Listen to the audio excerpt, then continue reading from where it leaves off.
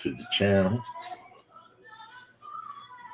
I will be adding the invite guests here.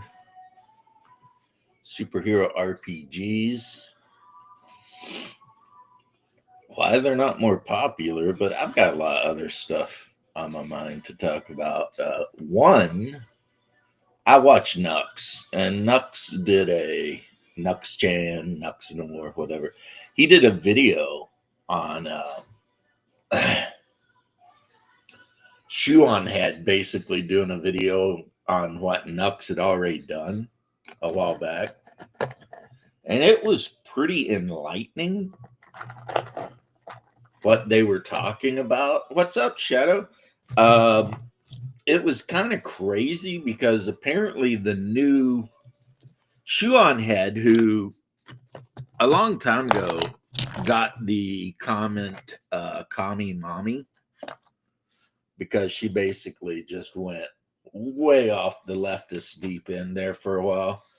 And it seems like, I don't know if she's trying to claw her way back towards the center or exactly what's going on with her. But at least in her last video, it was pretty damning. Not of any particular, let's say, political thing, but of women in general. Women in general, you know? And the reason for that is because apparently, like, the number, whatever, best-selling books right now for women have to do with, like, single young college-age women who are big time in debt, masturbating minotaurs and stuff like that. And apparently they need to masturbate the minotaurs because the minotaurs stuff is being used to make basically like little blue pills for humans. Hello, what's up, Big James? But it's like, so what Nux did and what Shuon Head did, which was kind of a copy of Nux's earlier doing, is they just pointed out how, you know, like men watch porn sometimes, and you probably shouldn't, but men do. And the thing is, though, is men do not get together in like groups to have like porn watching clubs typically, because that would be weird, right? And additionally, it would also be like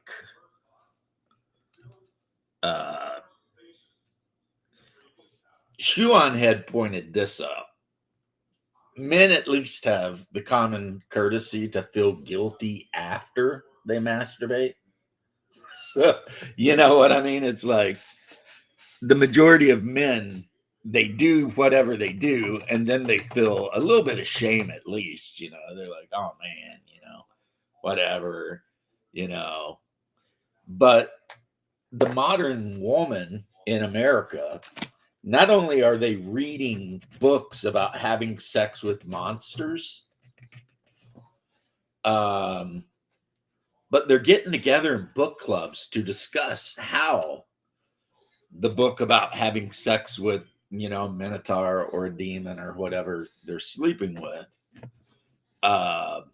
made them feel. So they're literally, the ladies, you know, they're all basically fat, unmarriable women, are getting together and, you know, and one thing she said, which I think is really kind of enlightening coming from, you know, I mean, I'm going to assume that as a woman, she might know a little bit more about what women want than, you know, what I want. But she was saying that a lot of the women who are reading, what's up, Bear? A lot of the women that are reading these books, right? In the books, they get totally dominated by whatever the monster is they're Whoa, whoa, whoa, whoa. Are you claiming that women say they want one thing but actually want another thing that's completely different than the thing they said, or maybe the direct opposite of it? Therefore, women lie all the time, not only to us, but to themselves and to each other? Because And I the don't believe reason you. and the reason that they get turned on by being dominated by monsters is because they hate men so much. They don't. It's not because they hate men so much. It's because they've been taught to hate men. They've been taught that this is what the strong woman, all this bullshit. But they are basically dealing with less than 100 years, maybe about 100 years of philosophy being shoved down their throat versus tens of thousands of years of evolution. Yeah, but I don't think evolution in any way can justify a woman wanting to have sex with, like, No, this is the extreme an output of that, animal. James. No, but that's the extreme output. And actually, if you go all the way back to the Greeks, they had stuff about women having sex with animals, right? Well, yeah, they did. They did. But the Greeks also kept their women locked up, and they weren't allowed to walk the streets without escorts Now, because, depends which Greek society you're talking about. well, Don't blanket them Athenians, all. Yeah, Athenians because are not they the prime considered women to example. be completely untrustworthy. Well, I can't. Listen. I grew up with four older sisters. My father was on the road all the time. I spent most of my time around women growing up. Right, my aunts, my mother, my sisters. I was Poor guy. backstage. You I was deserve a back. Purple Heart. Do what I do because I was backstage at the women's show. Right. Right. And when you're backstage at the women's show all your life in your formative years, you learn their bullshit really well. And you just kind of go, I'm not buying your bullshit anymore. You know what I mean? Because I know how the bullshit works. Like, I I'm know not I know having the any shit. part of this. No fucking part of this, which makes my relationships usually end poorly because the woman I'm with will try some woman bullshit, and I'll be like, "Yeah, I'm not doing this. You're full of shit." And here's why: you don't fucking love me. No, I absolutely adore you, but this shit I don't love. So knock it the fuck off. And that they do not want to hear that. But I also would point out I've never dated Christian women, so maybe that's what I should have been doing all these years is fishing in the rivers of life as opposed to in the rivers of leftist progressive fucking bitches. Yeah, I don't know. I have a question to ask you, even though you Sure. have managed to pull Hungar and distract me a bit. Excellent. I'm so happy. Um, I'm in good Hindi company. woman, right? I'm That's sorry, not a what? leftist woman A or what? or a rightist woman, is she? A witch? Hindi. Well, I didn't date a Hindu woman. I dated a Sikh woman. Well, Sikh, I would Yeah. think would be very You conservative. would think that, but who do you think her best friends were in Canada? Do you think Jewish they were other people. Sikh women? Do you think they were Jewish women? Do you think they were Christian women? No, they were uptown ratchet Caribbean women. Really? So her head was being filled with Baragwan and all the other bullshit that she had to fucking constantly have in her life and their views on relationships and all that. And she took that shit to heart. And there would be times I'd be like, girl, no, you shouldn't be listening to these single mother bitches. They do not know anything about life. They fucked up everything and now they're just miserable and spreading their misery. I've Don't actually fall heard for it. some men say that you don't allow your wife to hang out with single friends. That's actually not a bad idea at the end of the day, to be honest. Because the single friends will always try to collapse your relationship because of how miserable they are that they can't keep a relationship, but they will never take responsibility for why they can't keep a relationship. Well, it's like that line, the fridge always guards the snacks, right? Yeah, I guess. So Yeah. if you have a miserable bitch for a friend and you're happy, well, that miserable bitch is going to try and make you miserable because you're happy. Women are absolute cunts to each other. Yeah. They It's are like that old horrid saying, to each other. men don't understand men, only women understand women, and they hate each other. Well, that's the thing, right? So like I have some lesbian friends and they're the only women on the planet and the only heterosexuals on the planet that I can, or not heterosexuals, but how do I put it? They're the only people I know who are into women who actually agree with me on most shit about women. You know what I mean? Like guys are like, no, man, I can fix her. You know, that mentality, right? Well, I've There's- even said that to you, right? I could. Yeah. Yeah. Most of my lesbian friends are like, "Fuck, why do I have to be into women? Jesus Christ!" This is like, yeah, well, nothing you can do about it. Your body wants what it wants. Your soul wants what it wants. But what your soul wants is the same thing my soul wants, which is fucking nightmare fuel. Nightmare fuel. Well, I mean, it's like never forget. There's always the monastery. Yeah, I don't think I want to be locked away with a bunch of men because there's another choice, which is just don't date. That's pretty easy. Yeah, that's the other choice. Just join the band of the hand, according to that one movie. Yeah, fucking the band of the hand. Aloe vera, not this Lano bullshit. No, I reversed it.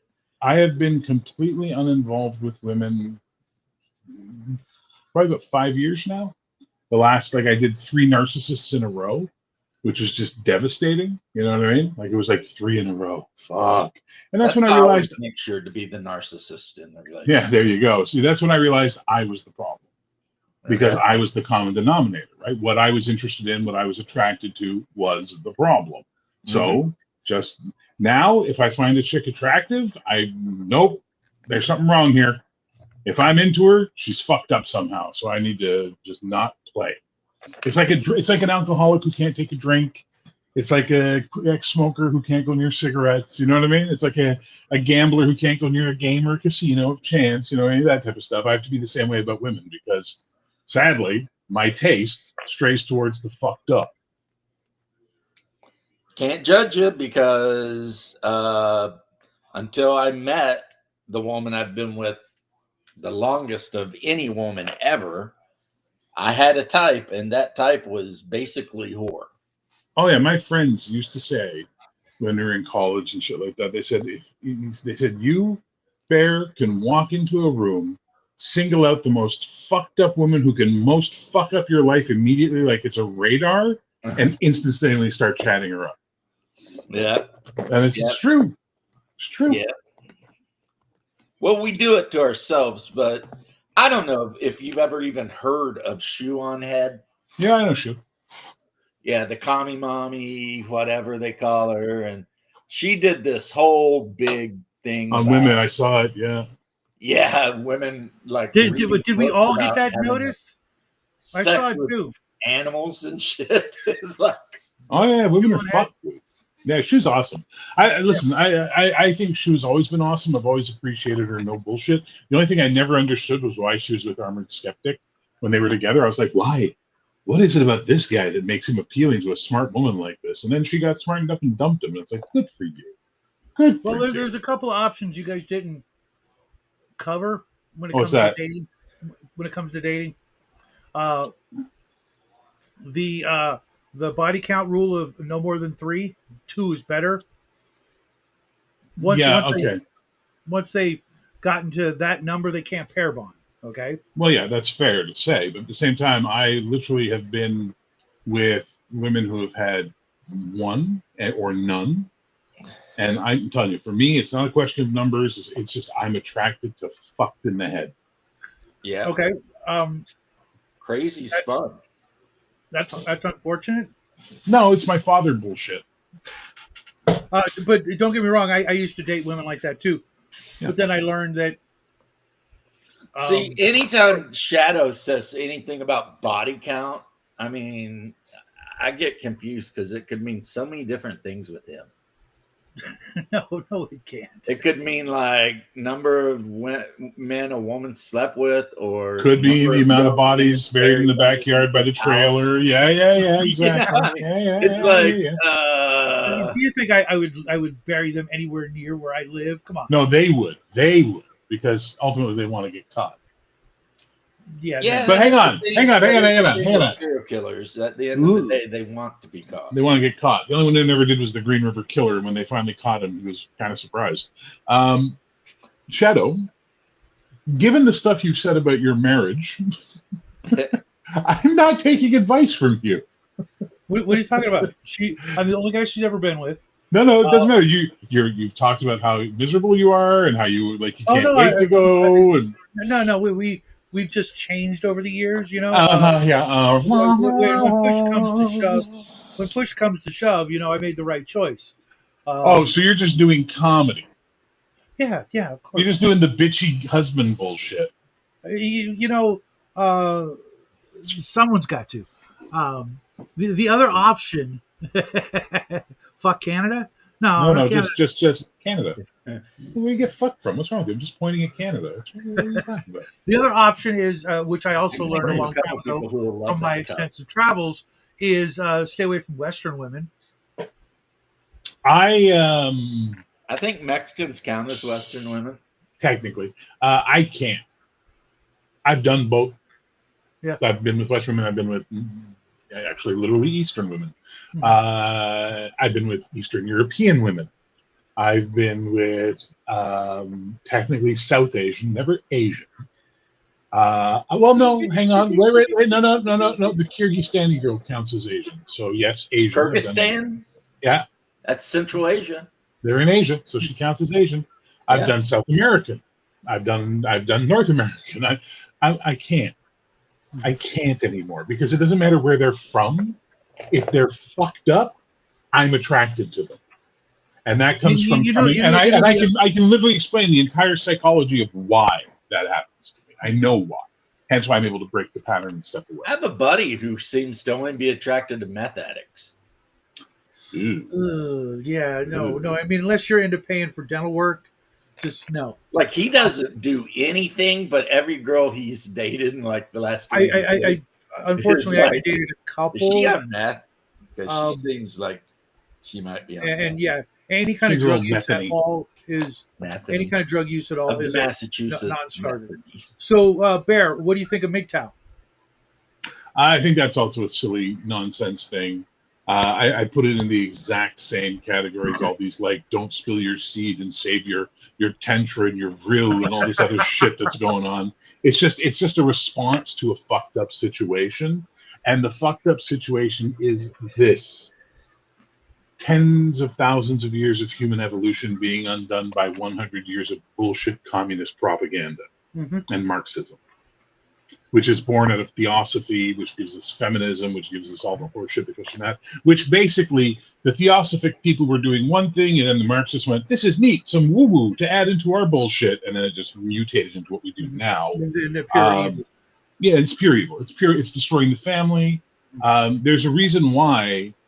So I've told the story to James before. When I used to work in radio, I'd finish work after the subway stop, so I'd have to take either 3 buses or a cab to get home. So I got this cab one night from this Lebanese guy, and we had a great conversation. Right. He only charged me. He turned off the meter and just charged me a flat rate for the trip, which I thought was amazing. So he gave me his number. He said, "Look, whenever you're finishing work, same price. Give me a call. I'll pick you up, and if I'm not available, I'll send one of my buddies. Same price." So I said, "Great." So I knew I would always be able to find a taxi, and I knew how much it was. I was able to budget. So he and I would talk a lot, and he was Lebanese. And I said, "Okay, so are you Muslim?" And he goes, "No, I'm Christian." I said, "Okay, cool. As a Christian Lebanese, who are you more against, Israelis or Muslims?" And he was like, "Fucking Muslims." Like, he didn't even hesitate for it to come up. Remember, this is like 2000. This is right before 9/11. So I'm like, "Whoa, what do you mean?" He goes, "You don't fucking know. They're in your country now. You'll see what they do. They do it in ours too. They come in, we're Christians, we let them in, they breed, they take over the government. The next thing you know, you're Sharia law Muslim bullshit." Because and then they attack the fucking Jews and hide in our country from them. So when the Jews come to kill them, they destroy our country. And I'm like, holy fuck, this guy's crazy. And then another 25 years of life went by, and I'm like, holy fuck, that guy was a prophet. And then in the mid-'80s, you see Israeli tanks bombarding Lebanon and buildings. Well, this was long after that. That's the point. Yeah, but I'm just saying, I remember that the Israeli-Lebanon war or whatever. My grandparents had a condo in Lebanon. They had a condo in Lebanon. They had a townhouse in the Canary Isles. So one year they'd go to the Canary Isles, the Spanish Canary Isles, and then another year they'd go to Lebanon. And then in the 70s, when all the Lebanese bullshit started kicking off really badly and everything was good, they saw the writing on the wall and they sold their condo and left. But they showed me pictures when we were kids. We see slideshows of Beirut. No shit, it was the Paris of the Mediterranean. Mm-hmm. It was beautiful. It was insanely beautiful. You know? Now, not so much. Persia, Iran, before the fucking Islamic Revolution. Beautiful. It was the most Western part of the Middle East, the most civilized. Women had rights. People danced. They wore mini skirts. They were happy people. Now look at it. And do not call them Arabs. Yeah. We're getting mad about that. Oh, fuck. Never call a Persian an Arab. What those 4 women you're talking about are basically telling you is you're not dangerous enough. Yep. Also, you have to look at, nice. Also, TCG, with all due respect, don't just look at what they say. Look at what you do, because you are a part of this equation, and you are attracted, like me, you're attracted to something that isn't for you or isn't good for you. Right. So you need to change what you're attracted to. And you know, I hate to be that guy, but you're probably also being too nice. They don't like that. But the right girl, there's a girl out there for you. But the problem is so I have a buddy of mine. I tried to set him up with this nice girl I knew. She wasn't attractive enough for him. And I didn't have the heart to tell him, bro, you're not attractive enough for what you hunt. You know what I mean? Like, you don't have enough of what you need to catch what you're trying to catch. This is an amazing girl who will make your life better. But he just, no. Okay, cool. I have another buddy of mine who, after getting burned in a really long-term relationship with a girl that we were all like, she's so beneath you. Why are you with this woman? She's less than mid. She's lower. But he was with her, and she cheated on him, and she fucked him over in the whole 9 yards, because women do that. Even ugly women do that. Mm-hmm. Now, they get the opportunity. Well, but now he's done, but he's got money. So his mentality is, every few months I get the itch. I can handle it with about $250, and then I go back to my life, and I'm good. Yeah. We don't can't fault him. We don't pay him for sex. We just pay him to leave. Yep, can't fucking fault him for that. I forget the name of the guy. He's got like a podcast. Yeah. But he said something really I thought about, and I was like, it's kind of true, right? Most men can't rely on physical attractiveness. They have to actually get out there and grind. Yep. And show that they're like, they can earn, they got their shit together, they got the car, whatever. Women, on their hand, I mean, a hot chick literally has to do nothing. No. Except exist. Chick literally has to do nothing. So as a friend of mine once said, a man and a woman separately go out for the night with the goal of getting laid. That's why they've gone out that night, is to get laid. Right. For the man, it's going to be a question of how much money is he willing to spend. For the woman, it's a question of how much she's willing to lower her standards. Right, basically. And that's the reality of it. See, I lucked out with mine. So, but I accept, though, that I'm in kind of a special, unique situation, and that, she's pretty much, unique kind of. I always say she's kind of like my little unicorn, know? Yeah, no, absolutely get you on that. Yeah, because, if you put your ear to the ground like the old Indians used to, and you hear a bunch of hoof beats, 99% of the time it's a horse. Every now and then it'll be a unicorn. Exactly, George. I've never heard that before, but that works. Oh no, that's how the Plains Indians could like put your ear to the ground. You can hear the vibration of riders like a mile away. Oh yeah. And I heard that from a doctor. I was doing rotations in an ER, and the doctor told me 99% of the time the illness is a horse, but you have to be aware that every now and then it's going to be a unicorn. So don't just go in thinking you always know, because you'll kill somebody. Yeah, well, like welcome to my country. It might seem like again, welcome to my country. There are people out there who take digitalis. That's one of the most deadly poisons on the planet. But it just so happens, in the exact right dosage, will keep you from having tachycardia. Wait, you're talking about what? What again? Women digitalis.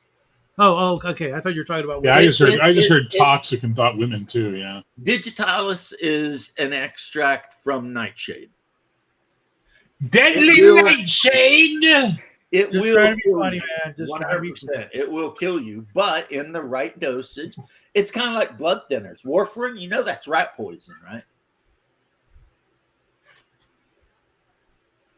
No, you didn't know that. Yeah, it's rat poison. That's Yeah, how we I, figured I, out I it don't worked. take any. I don't Some take dude anything. who had like severe if I clots can and help it. shit tried to OD on rat poison. It just made him feel better. And then the doctors are all like, okay. you know. Anyway, though, yeah, it was. I mean, if you guys saw the thing, I saw the thing. If anyone watching hasn't saw the thing, either look up Nux's review of Shoe on Head or just Shoe on Head because it's the same thing anyway. Yeah, I'd rather watch I did her this than video him. a month ago. I'd rather watch her than him. So, what's up, Dean? Well, Nux is all happy right now because apparently he's in a relationship and he says it's a good woman. So now he's living the dream. Just waiting for the other shoe to drop.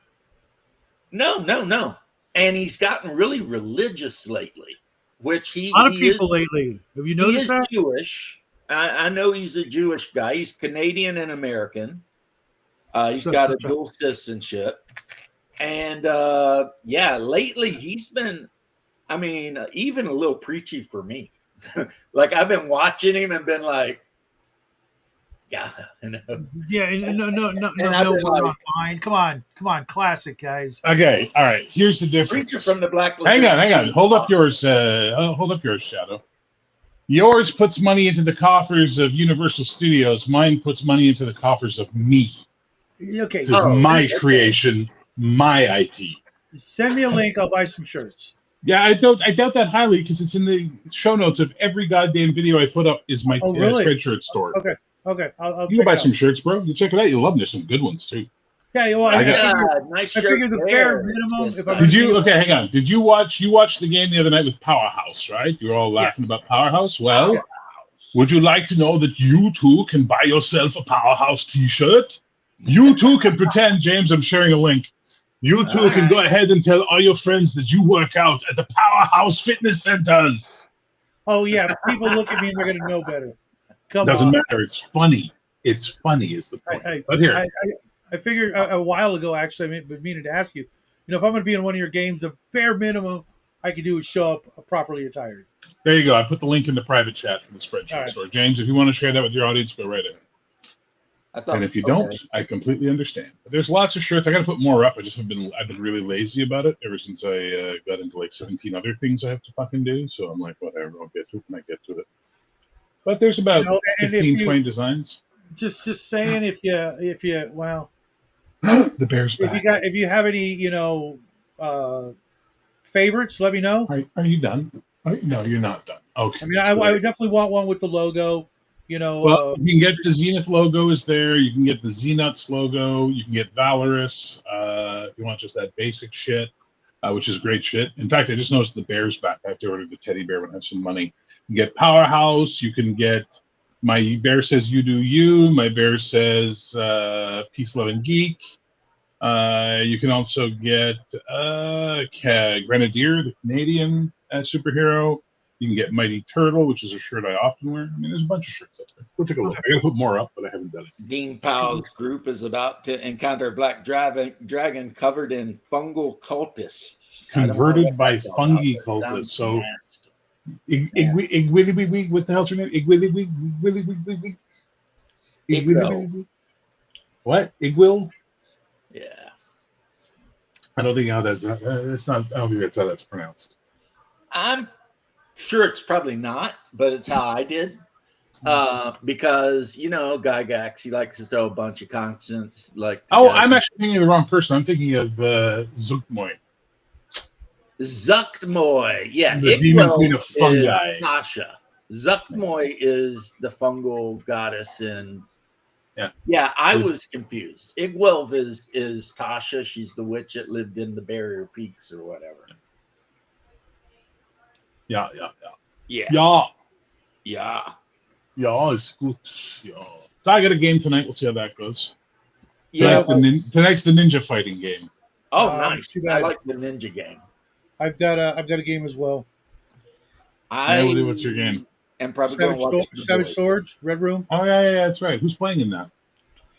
Mac Thompson, Bo Paints Minis, Mark from Mark Genre Mixer, That Darn Cat, Omen Owl, Off Grid Gamer, and I think I'm missing somebody else.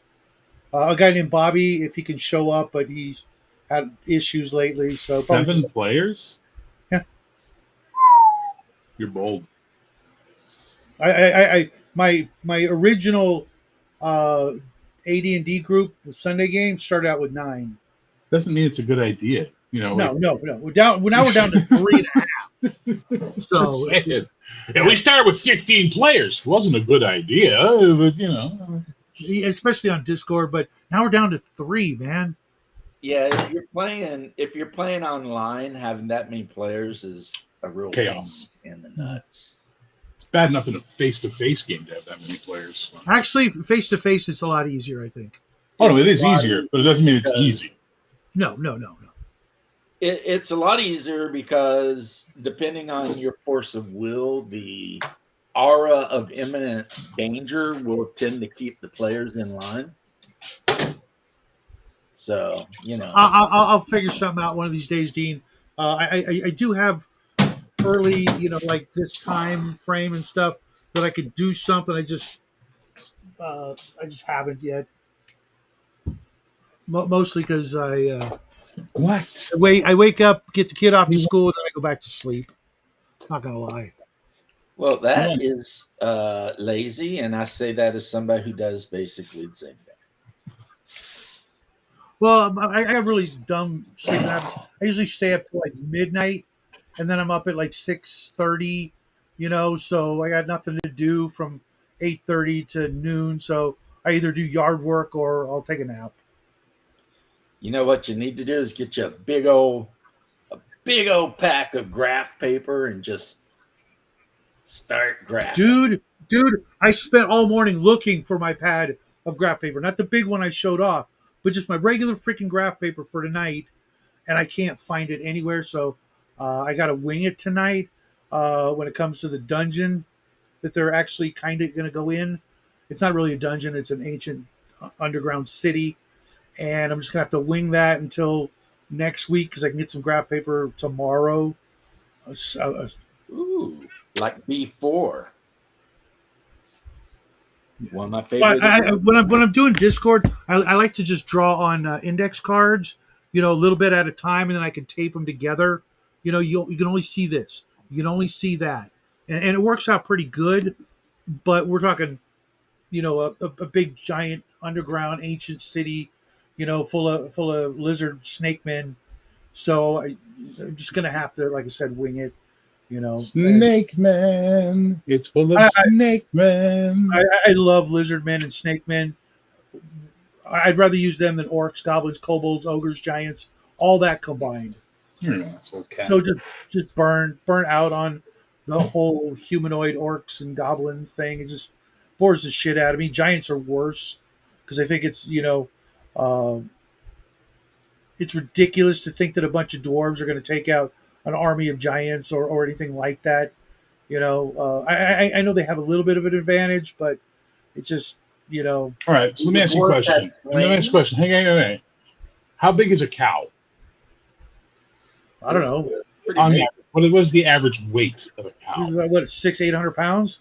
Yeah, around. Maybe. What's the average weight of a piranha?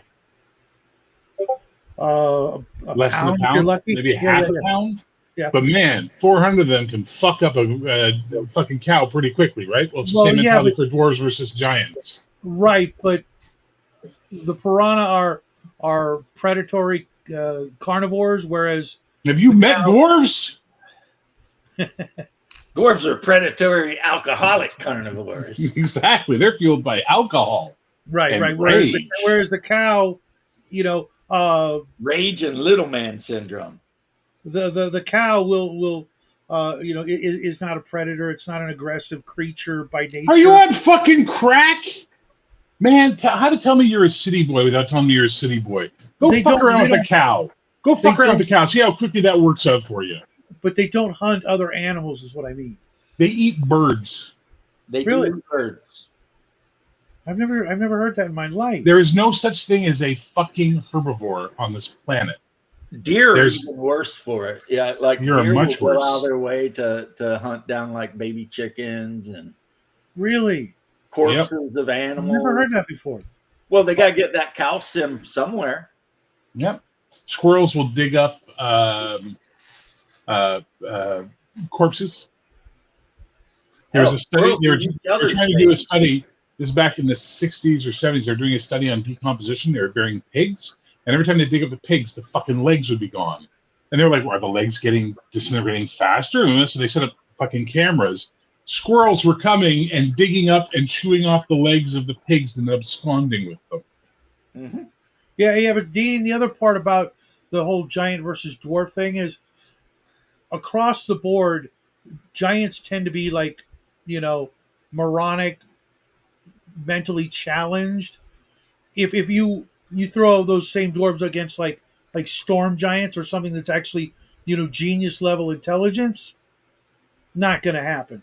Dwarves don't fight storm giants.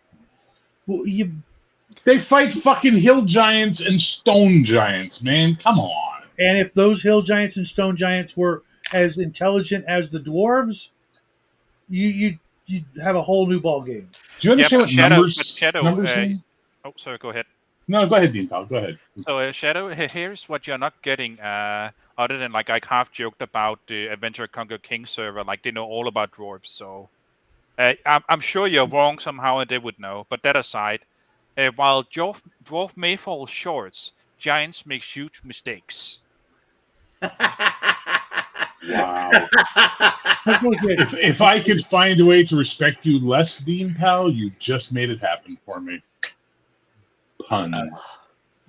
That sounds really good, actually. I could already think of some ways to make it difficult, or even the odds, giants versus dwarves. I don't know why you're thinking about it the way you are. It's Shadow. Have you met him? Yeah. That's what I do, man. It's like it's on my, I'm really looking forward to the pointless arguments. My mission statement. But yeah, Shadow, I think about all the stupid shit. Why aren't you just being like, I like Serpent Men because, like, in the Conan magazines or H.P. Lovecraft magazines, the Serpent Men were created by, like, a cosmic horde to destroy humanity, but they never quite got around to it. And they're kind of all wizards and alchemists and shit, and they live underground, and some of them can even, like, shape change or. Oh, those are the best, aren't they? What? Shape changers, aren't they the best? Oh, I love that. No, isn't that you want to? Yeah, but what I'm just talking about the fact that these serpent men can trick humans who look at them into seeing humans. Mm-hmm. They don't actually shape change; they're still serpent men. So it's kind of like the spirit. You know what I mean? He makes you think he's invisible, even though he's not. You mean the Shadow? The Shadow, was that the Shadow or the Spirit? Yes, the Shadow. The Spirit was a goofball. That's why I like the Spirit. The Shadow basically used a mixture of being Batman before Batman and hypnosis. Yeah. The hypnosis thing. Because if you think about it, you'll remember there's an H.P. Lovecraft story where these guys... I know, Bear, I know. These guys dig up... like a artifact that if you wear the artifact, it allows you to see through the serpent man's hypnosis.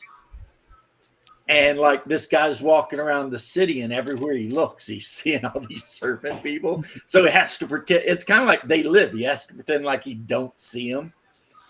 Because if they know he sees them, then obviously he's going to have to go to another dimension because, once you F off the squirrels, Morty, I mean, it's over.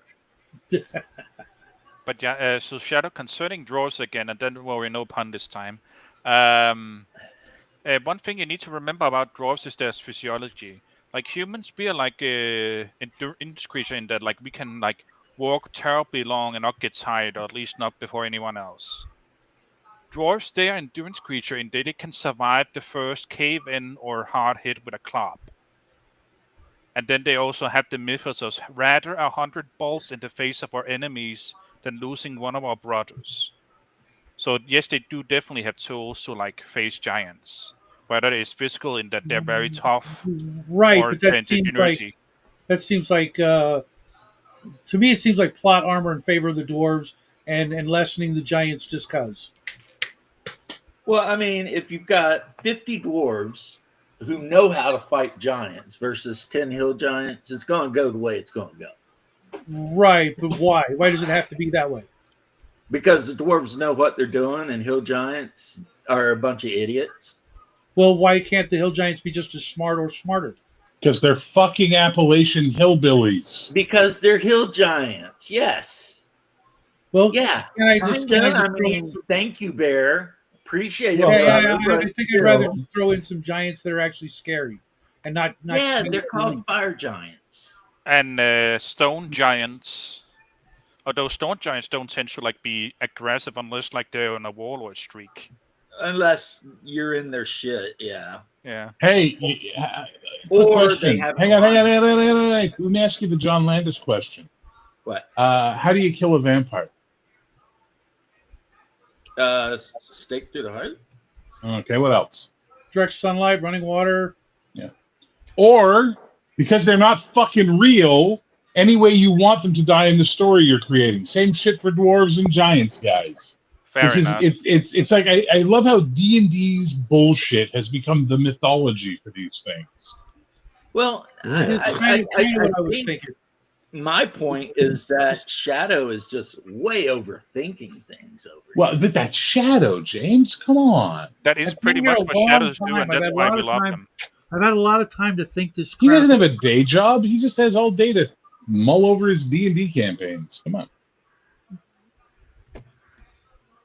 Anyway, Gygax said that a group of dwarves could fight off giants.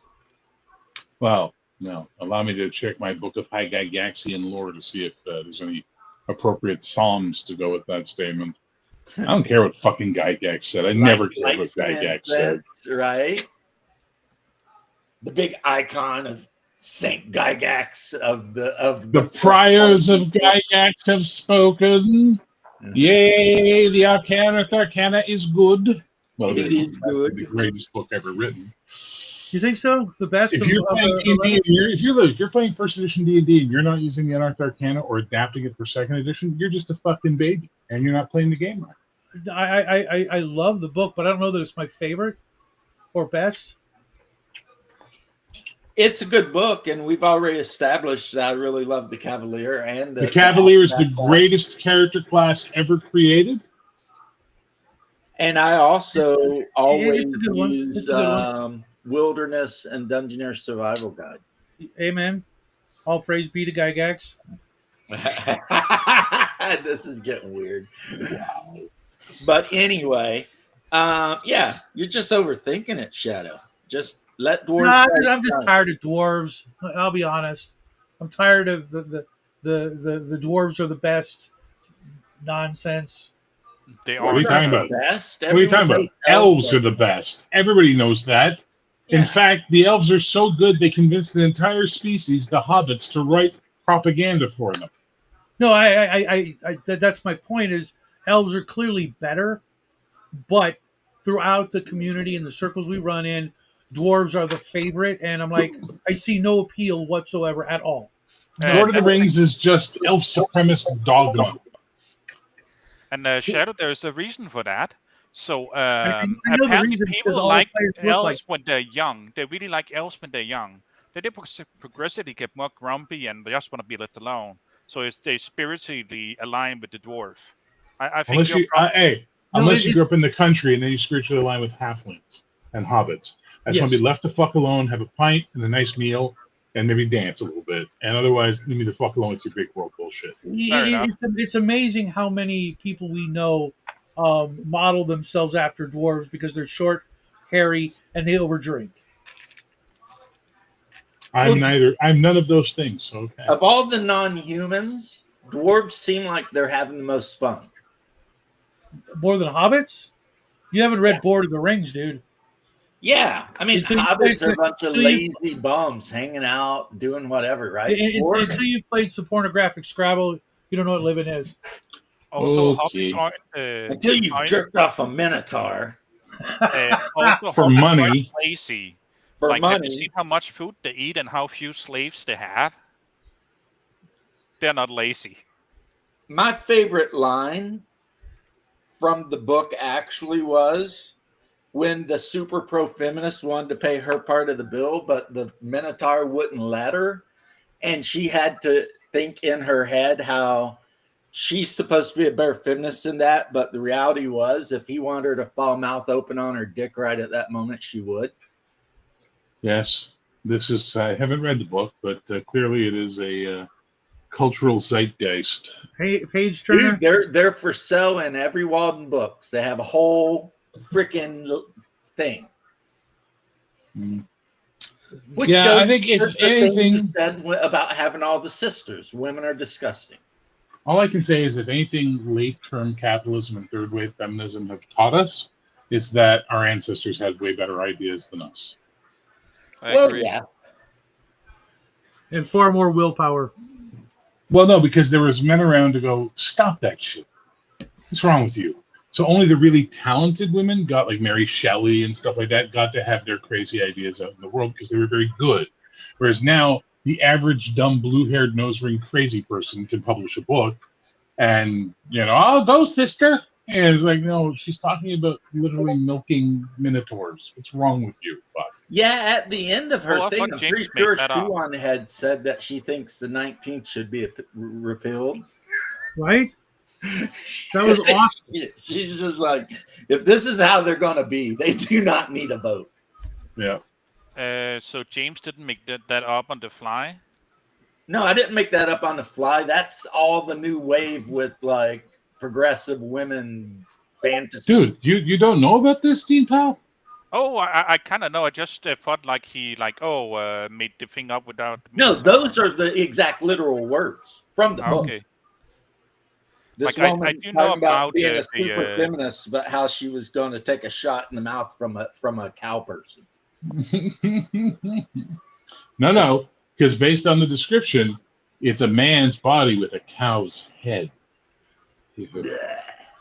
Oh, but at a point in the book, he worries when he's getting ready to bang her that his hooves might tear her bed sheets up. Why? Oh, no. Why the fuck did I agree to this conversation? I don't know. You didn't. I kind of forced you into it. I just drug you into it. It's so fucking disgusting. I even see it says superheroes RPG, but we're talking about women jerking minotaurs. Hey, by the way, I'd like to point out finally where he belongs, in the garbage. Look at him. That's where he belongs, in the trash. He's a trash cat. You're a trash cat. Trash cat. He's like, I'm not a raccoon. I'm not a raccoon. I'm a cat, and I like the trash cat. Like, I'm looking forward to having Shadow the Overthinker in a heroic game and watching his brain trying to just. It's going to be so much fun. Yeah. Shadow, he likes to think a lot about things that don't matter. Nobody else thinks about it. You know who else thinks too much? Commies. That thinking starting to sound a little. There's no way on God's green earth I could be a commie. You know who else lives in California? Thanks. Unfortunately, though, my wife the other day, I couldn't believe this. She was, I don't know if she was like fucking with me because she doesn't know how to do that. And I know how much she loves John Lennon and Yoko. I know she was watching a video on Trotsky, and she literally said, if I could have, I would have married him. And then she finished the conversation up with, communism's never been done right. Oh, fuck off. I just died laughing right there because she doesn't know. You died laughing? I'd have been packing my bags. She has no idea how funny that could have been if she meant it ironically, but she literally over the years has been scooping up and digesting this fucking left-hard woke mind virus. All right, I'm gonna give you my spicy take. Here's my spicy take. I'm sorry if I offend anybody with this. There are only 3 types of people that think communism, 4 types that think communism is a good idea. Women, LGBTQ plus, LMNOP, up, down, back, left, right, start, beta males, and the assholes who are using it to gain power and are going to put all those fucking people to death once they have control. Mm-hmm. That's it. That's it. Everyone else goes, this is a horrible fucking idea. Yes, off grid. Yes. Hi, Yeah, that commies. Trotsky. I think there's only one Or famous. commies. F them all, yeah. Mm-hmm. Trotsky, And- yeah. Well, Trotsky was a New York Jewish guy whose real name was Lev Bronstein. Yep. Oh yeah, that guy. You know, and Jackie more than I, believe it or not, knows more about all that kind of stuff. You know, and I told him that. He's like, "Oh, she's just messing with you." I'm like, "It's your mom. Think about it." She I doesn't would know like to think she's just messing with how, you. she doesn't know how though. She's too shy.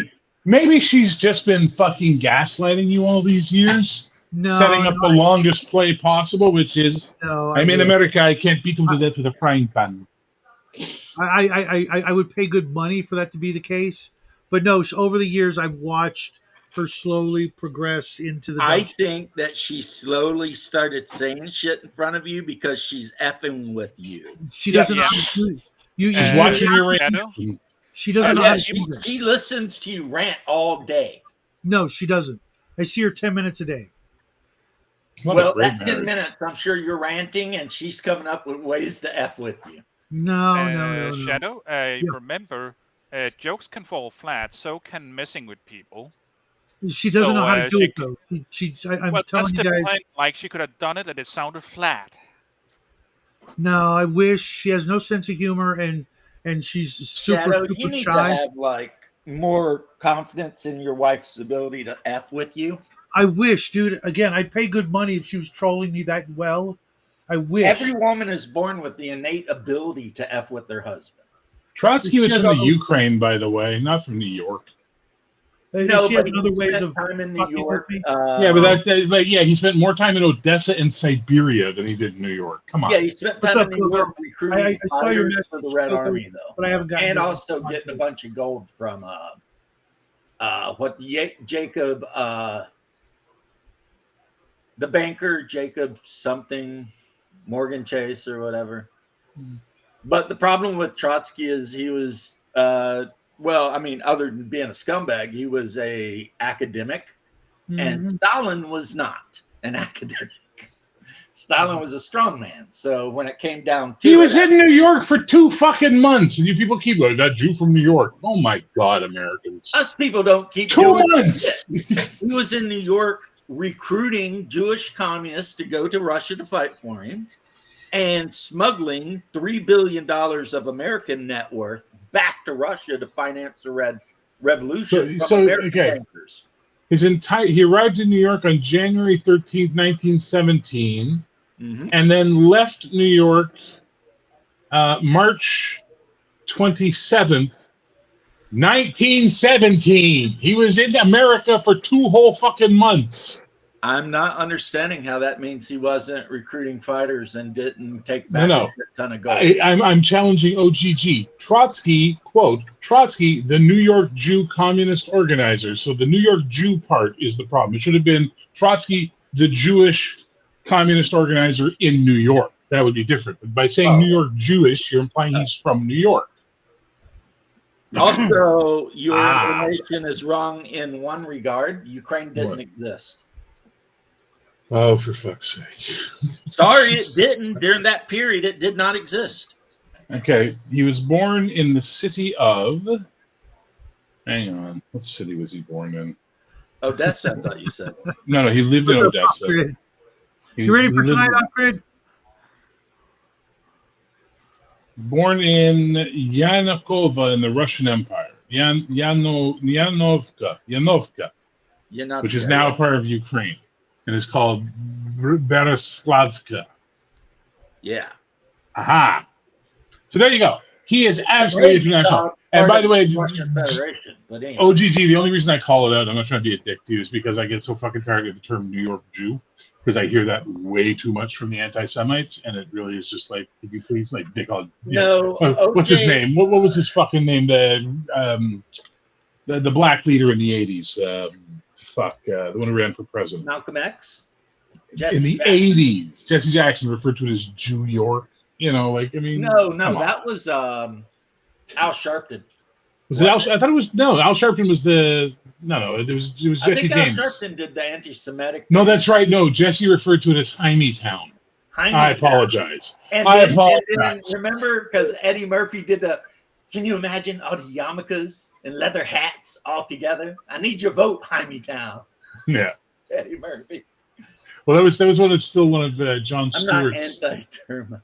Jon Stewart still had one of the best things. He was talking about how he goes, black people and Jewish people, we should be allies. Why we were against each other, I'll never know, because Big Whitey's just laughing his ass off, going, this is great. How can we get the Chinese into this? You know, You can't trust. it bums me out because Jon Stewart could have been a great guy. he's got. Well, Stewart's not his name. You know what I mean, though. His last name's Cohen. He could have been. People seem to forget who owned the slave ships that shipped them over here, and it was not American. For the most part, it was Portuguese Jewish families. But they're quick to be like, "Oh no, wait, we're oppressed too." But no, Jacob Schultz or something like that. The company still exists. They're like a huge brokerage, and he gave Trotsky shit tons of gold bullion, and then after Trotsky spent some time collecting some guys in New York to go fight with him, they shipped them off to Germany, and then Kaiser Wilhelm, because he's a freaking idiot, smuggled him back into the Russian Empire so that they could use that money to pay off the Bolsheviks. James, I have a question. Yes. Where does the Pinkertons fit into this? I have a better question. The Civil War. What the fuck does this have to do with dwarfs against giants? The crypto rabbit hole. Crypto? Oh, Superman's dog? No, he'd fuck up a rabbit hole. He's got super strength. I was thinking like Bitcoin and super smell and super hearing, and those rabbits wouldn't have a fucking chance if crypto went down the rabbit hole. Ethereum. Speaking of cows, no. I've just remembered that Kryptonite. cow. What? I do know, and I'm not even making jokes, but Off Grid Gamer, my son-in-law, invests heavily into both Bitcoin and Ethereum. But I don't know enough about that shit to invest in it and not lose all my money. So one of the worst things you can do as a Canadian is invest in crypto, because when you cash out, the government comes and applies taxes to it right away. You guys, man, need to overthrow your government or something. Yeah, think that I would say that openly on the internet? No, sir, because that's not sir. Sir, I am a good Canadian and I believe in the rule of law, sir. I understand that, sir. Do not force me to write a sternly worded letter, sir. To the UN? To the UN? No, to you, sir, because that's what Canadians do. Don't waste your time. Your point has been taken, sir, and I apologize. And also, I will not listen to you besmirch the Clintons. They are good, generous people. And no one wants to end up in a 55-gallon drum floating in the Bay of Miami. By their own free will and having nothing to do with any business practices they may or may not have. Aren't elves anarchists and dwarves communists? No. Dwarves are also good. No, elves are oligarchs and dwarves are... and elves are chaotic good. Also, Paladin, the conversation about the Minotaur has left, so we don't need you to smite anything. Well, unless you want to smite communism. Unless you want to write a book about smiting some Minotaur dick, and then but apparently, yeah. It gets even worse. It gets even worse. They had a convention. You guys know because you saw. Crypto is not the term. Converso is the term. And fucking what's his name? Columbus was a converso. I know because my family. I will not tell you my real legal last name. I'm adopted. But when I did the family history research, it was Sheckelberg. They were conversors. They were conversos during the Spanish Inquisition as it came. Well, who wouldn't be? I gotta write that one down. Sheckelberg. Sheckelberg. Well, you gotta hang out around a lot of Jewish people to learn shit like that. You know. Well, I live in Montreal. There's a shit ton of Jewish people here. But I will tell you this, OGGM. There's the weird ones that wear fuzzy hats and I wouldn't trust with nothing, and they like to dig tunnels under New York. And then there's the ones that own the local deli, and those guys are no different than anyone else. So you know that Tolkien wrote the dwarves as Jews, right? He did base them off the Hebrews. Yeah, but he also Because when the specifically Nazis wrote him a letter, it was about the diaspora of the Jewish people, not he just also made them covetous, which was a little racist. You know, it's a little racist. and Loyola, who started the Jesuit, there's secret organizations out there. That's true. As a friend of mine who is Ashkenazi once told me, she said, "You shake anyone's family tree hard enough, a Jew will fall out." And I laughed until I did research on my adoptive family name. Was like, holy fuck. Well, I can say ethnically that is not true for me. You were Jewish, but I was religiously Jewish for 20 Doesn't years. matter. So James, if that's a Christian mentality. If they shake the tree, you fall out. Yeah, exactly. You and your stepdad. And I can't I'm shake my family tree. He's not Hebrew because he can speak Hebrew. He can say all the prayers. And I'm like, I don't know why you're saying that. You're not Hebrew. And he'd be like, what? I'd be like, you're a Kaiser, right? What? I was like, you're from Russia? The Empire of Russia destroyed the Khazar Empire and then scattered them all over the place. I'm like, you're Khazar from the Hollow Earth? What? No, it's Savage Lands. Khazar from the Savage Lands. Yeah, right. Okay, you are being a pain in the ass. Let go. And then one of the Russian rulers crushed that empire, which was all Jewish, and then split them. No, they weren't. Okay. They weren't Jews. The Khazars were a bunch of savages who were robbing fucking the Silk Road. And somehow, okay, fine. No, it's making a weird. I'm changing mic. Shut up, you fucking goof. Jesus Christ. God damn. No, Khazars were Jewish, though. Listen, I'll explain to you how that happened because I did a bunch of reading on this recently. Oh, I know how. The Khazars want to be Christian or Muslim. They were evil, and they were basically fucking robbing people on the Silk Road, taking their identity and then continuing the journey, and also apparently eating them, and then selling their goods at the other end in China or Europe. And eventually the merchants in both China and Russia, who had the lion's share of the Silk Road, complained enough that both of them, for the first time and only time in history, got together and went, all right, listen, assholes, none of this pagan bullshit anymore. Pick a fucking Abrahamic religion. And they chose Judaism because they didn't want to ally with Byzantium, and they also didn't want to ally with the Muslims. They are, Coco. But this stuff you're saying about them running around eating people and shit, I never heard about that. Look into it. Oh, they are fucking. They're fucking famous for it. They would literally bring merchants that were on the road who were tired and weary and be like, hey, come into our camp and we're going to feed you and we're going to take care of you and all that kind of shit. And then they'd kill them, steal all their shit. And I mean, kill them. If they had women, women died. If they had kids, kids died. And then eat them. So they literally have them over for dinner. Oh, so they were forced to convert. Okay. They were forced to convert. What I read was basically they had a great king and he was worried about getting caught on either side of the Christian versus Muslim thing. And so he decided to go the middle road, which was Judaism. But then a couple hundred years later, it didn't matter because the Russians ran down and curb stomped the shit out of all of them anyway. Well, it's because even after they converted, they didn't stop doing their Khazar bullshit, which was killing people and stealing their goods, stealing their identities.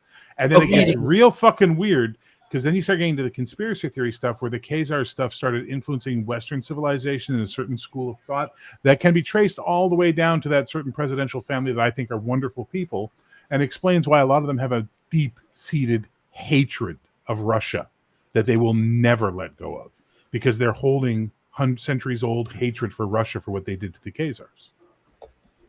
But chances are my pops is ethnically a Khazar. Well, then I hope you enjoy being the product of genetic capitalism. Because that's effed up. Well, his dad, to be fair, was 100% Irish. Which is why all the Jewish kids in Queens where he lived wouldn't play with him because back in the 50s, shit was like that. You know what I mean? Like people think people are racist today. It's like, really? You think we're more racist today than they were in the 50s? Get out. Well, and there's a school of thought that says a lot of what the European Jews got lambasted for was because of the Khazars, not because of the actual Jewish people. Well, if they were Nuts. running around eating people and shit, that sounds like some Tuggy shit to me. Yeah, it's fucked up, is what it is. But that's the thing. Everywhere in the world where you've had civilizations and all this stuff for a long period of time, there's always at least one group of assholes murdering, robbing, killing, and eating people. Everywhere. It's in Native Americans, South Americans. People, we call them the Kurgan. Exactly. Who did actually exist and did live on the central steps of Russia. Yes, they did. And they used to throw children to bears to fight, and the strong kids would live. Yeah, they were rough. The weak kids were bear food. Yeah, they actually, from Poland all the way over to the Altai Mountains, they found burial crypts and shit of Kurgan warlords. Oh, yeah. These guys are rough. And then, of course, the Irish, with their once a year sacrificing one out of every 10 children born that year to Crom. Oh, Shadow didn't look up. Shadow. I said Crom. Yeah. But Conan Tober is over. Savage Sword Timber, whatever the fuck your stupid month is called, is over. It's now October. Oh. Well, plus it was Crom Crua, not Crom of Samaria, I guess. I don't know. Well, the Sumerians were the Irish. Yeah. By way of Atlantis. Which also shows to you the ancient Irish, or what we call Black Irish, are short, swarthy, dark-haired, feral people. Yeah, Go ahead. I was going to say, well, what I am, the fair-skinned, red-haired, blonde-haired, whatever Irish, are the product of Nordic invasion. Or Milesians. I don't think I have any Malaysian in me. I'm pretty sure. No, Milesians were the ones from Spain, the Milesian Celts. No, those are the original Irish. Those are the ones who migrated up and became the Celts and were the short, dark-skinned, dark-haired people. Then where were the Furbolg? The Furbolg were like a native people that lived there already. They got run out by the Celts. Man. You know, and then the fucking Nords come down and start making it civilized, which is ultimately what they did. Hey, Bruce. And gave the blonde hair and the red hair and the pale skin and the height. So whenever you see a tall Celt, they've got Scandi blood in them. So I got a question for you, Bear, because this is like woo-woo, but not woo-woo. Go for it. A little woo-woo. Do you think that when the ancient Celts then described the Thena-Shi landing, as these tall, golden-haired people and stuff, that those were just Scandis? Yes. Okay. But also don't forget the Egyptians made it to Ireland as well. And one of them was a princess. Okay, hey, Hungar. That makes sense. Hey, Hungar, what's up, my brother? Yeah, hey, I was at nap. It seems like it's like 3 days long, man. From the same exact mother? Well, dwarves, they hibernate. Right. Well, I mean, especially the ones you find behind dumpsters and stuff. I told you, he's a Kentucky goblin. 1% Basque, 3%. Nah, he's not a Kentucky goblin. He's too tall for that shit. No, he's not. Yeah, he's a half-breed. He's a half-breed. How you spelled that is actually pronounced Thena-Shi. It gets all effed up. Or no, Thena-Shi is D-A-O. He just finally woke up after 3 fucking days. Lucky bastard. Thena-Shi. That's the Tuatha De Danann. So related to the Scots were just at the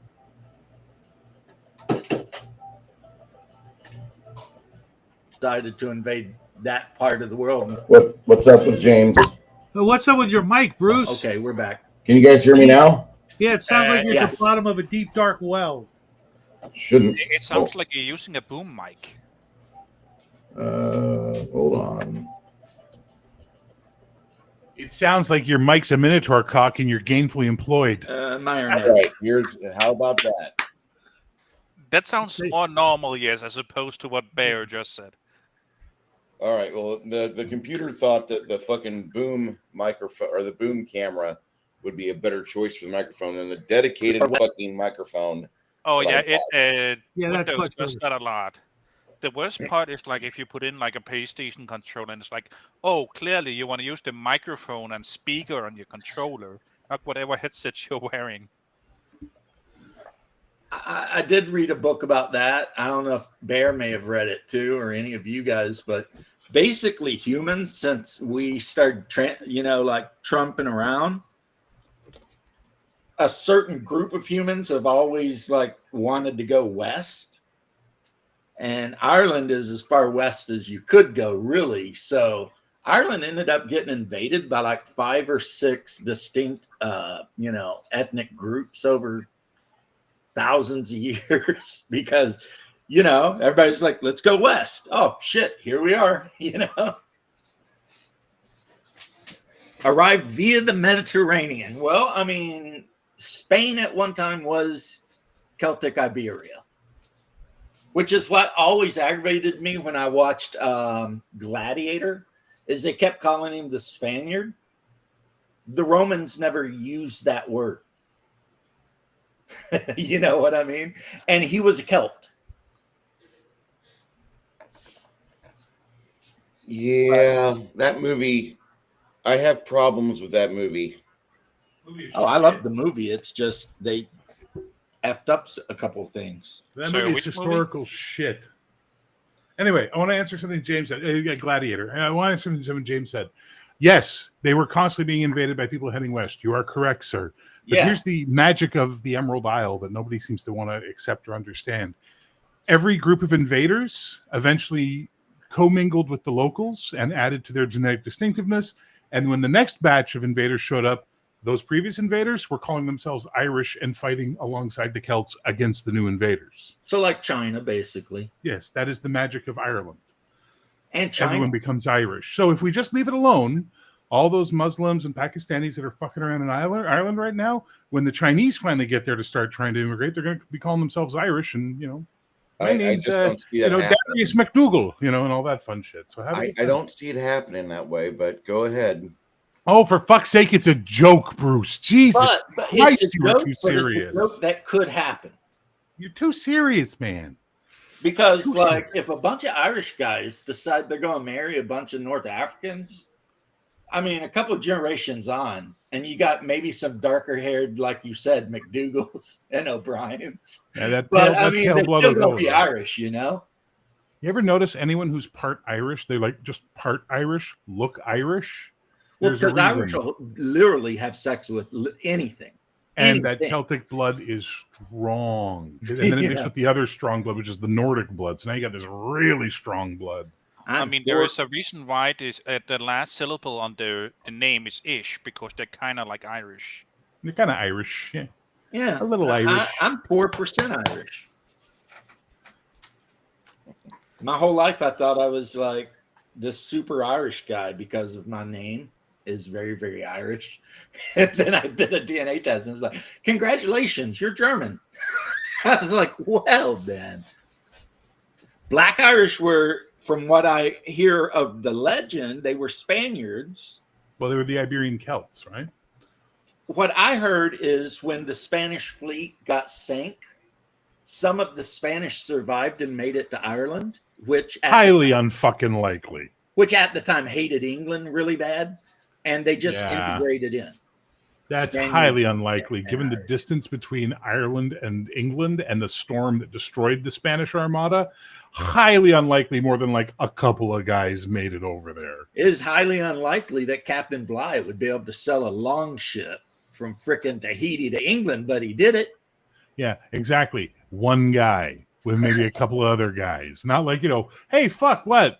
900 Spaniards just showed up. Really? They just swam right out of the ocean. It was crazy. Like, no. I wonder if the ancient Irish, every time like new people showed up, they would just be like, impregnate our wives. We're tired of being inbred.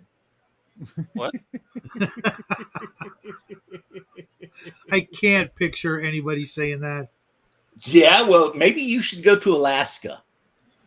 No. or basically anywhere way up there in the Arctic, because you will picture people saying that, because they will say that. I mean, it'll be cool. I mean, while you're in the village, they'll send a new woman in every night for you. I hope you like Bear, the I have a smell of, like, question. rancid sill, but hey, whatever, You So like people him always short, talk about red and chubby? Well, then I got a state for you. I've got a state for Alaska. you. Northern Go ahead, Alaska Bing on the Bering Shelf. Have you so ever people wanted to always have talk a about girl what with? makes Canadians mad or what Canadians don't like Americans saying. What is things Canadians like when people say? What? Oh, sorry. Let me try it again. Yes. People always say something Canadians don't like. What is Yeah. something Canadians like hearing? Nothing. We don't give a fuck. We don't care. We just leave us alone and stop being assholes to us. That's all we want. I can answer that, I Dean. have been nothing but kind and generous to every Canadian I've ever met. Well, then you're one of the good ones. Answer that Canadians like hearing is, hey, let's stop by the Tim Hortons on the way to the hockey No. match, eh? No more people in Hollywood. We're trying to get rid of people. Go to Hollywood. Yeah, we don't need any of that. That's what Canadians like. They like to stop by Tim Hortons on the way to the hockey match. First of all, it's Timmy's. Second of all, it's not a hockey match, you fucking American. Jesus Christ. It's the game. We're going to the game, eh? Hey, we're going to the barn, eh? You don't start a fucking sentence with A, you dumbass American. Jesus Christ, eh? Holy fuck. Jesus Christ, eh? There's like something wrong. Are you? Get your fucking head checked. Is you right, boy? Jesus, eh? Fuck Holy you, bye. You fucking hoser. First of all, I don't know what the fuck a hoser is, but thank you for calling me that because it means my dick's big. I got a nice big hose down there, so well done, eh? And second of Well all, done, eh? get your fucking arse back across the border and overpay for your health care, please. Jesus. Hey, Christ. bye. I don't like you. You acting crooked. Okay, Bye. first of all, It's the only gonna people who be say all bye hands are on from deck, bye. Newfoundland, you fucking dumbass Yank. Newfoundland. Yeah, they're the ones that say bye all the time, aren't they? Instead of boy. Okay. I Because can't they're do it as well speaking as like I used to kind of a because I've been degenerate Irish. Okay, I've been gone from them for far too long, but I used to have some friends who were in Newfs when I was a kid, and you'd listen to them, you pick it up, right? But if I can get it right, let me see if I can get it right. Hang on. Lord, Thunder, and Johnny, Jesus, coming to town wearing a fucking hat. Jesus, bye. Shut your fucking mouth. I'll give you what for. That's what they sound like. Yeah. Because it's like Irish, but not, Yeah. basically. But everywhere in Canada has a different accent. That's what you guys, it's like the States or England. Everybody has a different accent. So No, the no, Newfs, I believe it. the Newfs have a very strong Irish, proto-Irish, or not proto, post-Irish accent because they were mostly Irish people. Maritimers in general, I can do the accent because that's where I grew up. I can do it. Quebecois have a very specific accent. Ontario has 3 accents, which all suck. Manitobans have a weird sound that they don't realize, but they sound almost a little bit native, but not quite, but just a little bit. It's really interesting. And then once you get up to the prairies and westward, there's no indigenous or native English accent there because they're all migrants from the rest of the country. So they don't really have their own thing. My ancestors, millions of descendants. Yeah, I'm sure. Paladin, San Antonio is doing fantastic right now. It's about 90 degrees. It's going to be 90 degrees for the next 2.5 weeks. It might drop down to 80 before the start of November. You live in the desert. My money says no. Oh, 70 degrees out here today. Nice. 72 in Montreal. Hey. Yeah, I get it. I mean, Canada's like the second biggest country in the world, right? Yes, we are. And But America's if, got like 12 distinct dialects, really. If your buddy, actually it's 57 outside, it's 72 in my apartment. 85 years. If Trump got his way, it's beautiful. That border, get rid of the lines. It's a beautiful country. It's just this big, one beautiful, big place. If he did that, America, fused with Canada, would be the biggest country in the world. I actually Okay. hope that does happen. It's never going to happen. I got to ask you a question, though, Bear. Does it make you feel kind of wanted, though? No. Like, you're the belle of the ball. Like, for What? the No. first time in history, like, an American president has basically just said it out loud. Canada is beautiful. I want to get some of that. I mean, he should be flattered, really. Okay, thanks. Can he come grab us by the pussy? He could. And I don't know why people make a big deal out of that. All he said is when you're a billionaire, women will let you do anything they want. They'll even let you grab them by the pussy. No lies found in that statement anywhere. No lies detected. Right. No, he just and had people are the like, gall to- oh, how he just dare had the he. gall to say the truth. And a bunch of fucking women who wish he would grab their pussies got all fucking bent out of shape because he never would. Yeah. It's The kind of only, like people that. the only people who hate him are unfuckable bitches and dudes who want to fuck unfuckable bitches. Basically. But all that aside, though, I mean, all that you said there, Bruce, is that America currently has a president that loves Canada. Maybe too much. I've met Canadians that I would be happy if they became American. I don't care either way. They can I'm do not what- one of them, thankfully. No one wants me to become an American. Well, Bear, it's just They can because do the fact whatever that they you can't want. stand the heat and the fact that you don't drive, you're better off where you're at the Really? I'm better off in the second largest country in the world that is mostly uncivilized and requires a vehicle to get between major cities because our fucking rail network's collapsing. And your entire country is not hot, sir. No, New York. You can live your whole life in New York without ever I having a could- driver's you- license. I should- could literally you should try just dip this my again. ass over the border to like fucking Burlington, Vermont, and it would be like zero change in temperature for me. I don't think you'd like Burlington, Vermont. dude. I love Burlington. Really? Well, One of the I'm most just beautiful saying, cities I've ever been in my life. it's expensive, but if you live in the city, as long as you got bus token, you're good. Yep, exactly. And you can take the subway. Just I watch did. out for people who might want to stab you in the neck. I was Yo, going to that- say. Yeah.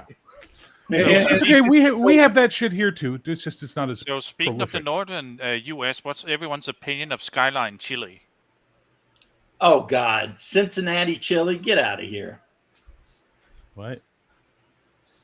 Ohio, for some reason, especially Cincinnati, is obsessed with chili, which they serve on spaghetti noodles. Oh, I was thinking Chileans. Oh my god. Okay. Oh, yeah. Kenosha, I'm what? like, what is there like a large amount of Chilean immigrants to Cincinnati? What's Just going that on? one You know? asshole that I despise that they keep putting in every movie, You will have to be a little more accurate in that statement. Pablo Pascal. Pablo Pascal. fuck that. You know, every Who time I get claimed he was upset, a political asylum seeker? Yes, because his parents were communists when Pinochet took over. every so they time I fled get to upset that freaking Pedro Denmark. Pascal is in a movie, I just go back to Game of Thrones, the fight between Oberon Martell and the Mountain, and I just watch that with happiness and joy. Who is the chick who played Oberon's woman? She's a British actress. She's like Indian descent. Give me a moment, I'll pick her up. She's fucking hot. Oh my Yeah. god. She's so beautiful. She's Have you ever like seen- have you ever she's in seen- Spartacus, and Jesus Christ is like I love Spartacus. I miss that show. Have you ever seen Coupling? Yes, yes, The I one- have. The one Indian woman in that's pretty smoking too. Which She fucking played woman is Jane, that? I think, the really crazy one. Coupling. The TV series. Yeah, Okay, so my buddy was one of the stars Mr. in that show. Fantastic in the new Fantastic Four movie, Off Grid. What the fuck? Who was in that fucking In show? the worst Coupling? choice possible. the only one from that show I've seen in other things is the dark-haired woman who played Jane and the lead male actor who was in the Oh shit! I'll be right he back. was in Pirates of the Caribbean. Wait, is that a British show? Coupling? It is a British show. Oh no, there was America an tried to American make the spin-off. show, Yeah. but- My buddy was one of the stars of that. Indira Varma. Indira Varma's a hot babe. Mm-hmm. Yep. And Indira Varma is actually, I think, who we're talking about. Let me just double check. And then, of Indira course, the Varma. funniest guy, Jeff, left the show, and after that, it sucked. And of Yeah, course, and by the way, Indira Varma is exactly who we're talking about. I think we're talking about she's someone else. Sorry, Yeah, she's fucking hot though, Indira Varma. Wasn't she playing Critical Role or something? Didn't she do like one of their campaigns? I don't think so. Am I crazy? I don't know, but I do remember, weren't they supposed to recruit that hot blonde-haired girl to be in their group? And I don't know what happened with that though. This is the girl that was Pedro Pascal's girlfriend. Yeah. Indira Varma is the chick from Game of Thrones. Exactly. We're talking about the same chick, Bruce. Yeah, Bruce, James. I told you I'd get the information for you. Yeah. Yeah. She So was in she Game of did Thrones. okay, and the main male character was in Pirates of the Caribbean as the English captain. Well, if you want to see her naked, there's a movie called The Kama Sutra: The Tale of Love that she is naked all over. She does get naked in that. Well, All I mean, over. it's named Kama Sutra, so I'm thinking, how could she not be? I mean, it's like, But she was in Spartacus, wasn't she? Or am I thinking of someone else now? She's in Rome. Oh, she was in Rome. Then- That's not Rome. I confuse Rome. She's and in Rome. Spartacus. And then she did Torchwood. oh, Yeah, she was in Torchwood. was Torchwood. good. Yeah. Torchwood, was that the one like that Doctor Who spin-off or? Yes. Kinda, yeah, except with the captain. Yes. Who's Canadian? No, yeah. James is painting tanks. If he doesn't use them in a game, they're tanks for nothing. Oh, How you doing, Hello, Dungeon Minister. Actually, only out of my I- respect for your cloth, sir, and your collar, am I not railing on you for that awful joke. These are artillery pieces, Padre. But yes, I also have some tanks over here I just built too. So, my Imperial Guardsmen will have all of the best equipment the Emperor can provide. Yeah, she's a good actor too. She's really good at playing kind of crazy and ditzy. At least in Coupling. I liked Coupling. I watched it with my wife. But then again, I am a rom-com kind of guy. Like one of my favorite movies is my big fat Greek wedding. Hang on then. I have a question for you. Notting Hill or Love Actually? If you had to pick one to watch tonight with the wife. Love Actually. Good choice. Excellent choice. And by the way, and this is a joke, ain't it just like the clergy? Here we are having a fantastic conversation about naked women, and a priest shows up. Just Well, like I the mean- I hear people having a good time about sin. AFK while driving. Who is Pedro Pascal? I don't know. That's Maybe a Mr. name I just made up. The His real name- Mandalorian. He played he's the Mandalorian. Yeah, he could have a totally different name, actually. Yeah, I'm calling him Pedro from now on. It is Pedro Pascal. You are correct. Yeah, Welcome but back, Shadow. Yeah. What was the emergency?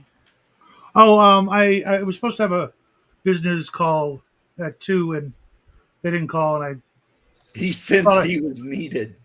Yeah. Wait. My Christian sense is tingling. Yeah, like Spider-Man. Wayward flock, I must save them. Well, What was that? That Monty Python that's what sketch, The happened, then Bishop. I'm appreciative. Do Thank you remember that Monty Python? Do you Dungeon remember that Monty Python sketch, The Bishop, where they did like the Avengers? It was like the idea of the bishop running in. He was always interrupting people and stuff. Oh, it was brilliant. There you go. Yeah, Perfect. yeah. Dungeon Minister can play in one of my heroic games as the Bishop, and he can show up. Oh my and god, save that would be people. kind of cool. that would be awesome. One Speaking of my of buddies, when we play the Mansions of Madness like cooperative board game, he always plays Father Matteo, who is, I guess, an Italian Roman Catholic. You think? I don't know. Is Matteo Italian? I don't know. I think so. Latin based. Yeah. So, and his deal is he can give up one of his 2 actions to give anyone else it within his sight, like what they call edge, which basically means you can re-roll all your dice if you need to. Oh shit! Monday's Thanksgiving. Oh, yeah. So basically, horrible joke he of mine, gives I you won't the say. blessing, and then you're good against Cthulhu monsters for a while. And then I always play the Black Blues Singer, and his deal is I can play my trumpet, and my music will heal you of insanity. It helps. That's keep you weird. grounded. That's so weird because when Jackie plays his, it actually causes insanity. The bishop with the superpower of drinking stale church coffee and making small talk. Yes, but he also has another power, which is a dynamic-based power, where basically he just gives you a disapproving look, and you have to save or stop doing whatever it is you're doing because you feel shame. Isn't that just a father? Well, why do you think we call them father? Yeah, that's kind of the thing, you know. I don't know. My church got a new priest, and I can't understand a word he says. It's so Father, hard. could you His accent is so thick. Internet. What kind of accent? The Spanish accent. He's just ordained and taken over from a very, very experienced, well-loved. I hate to break the news to you, Shadow. You're being a racist. I believe it's Orcish is the name of that accent. You fucking bigot. I think what Shadow's going to be sitting there and he's going to be giving a sermon and Shadow's just going to yell, "La migra!" See everybody jumping out windows and shit. It's hysterical too because we've either got like a Pakistani guy with a very thick accent, or we've got this one. I don't know if he's what the next rank below priest is, but he's the only white guy on staff or whatever. Rank below priest, like a layperson. No, he might be a priest, but sorry, below priest, and you're Catholic, right? Okay, you're Catholic. Yeah, well, I believe the ones that are below the priest are called altar boys. No, he's definitely not altar boy. Bear, be ashamed of yourself. Dave's got it. Hey, that's great.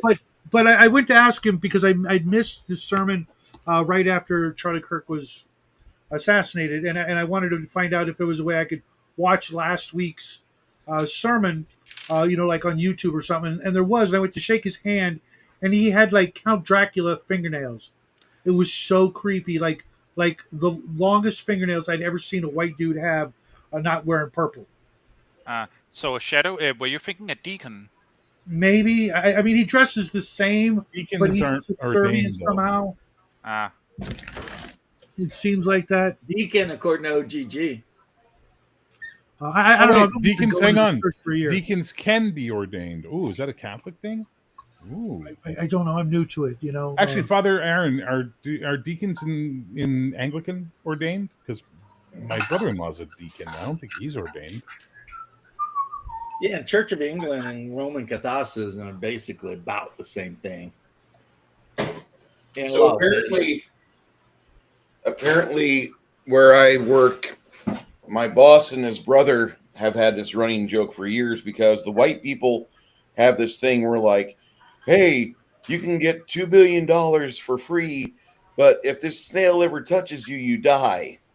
And there's no idea to know where it's at. You just, if you ever see the snail, you have to run. If it touches you, you die. No save. You just die. And that's kind of like a white guy thing. These guys are Hispanic. They don't really play the games we play except for Yu-Gi-Oh! And they're in it's their the 30s. one he almost entered the seminary. So instead of the snail of death, you get $2 billion. But at some point, your deadly assassin grandma appears and she chucks the chancla of death at you. Which version of Catholicism is this, Bruce? My God. And so this is so strange. I heard this shit today for the first time, sleep deprived as fuck. And I'm just laughing my ass off as I can just imagine these guys in their 60s trying to do this job, and they're doing pretty okay. The $2 billion went pretty well. They're in white suits, pumping out with 3-inch hoses, getting a little bit of shit and grease on their beautiful outfits. But all of a sudden, from around the corner, from around this Escalade, this ancient 110-year-old grandma appears and wings a chancla right at him. And she hits both boys. It ricochets off Juan and hits Jose. No, he did not. Dungeon Minister, are you reading it because of my challenge earlier this month? I hope so. That's egotistical. Real fast, Bruce. Don't ever change. Your absolute non sequitur chaos is really entertaining. So well done. I'm like, I have no idea what Bruce is talking about, but it sounds very exciting. What's up, Saxius? It's basically you get all this money, but at some point, a very old Mexican woman's going to throw a slipper at you, and she cannot miss. And this is what? What is this? You've never heard of chancla? Mexican folklore. I know what a fucking chancla is. I'm asking what the fucking $2 billion grandma killer thing is. Where's this? It's because like white people have it like, you get this amount of money, but if like a snail touches you, you die. Where is this from? I don't know. Okay, no worries. It's the on the only internet. evil snail I know of is from Adventure Time. And it's in every episode. I need to take my headphone off so I can get some sanity. Give me a second. The fuck are you people talking about? But yeah, Shadow. Yeah. Real quick, hate to hear that the immigrants are taking all the jobs at your church. It's okay. I mean,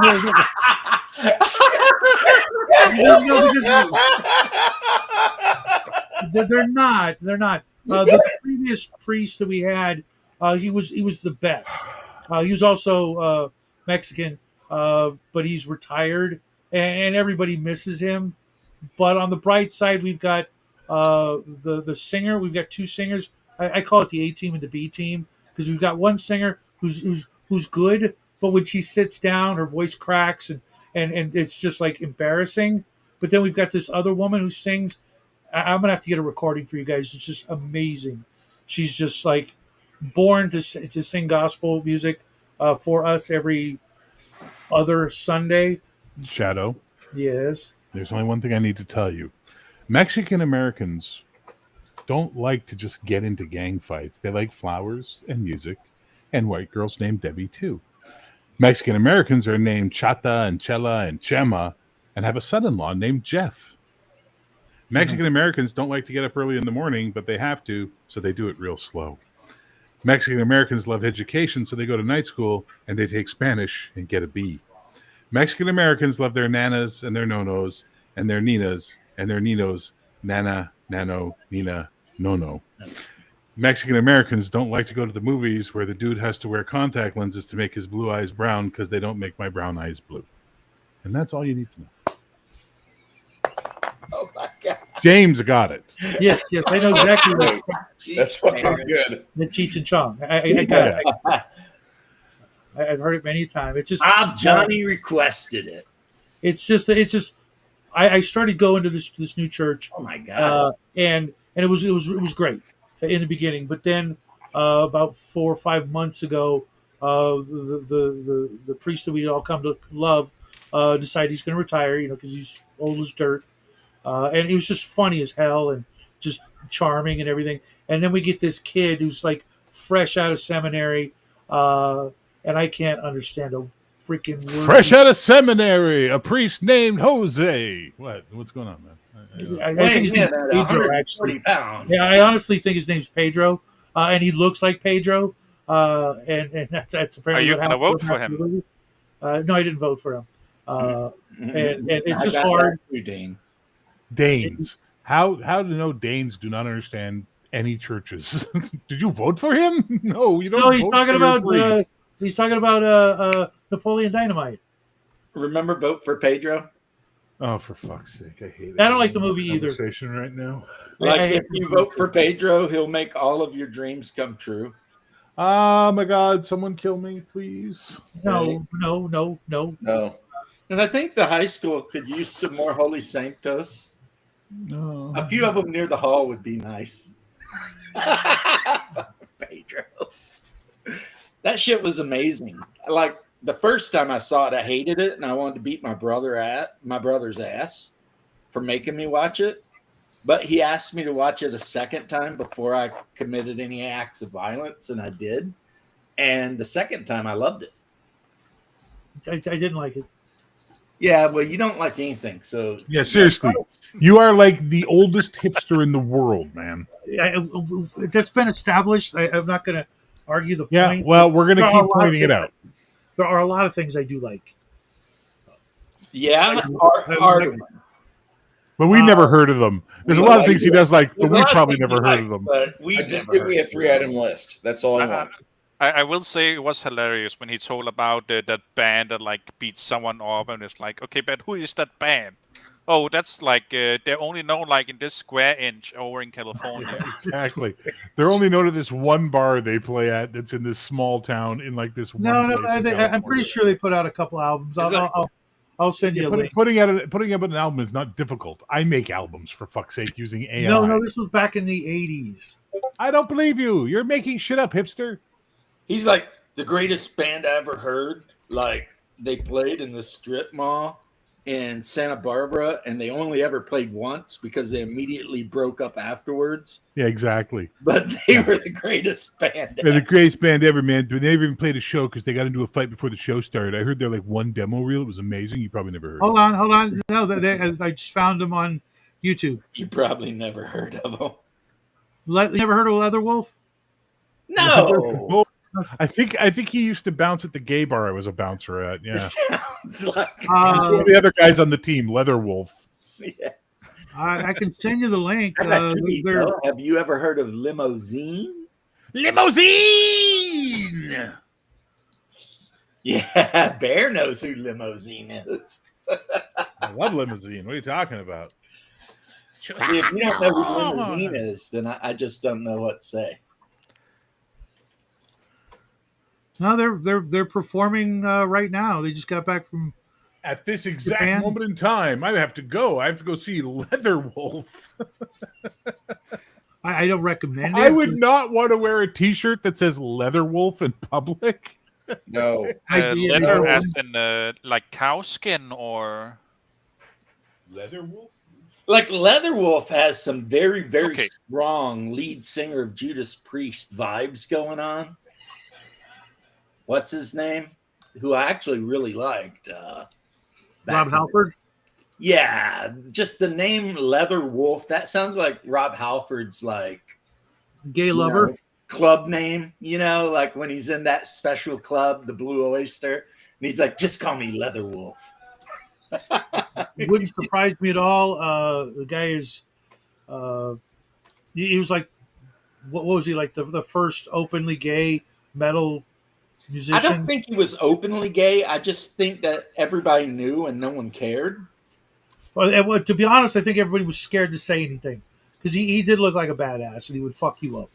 Rob Halford did not look like a badass. Yeah, He looked like a Halford, balding. He looked like a looked like a balding dork accountant guy. dressed up like a leather daddy. Stop your nonsense, Shadow. Are you? Well, no, you know what? When you hang out at the Blue Oyster, that's what tough is. So I get it. Never mind. I take it all back. Remedy? I don't know what that is. so. Do you guys what law did he actually break in that song? Like breaking the law? Was it? He's breaking Ooh, all the wow. laws. He was breaking the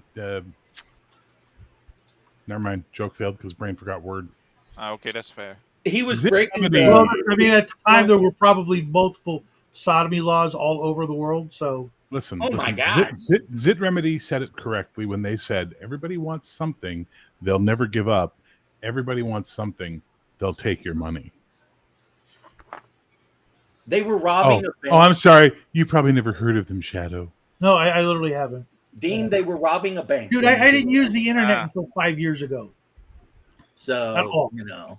What madness is this, Saxius? It's Danish madness. Well, And you guys, you know better. I every week I do at least 5 videos on things I love. Just you guys never heard of them. that was great. That was great. Well Shadow. done. Way Well to done. lean into it. Well done, Shadow. Well Yeah, done. well done. You can't make fun of people for stuff if they're not ashamed of it. So I have a Even I can lean into a joke. Come on. Yeah. So I have like this idea, like for a super villain, where like his weakness is like he's like this big hipsters, and if you actually discover the things you like, he dies. Yeah. It That's makes his him weakness. weak. What's up, Doc? Long time no see. What's up, Doc? Doc, you're not killing And that wouldn't work for me because I'm constantly trying to share the things that I do like with you know the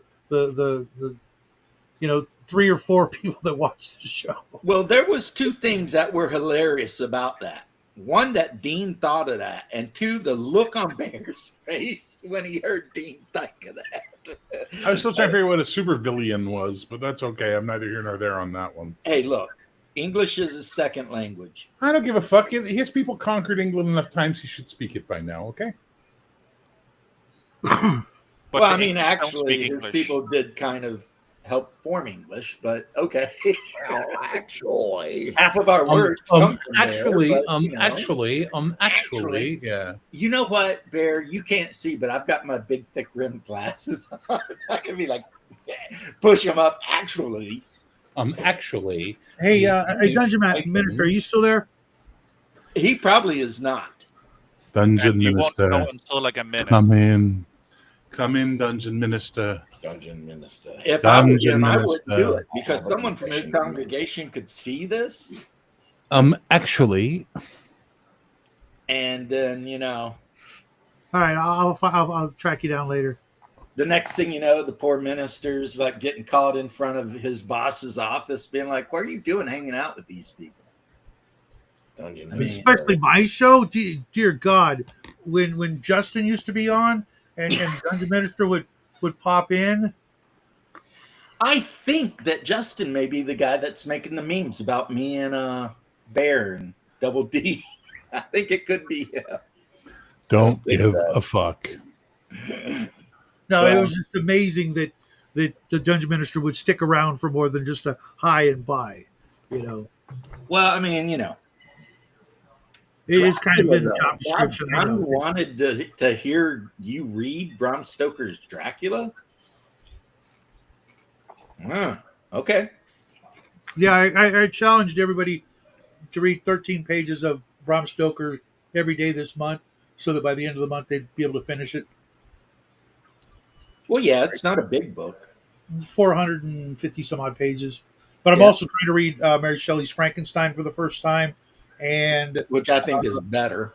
and some other stuff at the same time, which is It's really It's hard funny. reading multiple books at one time because I have to do this a lot. So yeah, and then the story just blends into one thing. No. Stoker was an alcoholic, opiate-addicted Irishman What? that invented the concept of vampires based on an Irish mythology, but for whatever reason, he stuck it in Transylvania. But in Ireland, they're called the unshrivened host, and they rise out of the ground and feed on the blood of, So here's my favorite part of this panel always.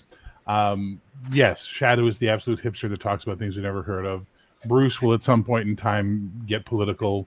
Dean Powell will make awful dad jokes. I will pontificate about things.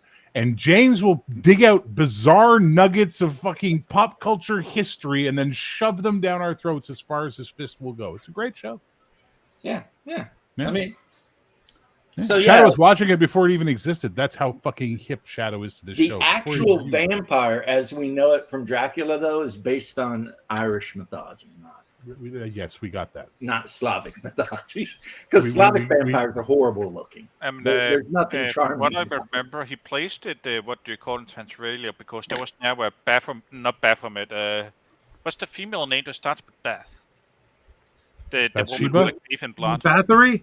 Oh, Bath- Lady that was Countess Hungary. Bathory, She Lady was the Bathory. Countess of Yeah. Hungary. Yeah. And she liked to bathe in the blood of virgins because she And thought you know, it and you know, and you know how they killed her, by the way? didn't they like make her stay in her house until she died? They walled her up in a room. I hate when that happens. So like the That cat is- Monta, whatever. That is some cruel ass way to get rid of someone. Just brick them into a room so they can never leave, and fuck you, you'll die. Yeah. Yeah, that's kind of like we'll just do this and let nature take its course. It's like Yeah, it's up there with the, like filling people with honey and putting it in on a boat into a what do you call it, a swamp. yeah, No, but 'cause I that know person's why gonna they get did what killed. they did with Something is going to eat that person. Walling them up. Do you know how long it takes for a human to starve to death? 30 plus days. Yep, if they've got water. Otherwise, 3. Otherwise, 3 or 4, depending. Yeah. I The do. reason they killed Bathory that way, though, is because the big rule back in those times is one must not get noble blood on their hands. I mean, do they really know if it's hers or the girls? So that's why, like when Mehmet the Great killed the general that lost at the Battle of Vienna, they strangled him to death with a red silk cord, which was considered actually an honorable way to die because you can't get noble blood on your hands. You know, it's just not a thing you do. Hey, James, Yeah. don't military uniforms of the United States, certain accreditations, you get a red silk cord? Like company commanders in the Navy, drill sergeants in the Army. Don't All of my drill sergeants had baby blue cords, but that's if you're infantry, you get that blue cord you wear on your uniform with your crossed rifles, which they changed that after the Civil War because prior to the Civil War and during the Civil War, infantry was a bugle, but then they decided to go with crossed muskets for some reason. So Bruce, why do you ask? Like, do you like need to strangle someone, but like make sure it doesn't all fall on you? I mean, the guy let him do it. He went back to freaking Istanbul knowing they were going to strangle him. I mean, and he got on his knees and they wrapped the cord around his neck and strangled him to death. So there you go. That's just what it is. And Saxtus, no, it wasn't at Anhide. It was basically the Persian would fill you up with honey, put you on a boat into a swamp, and let all the insects just do what they do. Well, you know, those wacky guys from the Tigris and Euphrates, they did some wacky stuff back in the day.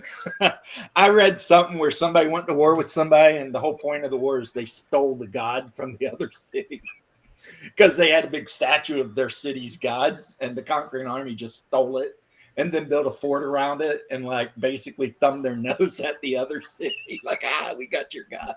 Do you guys remember who it was who, when they were like pissed off at somebody or they were trying to kill them or whatever, that they would stick them with like hundreds, if not thousands, of like toothpicks and then light them on fire? The chaotic good barbarian. No. In Dungeon Soup. He literally stabs a drow elf to death with a toothpick like 1,000 times. No, I mean like pin cushions you. They would, you know, they would just like every square inch in goes like a toothpick or a twig type stick. Yeah, I can't even imagine that. Never heard of it. Look at that. We're talking about fucking historical atrocities and murder, and Shadow's got one we've never heard of. I could have swore it was actually from a Robert E. Howard novel. Oh my God! Could you get off Robert E. Howard's dick for a month, please? Jesus. No, never. Here's the thing, though. Just because Robert E. Howard wrote it doesn't mean it's like actually a thing.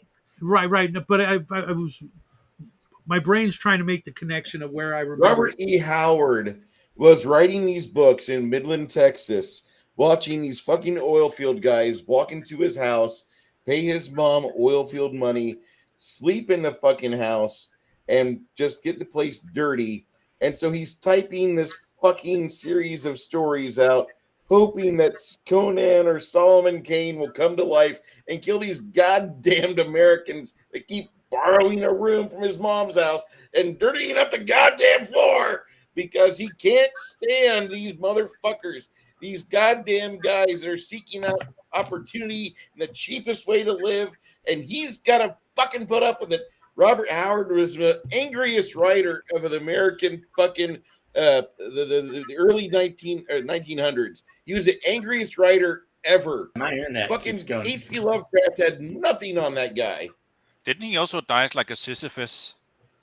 No, he self-exited with a 38. I thought it was like 31. I don't know. Jesus. I know it was a revolver, I believe. It was really young. Shadow. We're talking about his gun, you moron. 38 caliber. Oh. The fuck's a 31? It's a gun you've never heard of. That's what that is. Well, you see, I didn't really like. It's very this popular with Revolt Leather's guy. dog. I didn't really like this Revolt guy, so I kept ordering bigger and bigger calibers from him. He was the angriest writer of the 1900s, in my opinion. Of the 20th century, there's not been a writer that's been more pissed off since. I would And pay good money right now to go back to talking about Minotaur cocks. I really would.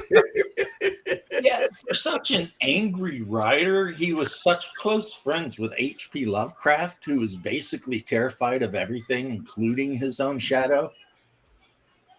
So I mean, that I'm is sure he such a doesn't like weird all kind of men thing. either.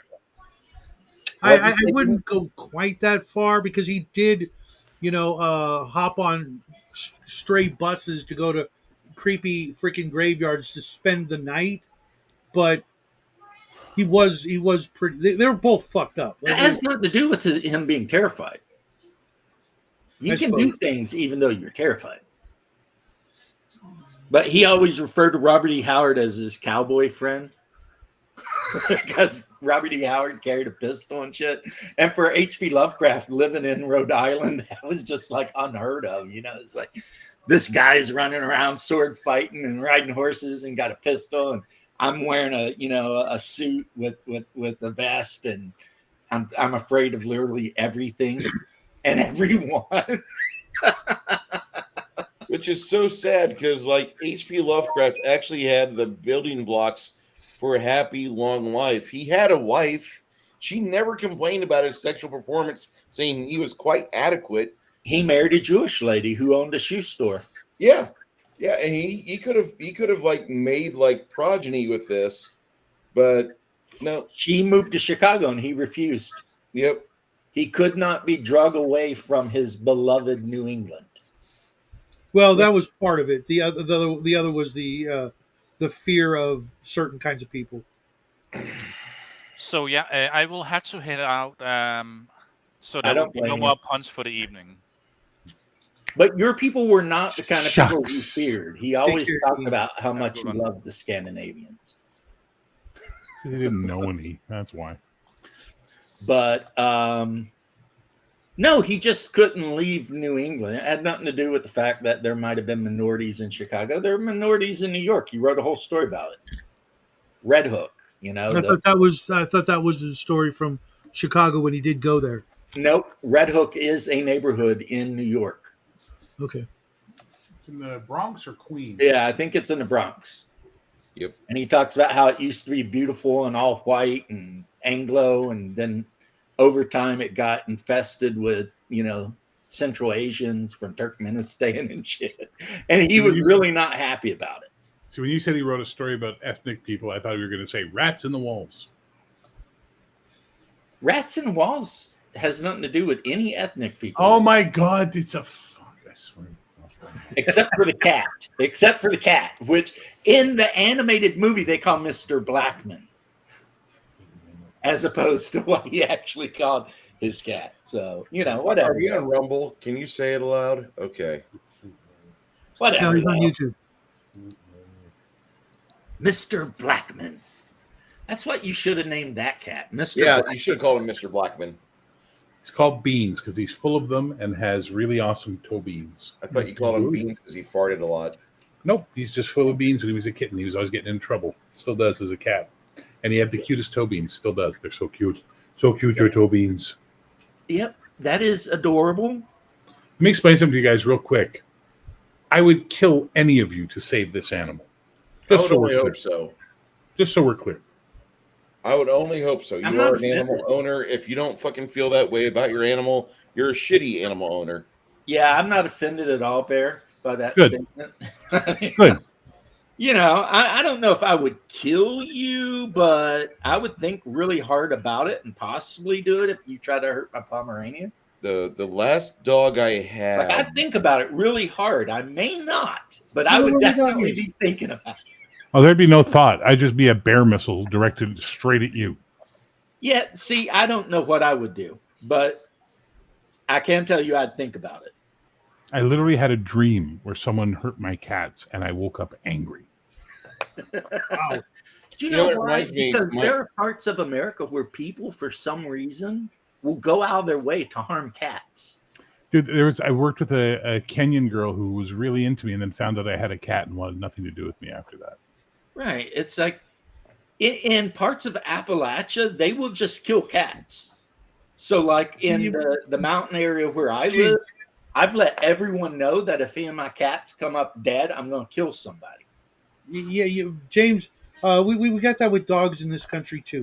There are people who Yeah, will. we know who those people are, but I'm Those talking evil about people. people who. The fuck is wrong with you, Shadow? You couldn't think that one through long enough to know that these two were going to say something? Come on. I've read the Quran. I've met a lot of people. Yeah, Muslims hate dogs, especially black Shadow. dogs. You know these two guys.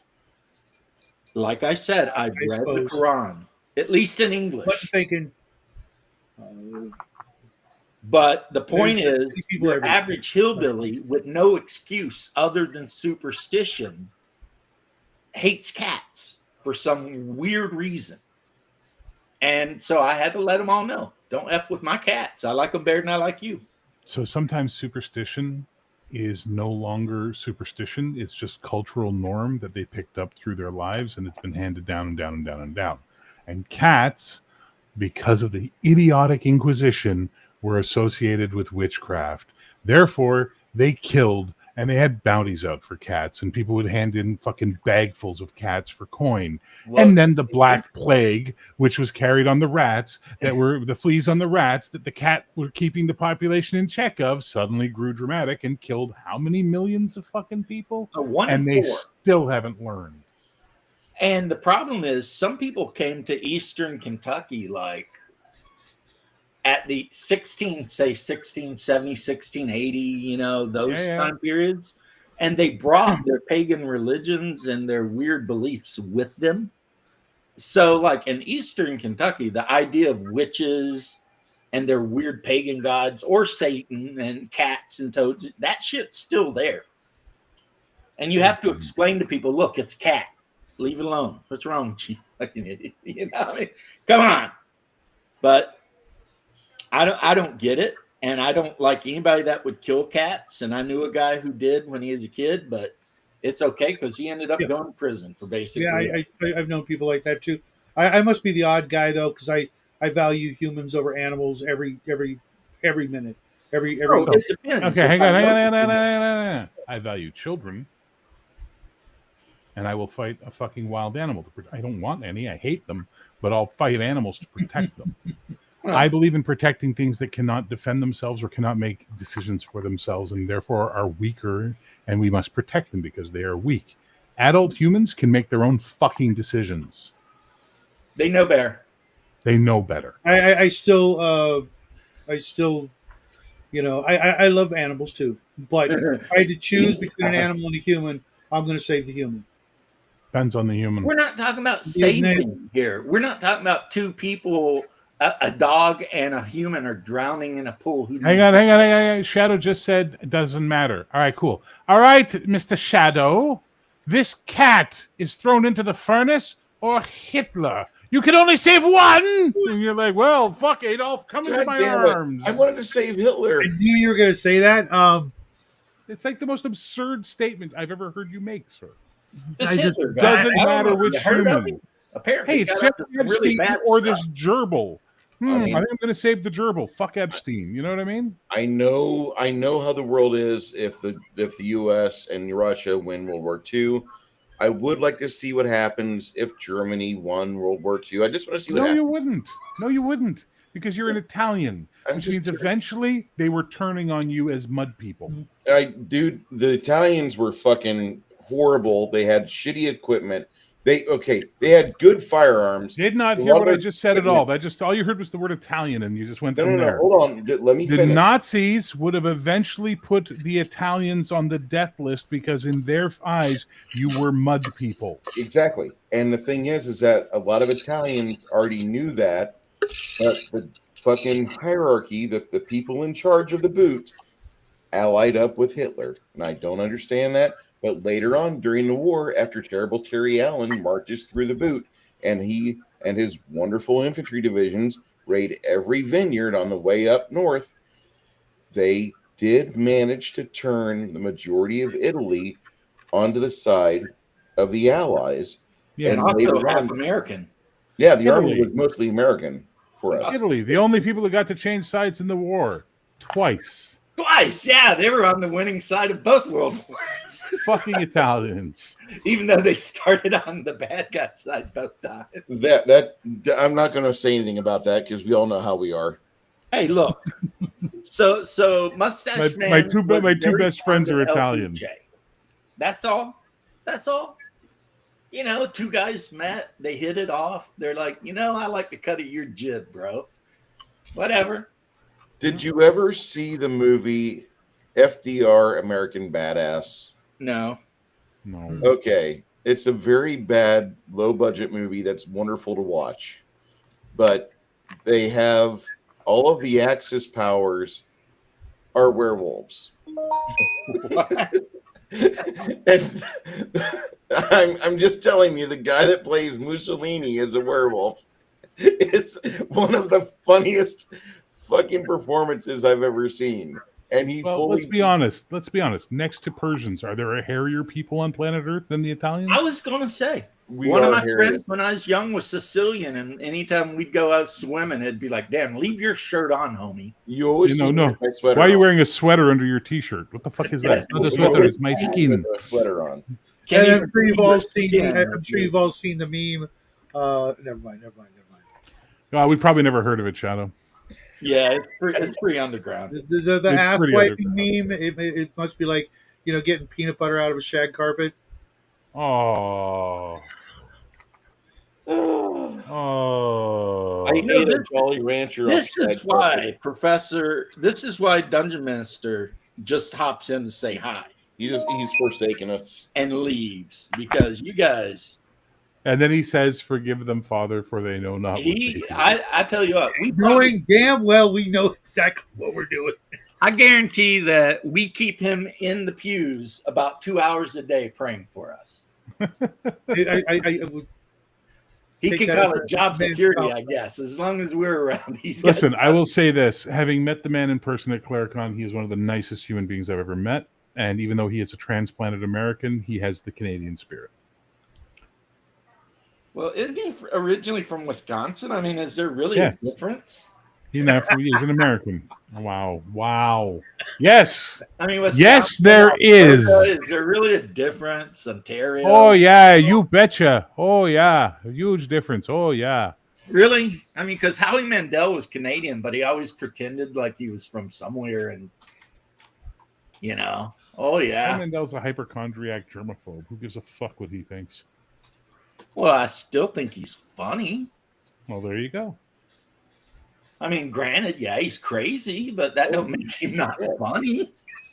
He's legit crazy though. He is legit, like for real, like yeah. But Dean Powell, 60% of the humor is me taking your joke serious. Yes. Like yeah. Yes. Okay, so just to reiterate, Just to reiterate, yeah, Italians are Bruce. hairy. kind of deep down inside, sort of would be interested to know what would have happened had the Germans won World War II. I was okay with that thought. I'm still okay with that thought. I don't know if I'm liking that thought very much. No, I'm not really. I'm not zero on board with that thought. Yeah, I'm not too on board with that. the And reason I've I had say- relatives that actually fought for that team. I'm worried that my ancestors actually came to America to escape all the shit that they had done during that conflict. I'm literally named well- for an uncle who died fighting that team. So Yeah, I have relatives that died fighting that team too. One of them was But a belly gunner in a B-17, I think, or B-20. And to be fair, there are probably millions of people on the planet that play games like what the hell is it? we never heard of it. It's a very popular. Why don't you just say World War II based games? Right. My Like son plays Axis all and the Allies and shit? No. It's a computer game. Really Hearts of complicated. Iron? Hearts of Iron. Yeah, I knew the word iron was in it. And that's the mod. Those are the mods or the playthroughs that they play the damn most. I don't get it either. I also don't. Oh, I get it because you want to win where someone else didn't. And I also don't get Civil War reenactment. People are into that. Why You know? would you get it? You're in California. You weren't even involved. No one gives a shit what you think. Wow. I don't even know if you're part of the union even. Hey! Stop picking on the People's Republic of California. The ancestry Were you that even I'm a aware state of, at that time, or were you still a territory? when the ancestry that I know of, that I can trace, etc.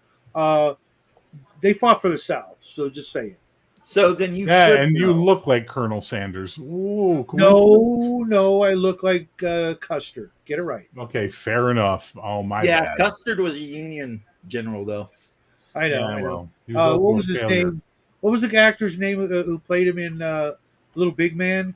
Oh, the guy from from Soap. Yeah. Richard. I thought you were gonna say Mulligan. Billy Crystal. Richard. I think it was Mulligan. Mulligan, you're right. I think Billy it is Crystal. Mulligan.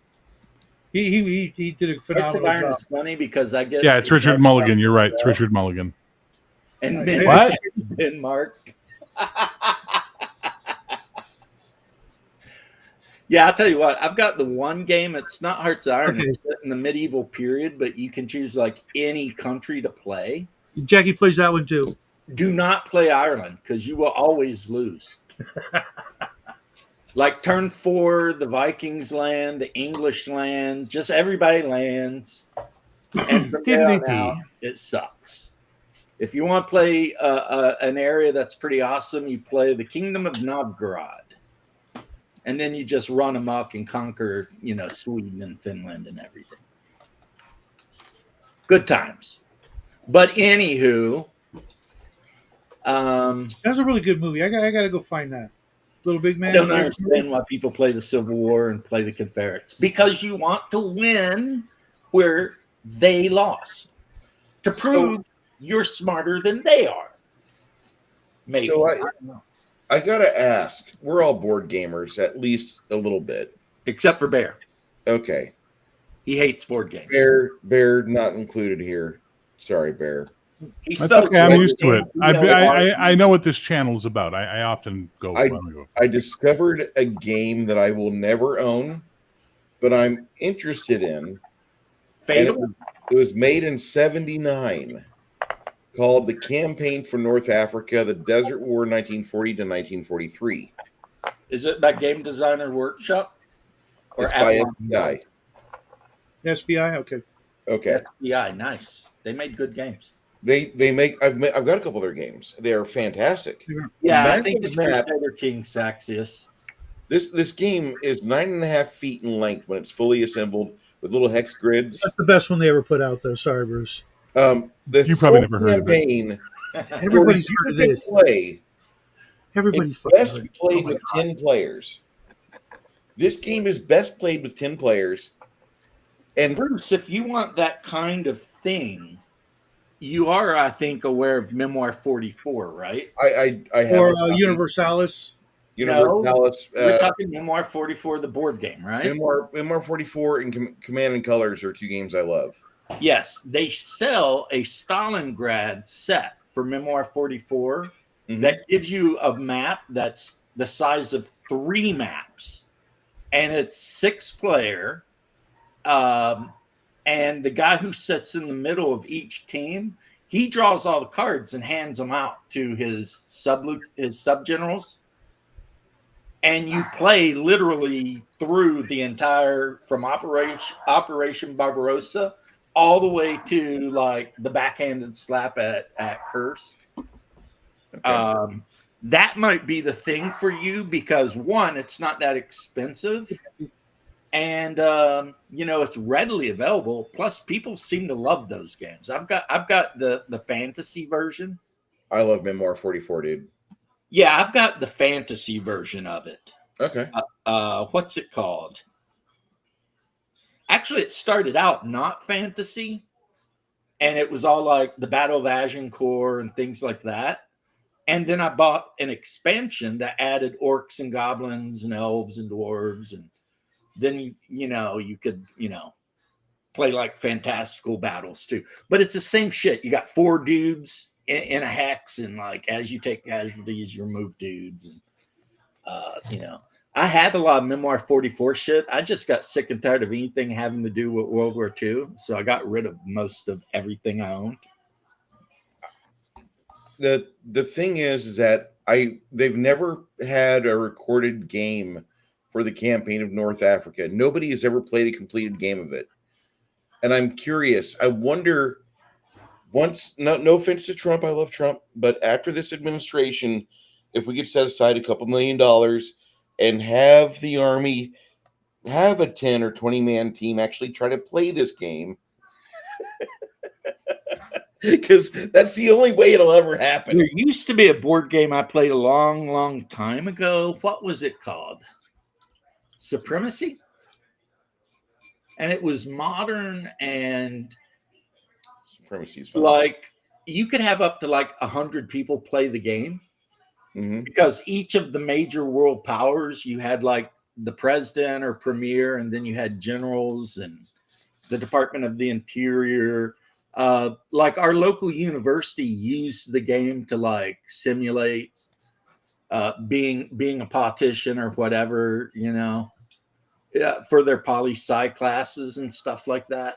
Mm-hmm. Which game? It is pretty good. I mean, the answer to every question is boomers. You know, we had a game club at Richland for a little bit, and they played two games of diplomacy. oh God, that just makes people want to beat each other up. They had to stop because the threats of physical violence were never ending, and people who were eliminated from the game kept showing up and causing havoc for the yeah, that's diplomacy, all right. Yeah. Yes, OGG. I have seen it. My buddy has it. If you like the Memoir 44, which they've got another name for that system, and you like Star Wars, then it's the shit. Because one side gets all the snow troopers and AT-ATs and all that shit, and the other team gets all the snow speeders and whatnot. And otherwise, it plays just like the Banner of Glory or whatever games. Command and Colors or Memoir 44, etc. Yeah, they're really good series. Which the first of them was an actual Ancients game, and it didn't use miniatures; it used little blocks. Little blocks. It was Command and Colors, and that was mostly you could play like the Punic Wars and stuff like that, which is why I don't know who I used to argue with all the time that Scipio Africanus is definitely the superior Roman general of all of the Roman generals. I remember those arguments. And, you know, and they'd be like, no, Julius Caesar. And it's like, F Julius Caesar. He killed some savage barbarians. Good job. Scipio Africanus stuck out the freaking Carthaginian Empire. Also fighting Hannibal Barca, who may also, in fact, be one of the greatest generals of all time. Yeah, it wasn't really a good animal handler, though. He only had 2 elephants by the end. Well, if you're going to march animals over the Alps, elephants, I mean, you get what you get. I mean, of course, the greatest general of all time is Alexander. That's why they call him the Great. I don't think that was given to him while he was alive, was it? That was something that happened over the course of time through libraries and colleges and universities, isn't it? I don't know. I think one day he just woke up and started telling people to call him the Great. I mean, would you say no? I mean, that's kind of funny, but okay. I'm just asking you seriously. If you were Macedonian and Alexander walked up and said, from now on, you shall refer to me as Alexander the Great, would you be like, no, I don't think I will? Because he'd just have you killed. You know that, right? Yeah. So you'd be like, okay, you're great, bro. Fucking despots. That's all I'm well, he did conquer the known world by the time he was 24.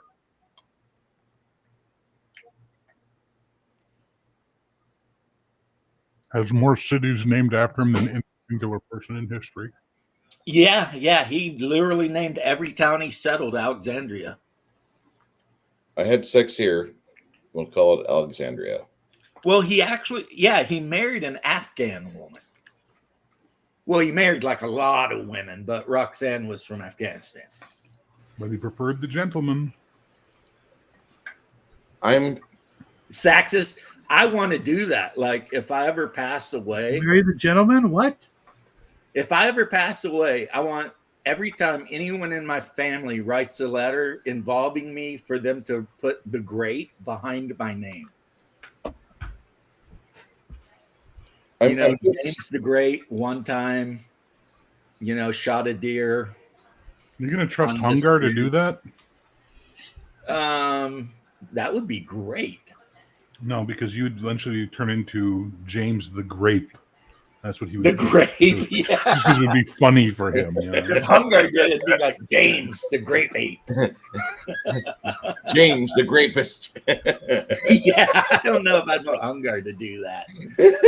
He would. Be making He would jokes do it. out of it. You know that. But Saxius, though, and I know you love details and stuff. To be fair, Alexander, you can call the Great, though. I mean, that dude come out of nowhere, conquered North Africa, and then marched all the way to the Ganges. I mean, that's some hardcore shit right there. I mean, that is a hell of a fucking hoof. It is definitive that he was great. He defeated armies way, way bigger than his, like constantly. The guy was just really good at that sort of shit. It's too bad he is a horrible human being, probably. And his dad, King Philip, was also a despot and a tyrant, but whatever. And his mom was like a witch that worshipped Hecate and snakes and all that sort of thing. He was also an asshole. Who, Alexander? Yeah, think about this. He who can untie this knot will rule the world, cuts it in half. What a bro logic. That's like total bro logic. Well, yeah. And then some idiot went, actually, you didn't untie it. You severed it. Therefore, and that's how that went, Oh, I didn't think you were. Oh, a lot of people did. Hell, half of the old Babylonian or Assyrian kings are the great. Nebuchadnezzar the great. And freaking Peter the Great. Peter was pretty great, though. And so was Catherine. Weren't Russian. She was pretty great, too. Again, not if you weren't Russian. Do you know how Peter died, though? Tell us. He was at St. Petersburg watching the Russian fleet, and a sailor fell off a ship and was drowning. He dove in and saved him, but the exposure to the ice-cold water gave him pneumonia, and he died.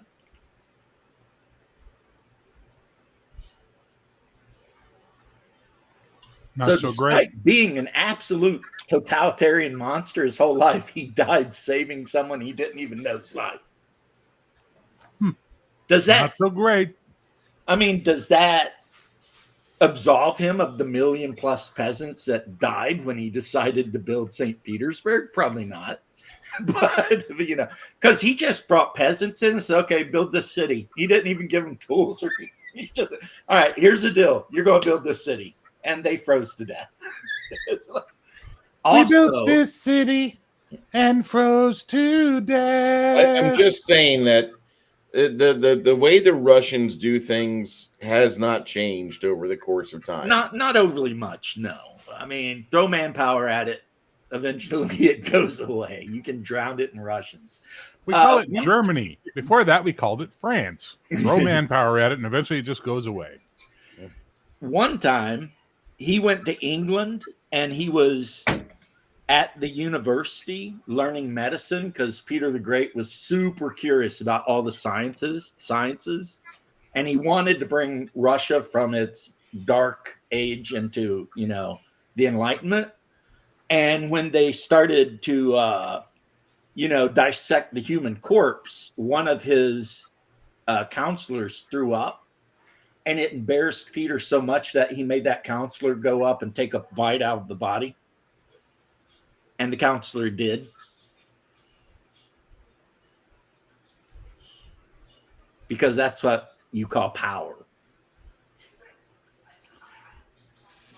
He also joined his own army, started as a private, and worked his way up. He's always fighting the Turks. No one took it easy on him ever. No. They were like, no, we treat you like the same piece of shit as everyone else. This guy was an asshole, and everyone gave him what he wanted. Whether he was good or not doesn't change the fact that he was an asshole. Well, Catherine, who was German, then rolled in and decided, the Turks, I think we'll just whip their ass, and did. She failed. They're still around. Well, she only wanted Crimea. She didn't really give a shit about the rest of it. And then the Turks whined to the English and the French, started the peninsula or the Crimean War, which the Russians lost and yet still kept all the territory. So I don't know how that works. I mean, we do have a situation over in Ukraine right now where everybody and their sister will tell you the Ukrainians are beating the Russians. The Ukrainians are beating the Russians. And I haven't seen any real land grabs this year by the Ukraine. I have seen a lot of Russian forces surround former UNATCO bioweapons lab areas, and soldiers from the Ukraine are marshaled out, disarmed, but they're being hoofed out of there. And they keep telling us the Ukraine's winning. The Ukraine's winning. Well, And I mean, like Bruce or like Bear said, the political thing, but I agree. And it's like this. It's like the one thing I think we've all learned, at least in the last 10 years, I hope, is we cannot believe anything that corporate media tells us. No. Because it's all No, we lie. can't. You can't believe a damn word of it, At first, I thought they were just marketing to us instead of giving us like the intel from every story. No, it's marketing. It's marketing. it's- They want it's us to be fishing. willing to send more money, and we've already sent billions, and whatever, right? I just want it to stop. And let's be honest, me too. I want my Orthodox Slavic brothers to stop dying, but Then stop letting the descendants of the Khazars run everything. Ha ha! We're back to that. I don't have a choice in this matter. Bear, that was beautiful. You're welcome. I'm not saying I agree with you, but it was beautiful. Look into it. It'll blow What's your up, mind. Bob? Bob Vecna, there is an answer to your question. Does anyone really win a war involving Russia, including the Russians? Yes, sir. The forces of nature. You have winter that she comes in and wins for 3 months or 6 months, and then the forces of spring come in, and then it's back to winter. That's the only winner. Because fuck summer and autumn in Russia. That doesn't exist. There's not a summer. Basically got two seasons. Fucking You got the Texans. season where everything is frozen, and then the season where everything is buried up to its gills in mud. It Yeah, sounds like there are- Virginia. That sounds like Virginia. They've only got 2 seasons as well. That's Winter, pretty much road- how Russia works. Either winter your and shit is road buried stuff. in mud or frozen. Yeah. You know, Russia is big, right? It's the biggest but we're country in the talking world. about The just most that- southern part of it's equal right with Illinois. We're just talking about around Kursk and all that, where all the big wars happen.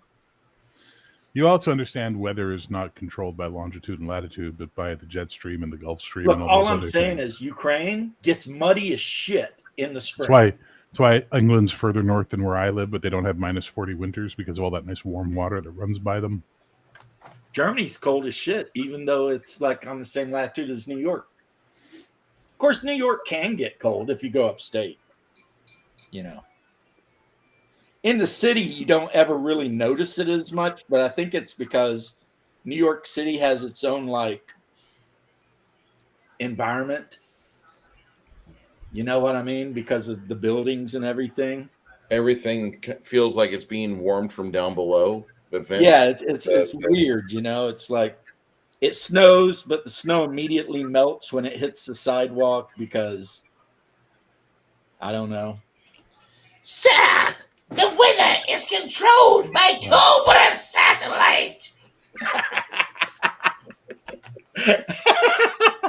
Did you ever see that? I forget what movie it was, right? But in the movie, there was a commercial trying to recruit people to join Cobra. And it was really cool. It showed like a Middle Eastern village and terrorists were holding hostages. And all of a sudden, like these special forces guys kick the door in and take the hostages out and they're saving the people.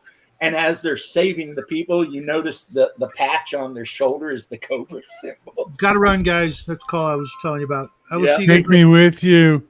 Take me with you. Take care, So Shaq. it's all like join Cobra, be a force for good in the world. But of course it's Cobra. So oh man. I need to see that because that sounds It hilarious. was like the latest Cobra movie, G.I. Joe movie. I think The Rock might have been in it. I'm not sure, but huh. you know, there was a whole like propaganda arm of Cobra that was trying to convince young men to join Cobra. Well, given all the And- disenfranchised vets in America right now because of your ongoing non-stopping generational warfare, there's plenty of chance to build a new Cobra organization today if someone really had the money and the wherewithal. Well, I mean, you know, Heinlein had thoughts on this, Bear. There are a lot of soldiers out there with no jobs and would happily become soldiers again for pay. I'm just saying, Heinlein had thoughts on this. He wrote them down. Cobra, Starship Troopers. Cobra, exactly. Yeah, and Starship Trooper, everything sucked. And then all the veterans got together and like hung all the politicians and said, we're the government. And then America just becomes super nationalistic. I don't know. No, they unified the whole world, didn't they? Started in America, but they unified the world. Under the Sky Marshal. Would you like to know more? I love that about the movie. I know the movie sucked compared to the book, but the would you like to know more shit was genius. I love the movie. The movie is amazing, but the book is just a masterpiece. Right. Okay. But the movie was pretty good for like a stupid, funny movie. Death from Above. Except they switched it around because in the book, it'd be like 12 mobile infantrymen versus a whole planet of bugs. But in the movie, it's like hordes of infantrymen versus hordes of bugs. Mm-hmm. Because It he was was kinda making wild, a political, you know? he was making a political statement, but that's neither here nor there. Yeah, because apparently he never actually read the book, somebody said. He didn't understand it. He couldn't get into it, and therefore he had Ed Neumeyer read it. And Neumeyer was like, I don't want to have big fucking stompy robots killing bugs. Let's just have regular army killing bugs because we have to have money for other special effects. Right. And that was what they did. I'll tell you what, the special effects on the bugs were great. Yeah, they had to sell the bugs. The design on the bugs was actually cooler than in the book because in the book, the warrior bugs and the worker bugs were identical. The only way you could tell the difference is one of them tried to kill you. So, did you ever see the animated series Roughnecks? No, sir. That'd be great. They brought in the skinnies. Oh, they were in the very first chapter. They were bouncing around on a skinny homeworld, just burning shit up and everything. Yep, they brought them in Roughnecks, and they also put them back in the power armor in Roughnecks. Did in Roughnecks they have the 30-second bomb? I don't know. Well, in the book, one of the things that Rico does when he's attacking the skinnies, he grabs an item off his belt. He doesn't really know what it is. He's got a loadout, but he grabs the item, arms it, throws it. And as he's going through the air, he hears, hi, I'm a 30-second bomb. Hi, I'm a 30-second bomb. Hi, I'm a 29-second bomb. I'm a 29-second. And it keeps going. And you don't know if it's really an explosive or if it's just a fucking morale attack. Sadly, what he threw it into was a skinny church. Mm-hmm. So all the skinnies were hiding in there, and he just like busted in and chucked that bomb at them and jumped out because the ape suits had like the little jump jets on them or whatever, the little grab bouncy kits or whatever. Kind of like a little grasshopper mech, if I remember right. Yeah, they jumped more than they walked. They would bounce around, and then they like had a flamethrower on one arm and a heavy machine gun on the other arm and like a mortar on the back that you could load with atomics. That's what actually got Rico's ass whipped is in a simulation. He accidentally fired an atomic and he wasn't paying attention. And when it detonated, it would have killed one of his teammates. It didn't because the whole thing was a simulation. but it would have, and he got punished on what would have happened, not what did happen. And That's they did whip his ass because They that was whipped the his- thing. You got whippings, and if you got 3 weapons, your 4th weapon was a hanging, not a whipping. That was kind of how that shit went. See, I love that movie and I love the book. There's not too many huge differences between the two because really. they both tell a good story. But the director, for all of his faults, though, the fact that he kept adding those little "would you like to know more" with the yes, no buttons and shit, that was just really good. And I love when he goes and talks to the one recruiter, and the recruiter, like, Rico's like, "Mobile infantry, sir." And the guy's like, "I want to shake your hand." And he's like missing all kinds of shit. He's like, "Mobile infantry made me the man I am today." It's just like, oh my Got God. 2 little nubs for lead. Yeah. Fleet does the flying while mobile infantry does the dying. Yeah, that's it. And then, of course, Ironside is so good in that movie. Yeah, we love him. Rochecks, Roughnecks. I Yeah. just saw Scanners all the way through for the first time this year. Really, Scanner's pretty good. Scanners is an amazing A movie. lot of exploding heads. I prefer the Fury, but it is a good movie. I've never seen The Fury. What year was Sorry, that? Shadow's not here, so I have to be the hipster. Sorry. The only Fury I know is The about Fury a is, tank. I think it's a De Palma film. Hang on. Yeah. The Fury, 1970 something. Fury, 1978 supernatural horror film directed by Brian De Palma, starring Kirk Douglas, John Cassavetes, and Amy Irving. Kirk Douglas. Kirk Douglas. I like Kirk Douglas. 78. Cool. Yeah. The tank in the movie Fury was not actually named Fury. It was called In the Mood. Yep.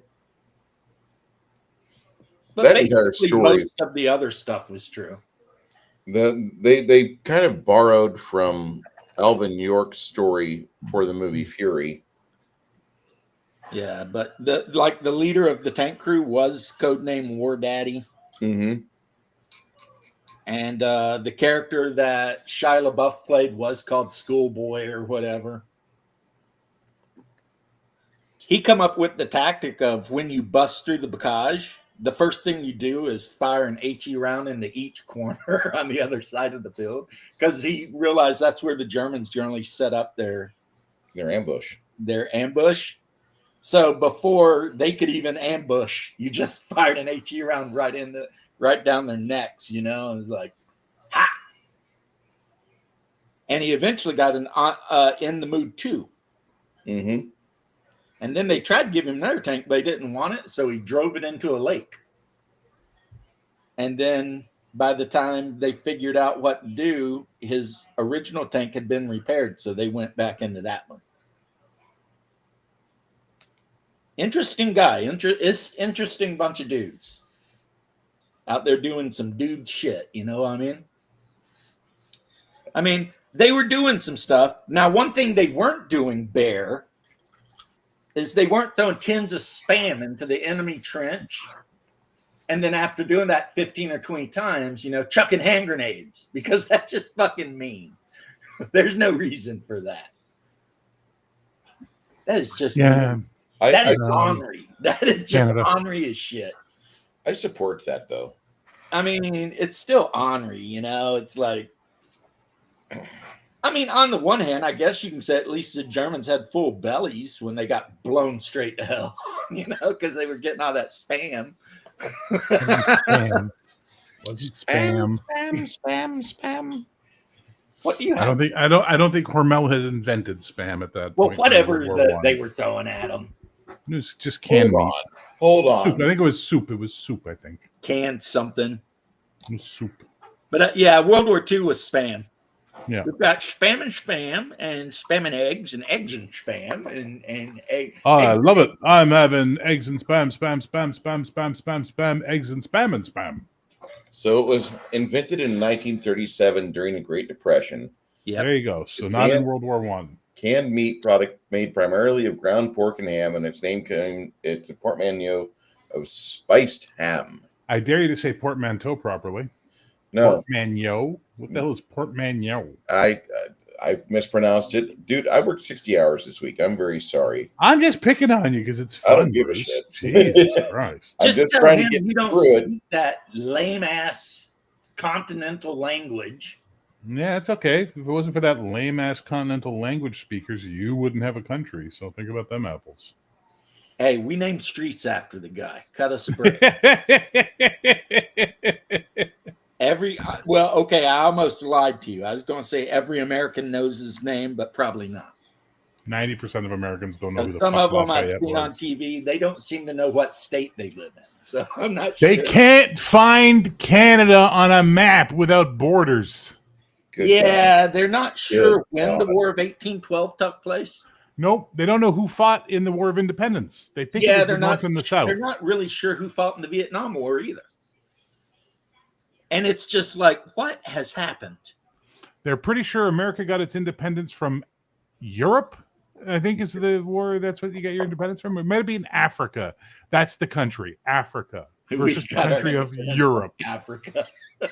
Fucking Jesus Christ, do something. Like, I'm totally on board with this fucking defunding public education thing now. Well, because public education doesn't seem to be working. No. Oh, it's working for the factory owners. That's for sure. Well, that's who it was set up to work for. Really? Is that why you do everything by date and you have 2 15-minute breaks and a lunch break every I love your day? sarcasm, but yes, that's why it's 8 hours long and you get a lunch break of 30 minutes or whatever. And yeah. So they were trying to increase the sale of pork shoulder, and that was what was the reason how spam came about. The individual I put in the private chat, I'm not going to try to butcher his name because it's French too. He Ken Dagenot. Dagenot. I don't see an I between the G and the N, so I didn't want to. Look, dude. now. No, Yeah, Dagenot. French has its own rules. it does, and I Every other language in the world. Crazy. I had a friend named, everyone called him Benoit. And when I met him, I was like, Benoit. And he's like, you're the first guy to ever. And he's like, how did you know? And I was like, well, I'm a fan of Patrick Waugh.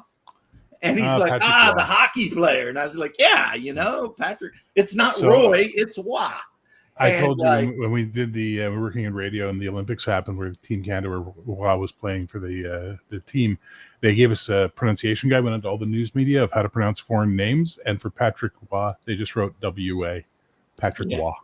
Patrick Waugh. And that was the guy who ended up becoming the manager at the AMC movie theater and getting me in for free all the time. Which is why I saw The Fifth Element like 15 times in the movie theater because it was free. And it's like, I'm bored. I think I'll go watch The Fifth Element. And I did. He's a good guy. And then he moved to Ybor City and become like, a hipster. Because that's what I don't expect you guys to know, but Ybor City, which is just outside of Tampa, is like the capital of like hipsters and vampire wannabes in the state. Do you know how hipstery that statement was? I don't expect you guys to know. I don't expect you guys to know, but I wasn't saying it because of like. I know that's what makes it funny. I know. Jesus. I was saying it because it's in a state that's super far away from both of you, really. We have this little bitty borough outside of Tampa called Ybor City, and it's where all the freaking vampires and hipsters live. And for some reason, my buddy, Pat Benoit, moved to Ybor City. And I never seen him again. Yeah, probably because all those vampire people were really into the French language and we call him Benoit and not Benoit. I don't know. But he did something I considered kind of dishonorable, but What did you do? he was dating this girl and she got cancer of the boobas and he broke up with her and moved to Ybor City. That's kind of shitty. And I was like, I mean, you've been with this girl for like a couple years. You would think that, I mean, look, man, nowadays with modern technology, they can build those things back better than they ever were. Don't worry about it, Huh? Yeah, maybe. I don't know. I've never seen a post-mastectomy boob job, so I don't know.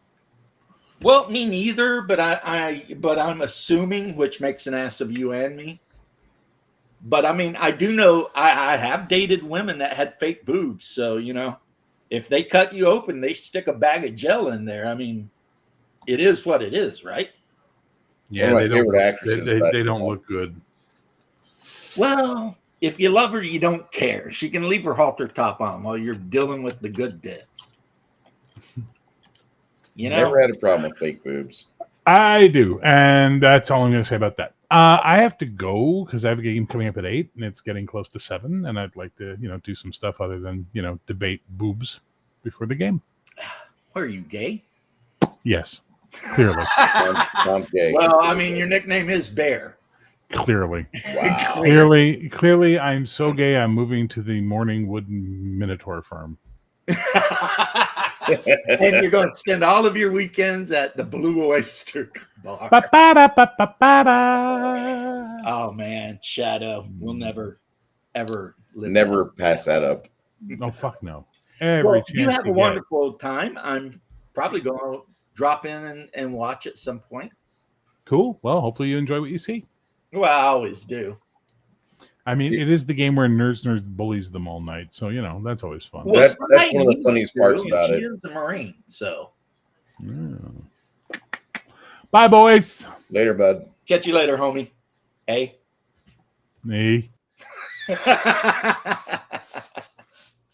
It's just me and you, Bruce. Hey, that's fine. I just discovered that there's a longtime annual festival in Austin, Texas called Spamorama. Did you say anal festival? Annual. Oh, Anal. I mean, it might be. I'm sure at some point it does get quite anal because it's in Austin. But no, they have a Spamorama. Spam cook-off, spam themed competitive activities, and live music.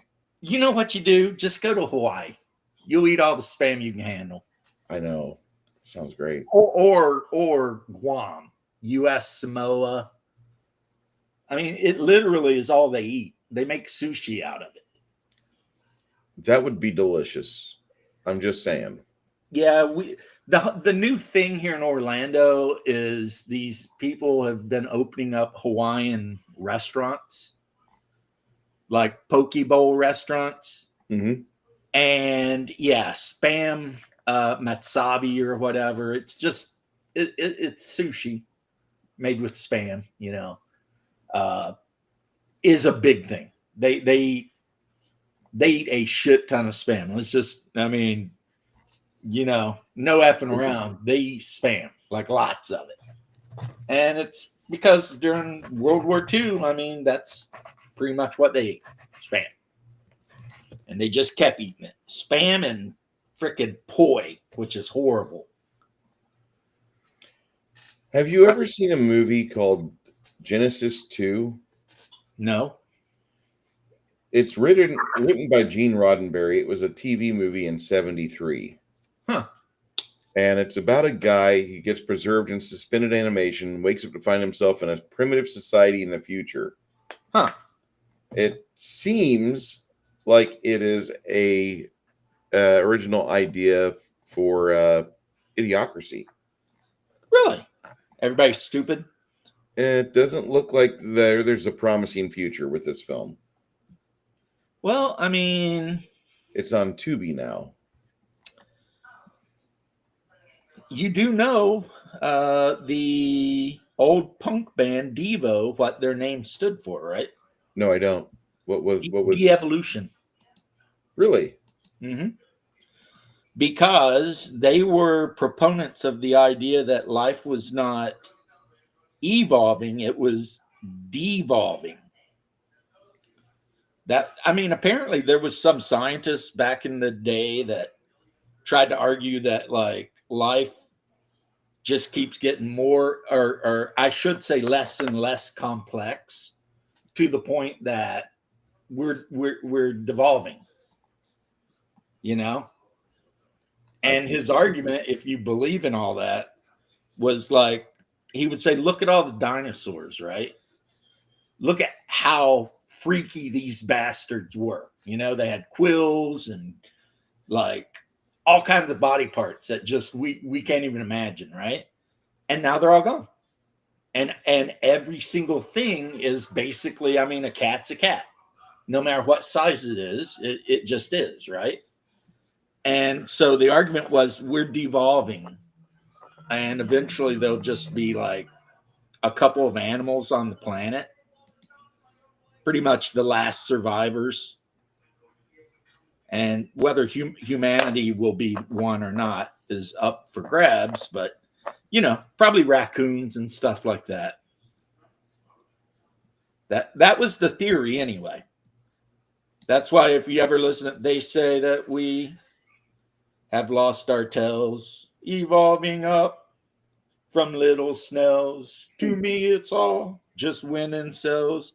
Are we not men? We are Devo. Are we not men? Devo. You've never listened to that, huh? No, I have not. Yeah, Homo Jocko is the name of the album. And yes, Devo was like one of those edgelord college bands that, you know, believe some weird shit for real.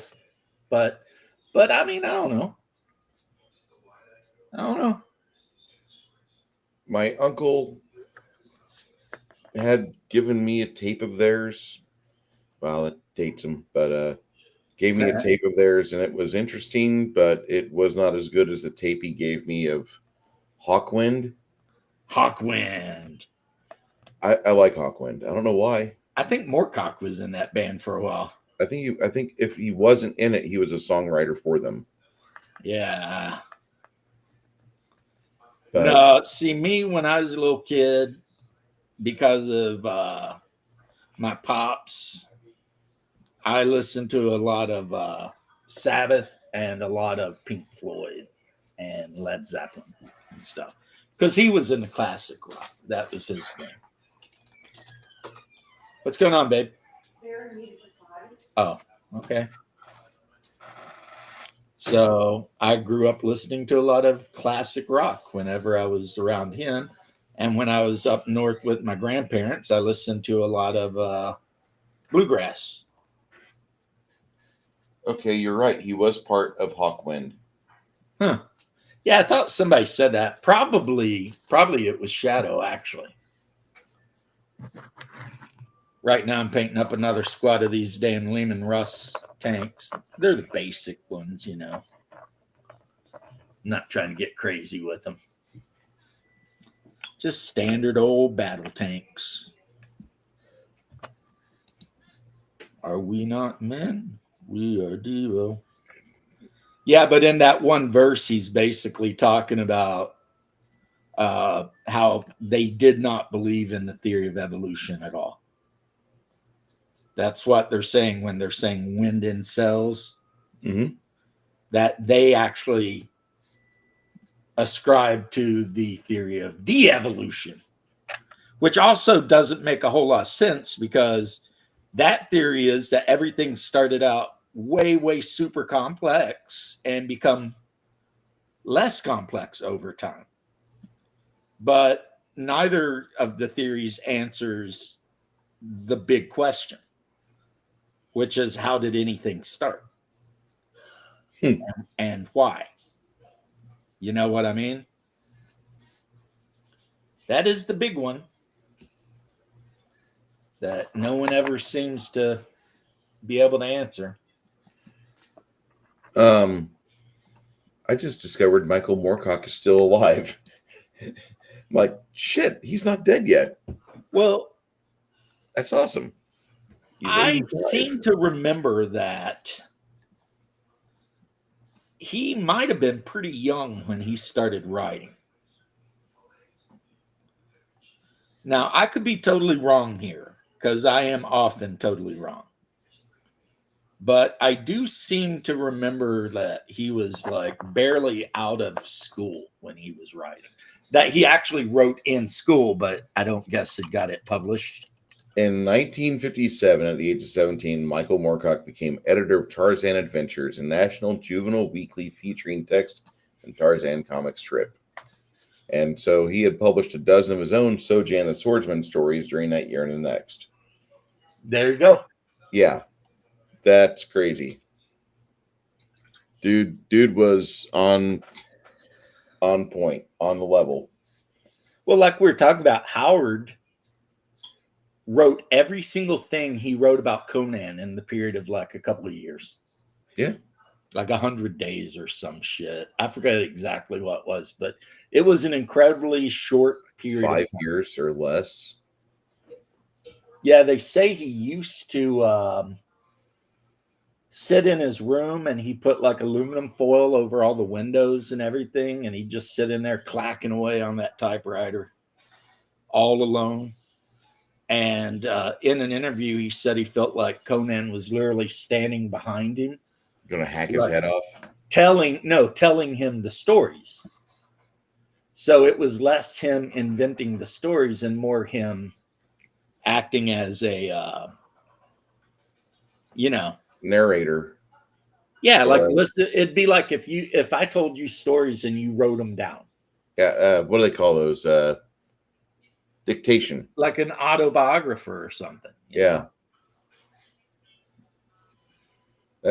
That's amazing. And I'm a big fan of Robert E. Howard. I just have to say though that I feel that we were robbed because he decided to go out the way he did. Well, I mean,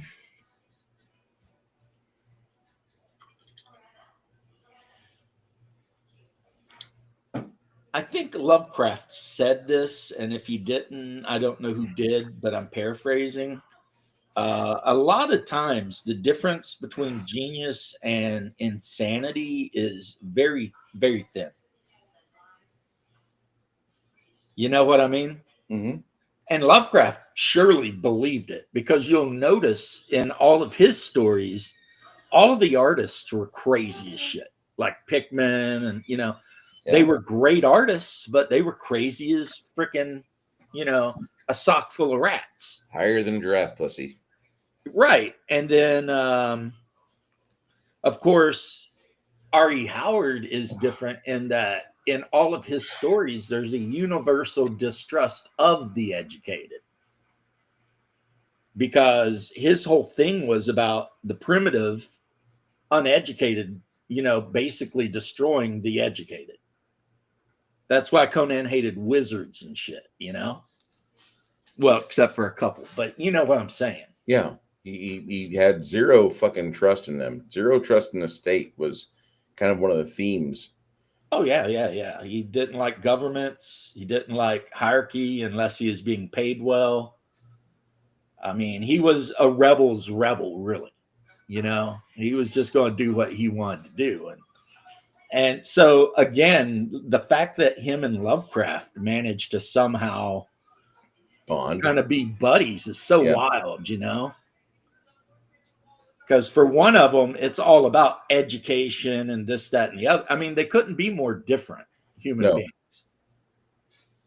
And, just interesting to me. I mean, other people may find it less so, but and then everybody always forgets about the other big name of that group, Clark Ashton Smith,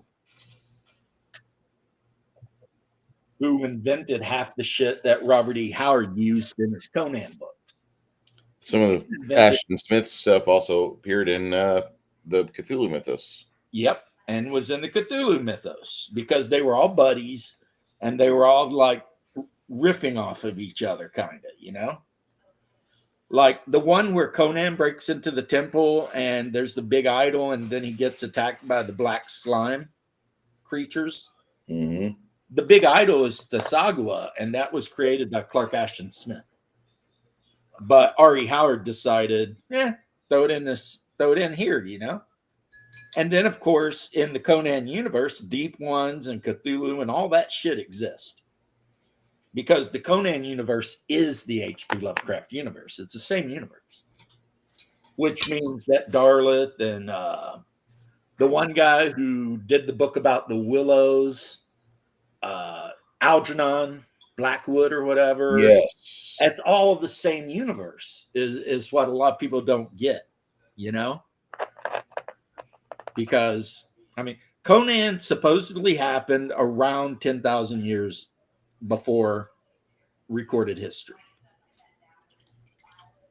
Somewhere around 10,000. Maybe a little more, maybe a little less. And where Cimmeria was is currently under the Baltic Ocean and the North Sea and all that. You know. So, yeah. Yeah. Interesting stuff. I mean, but then again, if you read some of the Lovecraft stuff, like he takes his lore back like billions of years. You know, like when the great old ones came down from space, it was like 3 billion years ago. And they created the Shoggoths and then, you know, had some wars with the flying polyps and then got wiped out by their own creation. Oh, they also fought wars with Cthulhu and his bunch. And then eventually got wiped out by their own creations. The Shoggoths. Except they didn't really get wiped out. A lot of them just ran and fled under the ocean and became fully aquatic. Like under Antarctica or something, you know. There's a short film on YouTube where a Russian exploration boat accidentally finds a lost old one city. You know, It might be kind of fun to watch. It's actually pretty good. I mean, it's an English company that made it, but they're pretending to be Russians. And by old ones, I'm talking about like the elder things, the things that look like, you know, beer casks, but with like 5 lobes and 5 arms and, you know, a starfish for a head and wings and etc. And at some point, they used to be able to fly through space, but at some point they lost that, you know, because they de-evolved. They become less than what they were. So, and then you've got the great race who throw their consciousness through time, and they arrived on Earth before the first land animal ever existed.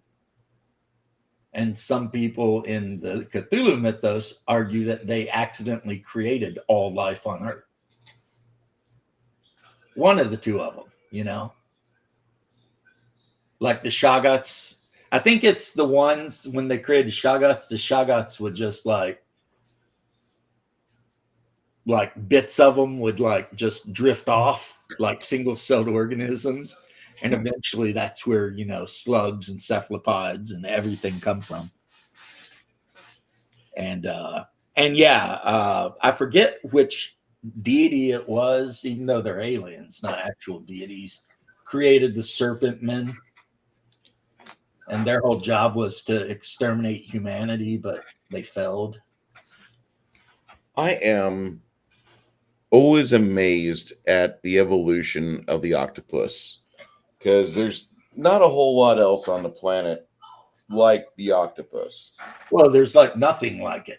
None. Maybe cuttlefish, but that's a cephalopod. Yeah. So they got blue blood. They throw their tool at their mate.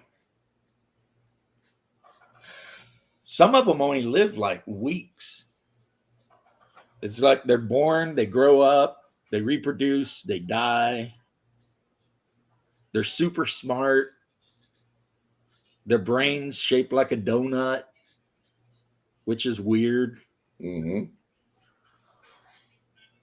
Which is why they have to use their little beak to carefully chew up anything they eat, because if they try to take too big of a bite, they could literally give themselves brain damage. That's hilarious. You know what I mean? Yes. Like, I've seen scientists on YouTube trying to argue that they may be aliens. I've seen those same discussions. Yeah, because they're so different than every other creature on the planet. They're not like nothing else we have here. But I've also seen people, I mean, just between you and I and everyone else watching, I've seen people try to argue the same for humanity. That, I've seen these guys trying to argue that it's obvious we're not from Earth. But I don't know if I believe that. But there are people out there who will tell you that humans are not from Earth. We come from somewhere else. I actually am more likely to believe that we might not be a human-based organism, but that's where we are now. And I've heard rumors that ancient Nordics, ancient Africans, ancient Polynesians, they had very little in common with the ancient Saxons or Anglos, as you want to call them. So as time has gone on, we've blended our genetics together. We've made things to where we are more capacity to breed between the four major races of the planet. Well, I mean, Europeans are basically a hybridized between, Homo sapiens and Homo neanderthalis, and maybe the Denisovians could be in that mix. I mean, there's a lot of shit going on. I mean, it's wild to believe that at one time on Earth, there were like multiple types of intelligent humanoid roaming around, getting into shit. Have you ever watched the Y-Files episode where he talks about the ancient Neanderthals that used to attack humans? Being apex predators, yes. Yeah. Yeah, I like Y-Files. Even the smart-ass little fish, I think, is adorable. I love everything about Hecklefish. I honestly feel a kinship with Hecklefish. I think that's all AJ's like 12-year-old boy inside his head that he's just writing for. He knows. I don't understand why the fish sounds like he's from Queens, but okay. I'll take it.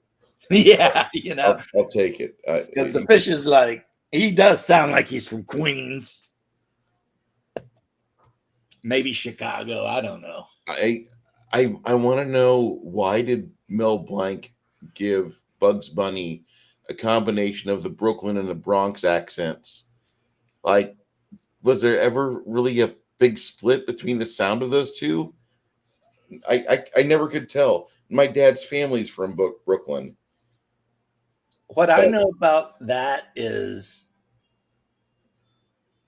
the main way you could tell someone was from the Bronx is how they laughed. Because they laugh like a freaking donkey braying, Wow. Like Fran Drescher, that laugh, that's the Bronx. It's like, shut up. But like I said, almost all of my family on that side is from Queens. And, it's a different place. You know what I mean? It is. New York is definitely its own monster. It is. The building my pops grew up in was like 3 blocks away from where 50 Cent got shot. Of course, it was different back in the 50s and 60s, I'm sure. Yeah. I'm absolutely positive, very different than what it is now. Because it was all Jewish back then. 50s. Yeah, it was either now Jewish. It's a lot of Asians, a lot of Hispanics. And Brooklyn's being given to the majority Muslims that are over there right now. Yep. And then Long Island has got a lot of Hasidic enclaves. Like, they have their own police. Yeah. To deal with, family matters. The Hasidim. Who, I'll tell you what, if people knew how, like if you're a Hasidic woman, you don't get to go to school. Like, they don't get educations. They don't, it's like, we spend a lot of time like looking at Islam and being like, what in the hell are these guys up to? But the Hasidim they got some weird ass shit. And I'll tell you, your average like Jewish person, generally speaking, are not huge fans of the Hasidim because they are not huge fans of your average Jewish people. There's definitely a wall there, between what you would consider your like American Ashkenazi or Russian Jew and the actual, Hasidim, those guys, which I hate when people call them Orthodox Jews because there's nothing Orthodox about it. Nope. I mean, they didn't even exist until the 17th century and they were founded in Poland. So, that's one thing in America that Americans who don't know much about Judaism, maybe because they've never had Jewish friends or they've just never researched it, they don't seem to understand that Judaism, as we know it today, is a younger religion than Christianity by 500 years. The formation of rabbinical Judaism didn't happen until the 5th century. And then, like I said, Hasidic Judaism happened in like the 16th and 17th century. And Islam finally coalesced about the 7th or 8th century. So, whereas what we would call Catholic, whether Orthodox or Roman Catholic, at least the foundation of the church was 32 AD. So in the 1st century, you know what I mean? Mm-hmm. Now, was there, before the Catholics, you had the Zoroastrians, right? Yes, but they were in Persia. However, they do make a play in the Bible because the Magos that came to see Christ in the manger were all Zoroastrian priests from Persia. Yeah, that was something I was kind of curious about. Makes no sense because it's like, what are you guys doing here, man? I'm not going to look a gift horse in the mouth. But they were there. They're like, yeah. And then they knew enough to sneak out a different way so that Herod didn't, force them to tell where the baby was. And Herod was the son of a bitch. He was. Antipas. He is a complicated person because on the one hand, he was a great builder of things like bathhouses and fortresses, and like he was an architect and a builder. He did some really good stuff, but at the same time, he did some really horrible stuff too. But I mean, you got to remember, you're talking like old biblical days, right? And people back then, and maybe people today should be the same, when they heard prophecy, they took that shit serious, right? So if you're the king and someone comes up to you and says, hey, a baby's getting ready to be born and he's going to be the end of you, I mean, what do you do? Which one of the disciples? Okay, Herod's niece did an interpretive, suggestive dance. That would be Salome. Yes. Because she wanted John the Baptist's head on a silver platter. Yeah, she wanted because John the Baptist rolled into the court of Herod. This would be the son of the Herod that tried to kill Jesus as a baby. Yes. And called them a bunch of filthy whores and told them to stop doing what they were doing and worship God. And that pissed off Salome's mom so much that she convinced her daughter to do that dance. And in return, the king said he would give her anything she wanted. And after she did the dance, she said, I want John's head. And the king was like, I don't want to do that. But they basically trapped him. Because King Herod, for all of his being a douchebag, he understood that the people considered John to be a prophet. And he knew that whacking John could cause him a lot of problems, right? Politically, etc. But those women outsmarted his ass is what they did. I mean, that's the only thing that women always have year after year after year. They don't have strength. They don't have the political clout, but they can always use guile and sexual frustration to put a man in a corner. Yep, cunning. And honestly, I think what really, really was the deal, but I'm just talking shit, and this could be blasphemous or wrong. is I think Herod wanted to sleep with Salome. Yes. If you read And the that was passage, really what was going on. that's exactly what was going on. She did a suggestive dance, so she wiggled his hips on his dick. And if you look at the oil paintings, you can see it. They've got it captured perfectly on her face, the various things that are happening. Because there's one painting where she's before they cut off his head. They've got another oil painting where it's post the decapitation and the look of happiness and contentment on her face. She was an evil bitch. Yeah, well, it was mostly Salome's mom. Her mother forced her into it, but she was willing and went along complicit. with it, though. Yeah. Don't give me the fact that she was a victim. No, I'm not saying she was a victim. I mean, Okay. but they were not actual Hebrews either, though. They were Edomites, Mm-hmm. and that's a whole different tribe. But during the Greek occupation, they all got kind of blended in, and that's how the house of Herod rose. And then when the Romans came in, they basically made him their client king, so that people would feel better about shit, I guess. I don't know. I mean, that's the whole thing with Hanukkah is when the Greeks are attacking the city and the oil lasted, they only had enough for 5 days, but lasted for 7. And that's the miracle of, which, I mean, when you actually read about it and then people are like, Merry Christmas and Happy Hanukkah. And it's like Hanukkah is about some oil lasting a little bit longer during a siege. And Christmas is about the birth of the Son of God.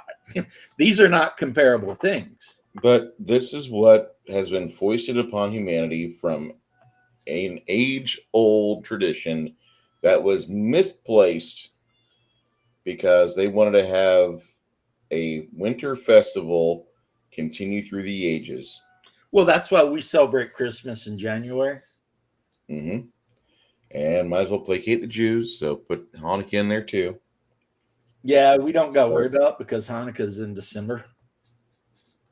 It's not in January. So the Orthodox, our Christmas is January 7th or 8th, depending. I was not aware of this. Yeah, and our Easter's like a week after too. Because all of our holidays are based on the old calendar, the original calendar. We didn't change anything. Now, Mithras, who was a very important god, especially in Rome, his birthday was December 25th, for sure. Mithras, and there's a Turkish deity called Attis, if I remember right. And he actually went through the entire death and resurrection and such. Yeah, he was, man, H.P. Lovecraft did not like that guy. No. In Rats in the Walls, he even talks about how Rome had outlawed the worship of Attis and Sybil, because of like some of the shit they got up to. But Mithras very, very, very came very close to becoming the official deity of Rome. There were a lot of Mithrasites.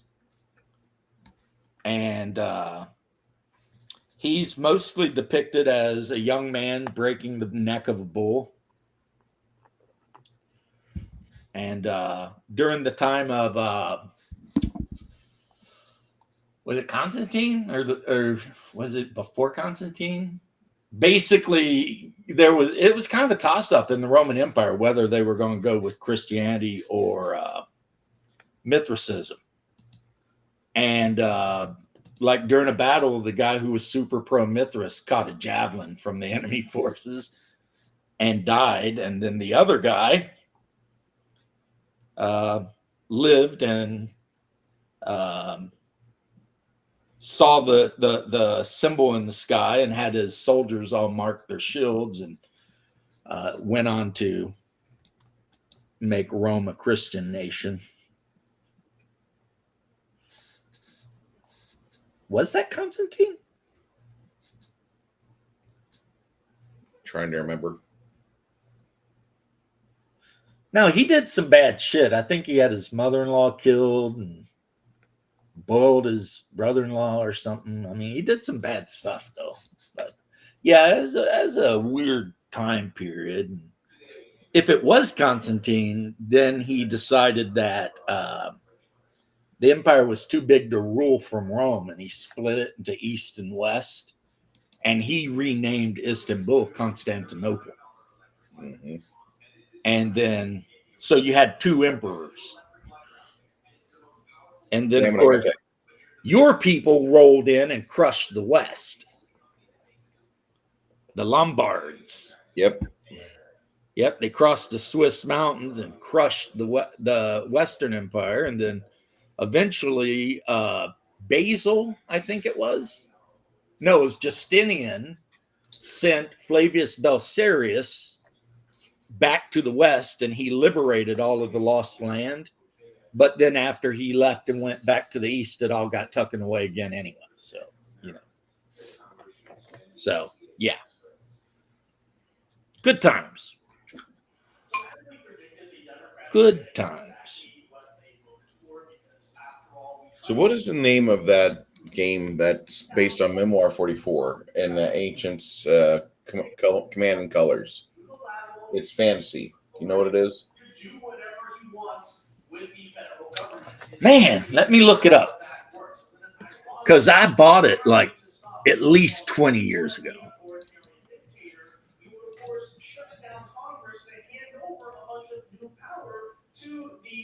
Istanbul is Constantinople. Istanbul is Constantinople. Istanbul. Thank you ever so much for putting that song in my head. Is this just a fantasy version of Memoir 44? If it's the game I'm talking about, the answer is yes. So let's see.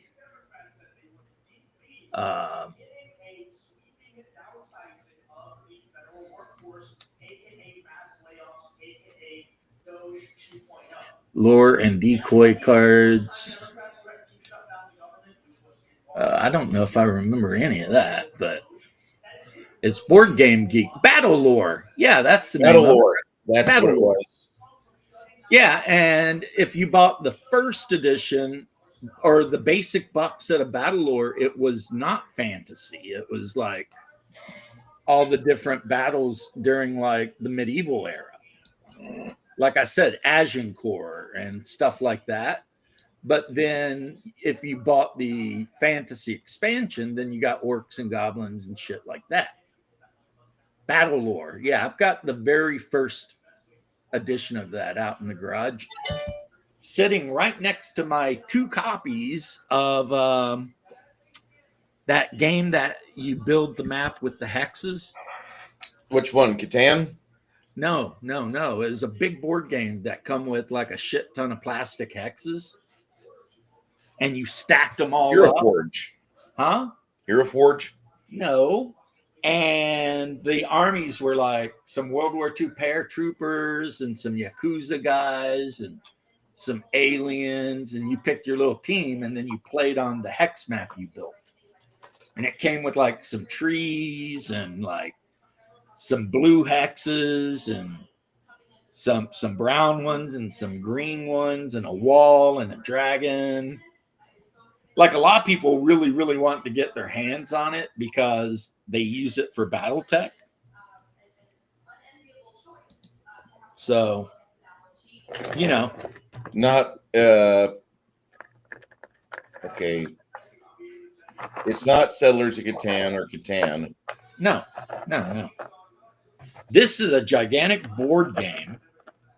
Like it's big. It's like Twilight Imperium. And the hexes are plastic and they lock together. What'd you say? It's not Mighty Empires, is it? No. It's not that kind of board game. It's more of a skirmish game. Taluva?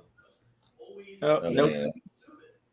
But like I said, people, maybe one of you guys in the audience, if you know the game I'm talking about, put the name in.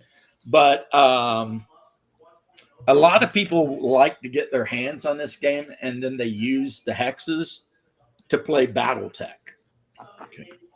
I'll be right back. I've got to attend to something. I'll be give me about 5. All right. What's it called? Damn it.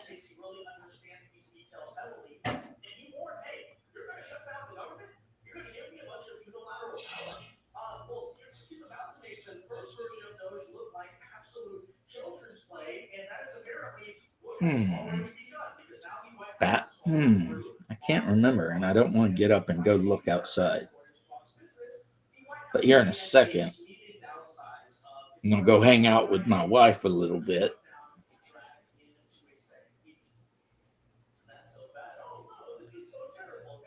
What is the name of that game? I think they were trying to re-bring it back as a Kickstarter, but I don't know how it went. I don't know how it went as a Kickstarter thing. But yeah.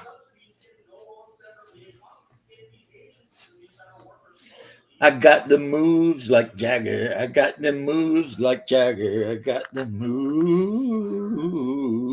like Jagger.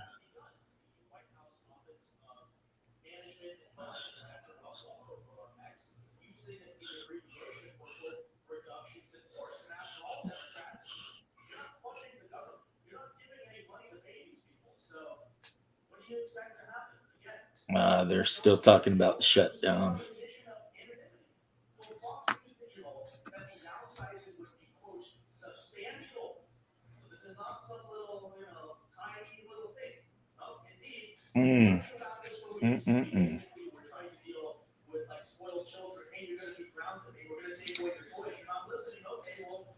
I'll tell you what, you know who they need to hire if they're going to cut government? Ron Swanson. Oh, Ron will cut government. Remember the rules of Ron Swanson. Fish, okay for sport, not for eating. It's practically a vegetable.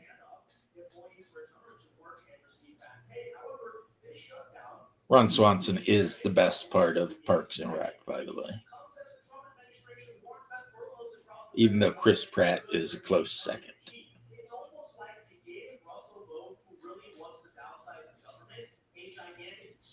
Don't be suspicious. Don't be suspicious.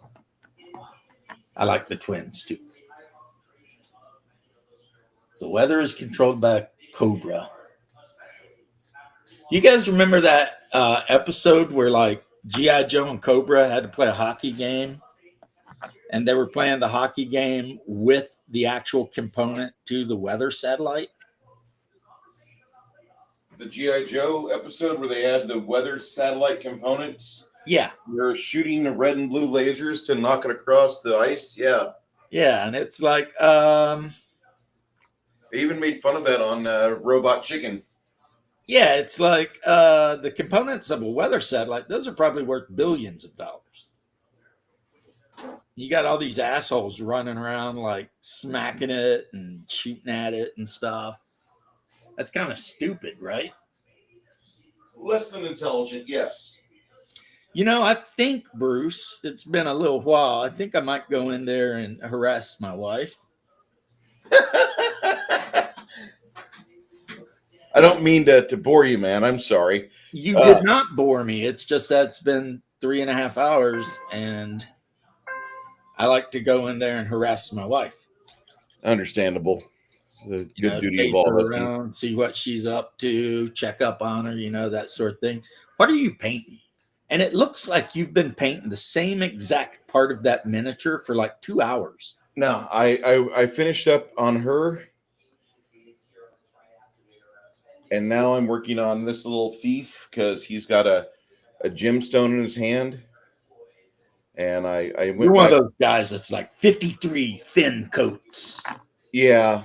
And I'm all like, nah, Vallejo Express. Primer it white. Hit it with the Express paints. Call it a day. I could, but See, I like the details. Here's the tanks I just painted with space, gray. I haven't painted the sides yet because I paint like, the body while I hold the sides, and then I paint when the body's dry, then I hold that while I paint the sides. Those are pretty little tanks. Yeah, I decided to go, even though normally I've been painting my tanks this kind of sand colored. I decided to do the artillery like a different regiment.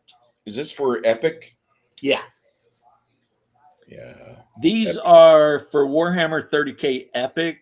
They're their version of the Imperial Guard, which they call the Solar Auxiliary, which, I mean, makes no effing sense in the world. The Solar Auxiliary. What does that mean? What does that even mean? What are they the auxiliary of? Why add the word solar? That is so stupid. They're the Imperial Army. That's what they are.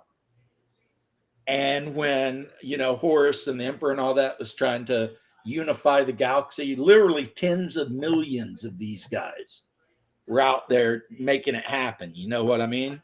Mm-hmm. They were conquering worlds just like the Marines were. Uh-oh. Wow, that was weird. My screen just turned white. But the point is, yeah, they're not auxiliary to anything. These guys are 100% fully capable of fighting wars by themselves. And the fact that they added solar to the front of the name also doesn't actually mean anything, I miss the good old days when they were just called the Imperial Guard. And they were just the Imperial Army. That was just the thing, Every world, every couple decades, gives a regiment of men to the Imperium. And those men go off to fight in the Imperium's wars. And generally never come home. Not because they always die, but because, let's say you get drafted from a world and you go to another world to fight against like a chaos incursion or something. After you defeat the enemy, a lot of times they just leave you on the world. And then you become, citizens of that planet. You know what I mean? Mm-hmm. Kind of like how the Romans did a lot of times, right? And there's whole wars that have been fought where not a single space marine ever stepped foot on the planet. It was just the Guard versus, traitors or orcs or whatever the hell, And don't get me wrong, it's not like I want to hate on Space Marines. Love the Space Marines, but they should have just called these guys the Imperial Army. In some of the books, they do. They just say it's the Imperial Army, You hear anything about an explosion over by Nashville? Oh, what? There was an explosion by Nashville earlier today. Oh, I don't know. The last thing I heard about anything like that was some idiot was standing out front of a Catholic church with a bunch of explosives. Oh, no. Oh, they caught him. And then another guy threatened to kill Benny Johnson or some shit, and they found him too. And then it turns out that all the California wildfires were set by some 20-something-year-old idiot from Florida. Oh, they got rid of him too, though. Oh, they got him too. They got him. Oh, they got him. I love it. He'll end up going to prison for like 1,000,000 years. Because, between all the damage and people died in the Palisade fire and stuff. Yeah. That dude is cooked. And I guess that judge that they were trying to blame on right-wing violence, it turns out that it was a left-winger that lit their house on fire. So, same as it ever was. What I'm sad about is that I was looking forward to Tron Ares. Tron Ares. The new Tron movie. Oh, okay. And a friend of mine went and they saw it like 3 nights ago, and they told me, do not see it, do not pay for it. Watch it for free. And I'm like, is it bad? And he's like, you don't need to pay for this. It's ass. I'm like, oh. Well, I mean, of course it's going to be. I mean, the whole concept of the Tron movies is stupid. Someone getting digitized and put inside of a computer. I mean, come on. Yeah, I agree. That's dumb as shit. But it would be nice if they didn't suck so bad, but they always suck. The premise is stupid. You know, it's like what they're starting out working with is not good. So anyone trying to make a good movie based on the Tron IP is already like in the hole. You know what I mean? Because it's just a stupid IP. It really is. I wish it wasn't. It's got some neat parts, but it's not anything I want. There was a better Tron movie in the game on the Xbox back in 2012. Oh man, I remember that one too, where you like rode the motorcycle around and tried to make the light wall so that your opponent would crash into it. Yeah, you had that, and then you had all sorts of other things, like you'd be walking around and like either there was an assassin chick behind you, or you'd be attacked by one of those big burly guards with the little pikes. Yeah. And it was a really well put together game, so fucking good. And it was just they stopped selling it. I think you can get it on GOG, but there's no multiplayer servers out. But it's really a very well put together game.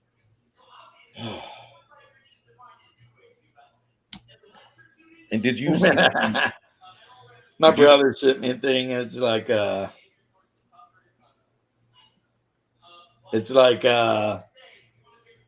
note to self: no Christmas caroling at the mental ward, because Do You Hear What I Hear was definitely a bad choice. I didn't hear that. No, my brother sent me that meme. Okay. Like he's going to like the asylum and singing Do You Hear What I Hear? Yeah, that would be a bad choice. All the people in there being like, what? What do you hear? I'm Napoleon. Anyway. Or be like, what's his name, who just asked for a black crayon and then covered every inch of his cell and himself with crosses.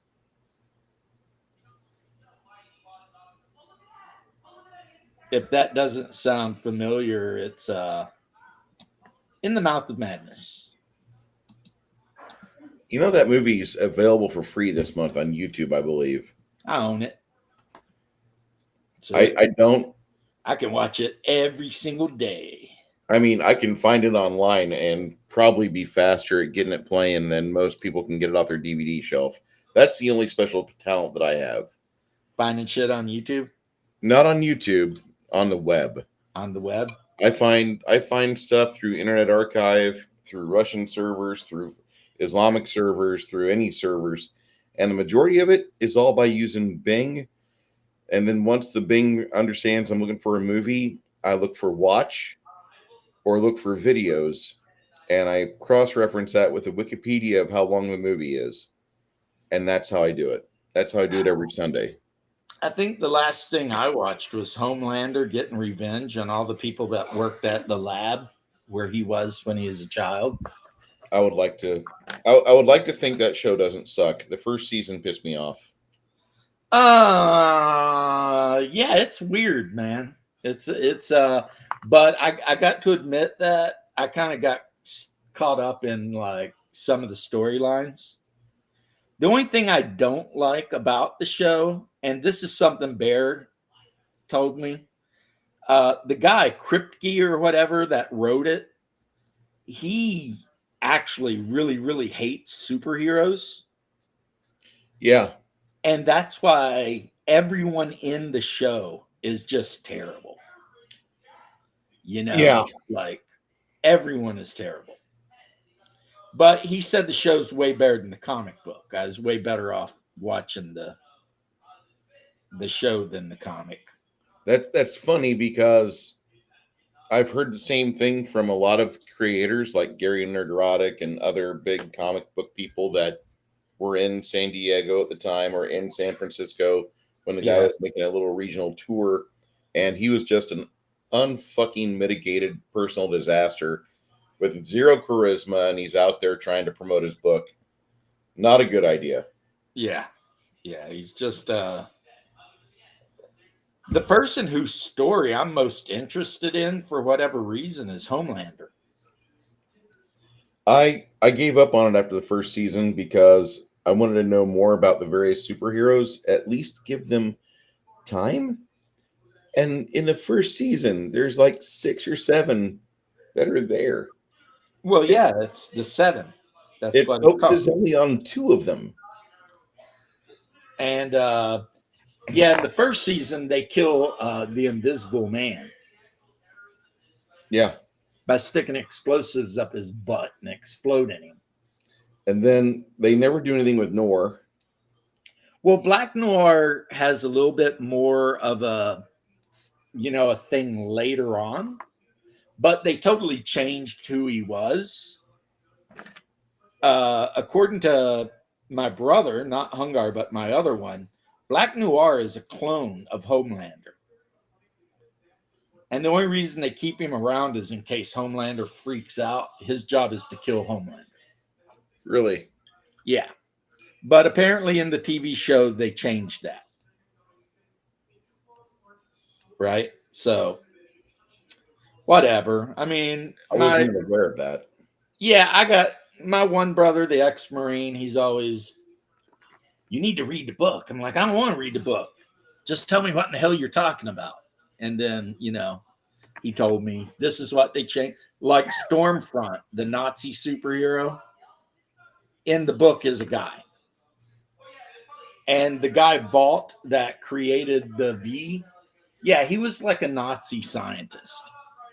And he got like swept up in Operation Paperclip. So Stormfront was actually made like in 1940 something. When you say bought up in Operation Storm or Operation Paperclip, you mean he was brought over? Caught up. Yeah, he was a Nazi scientist that escaped Germany and came to America. Okay. And founded the pharmaceutical corporation Vought. And of course, what Vought does is, in addition to sell lots of pharmaceuticals, it makes superheroes. Well, that makes it kind of interesting, but because he created this serum called V. Yeah. And if you give V to an infant or a pregnant woman or whatever, it can turn them into a soup. Yep. But one of his first soups is Stormfront, who is 100% like a hardcore, like Nazi. And then, of course, you've got Butcher, and his whole deal is he wants to kill all the superheroes, all of them. I really can't blame the guy.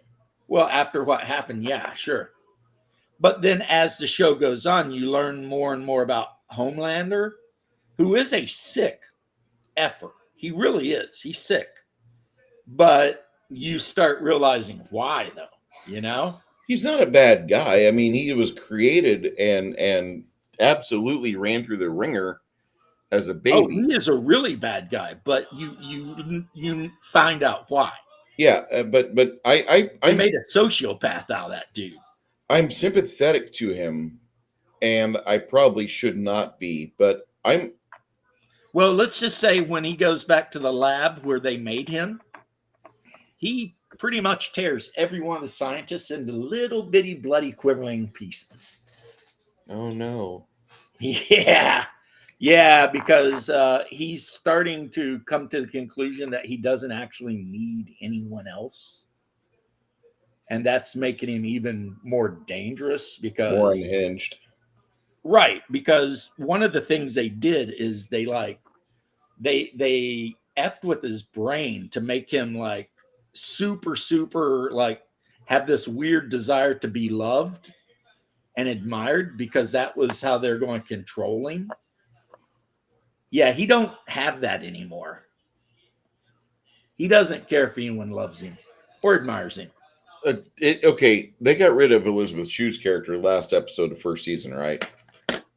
Yeah, what ended up happening is he melted her face off. Mm-hmm. Yeah. I saw that. Was rather happy and then about Bill that. Butcher blew her office up, so they blamed Butcher for her death. Yeah, okay, whatever. And I like Stormfront caught Butcher, could have killed him, but decided not to. For reasons.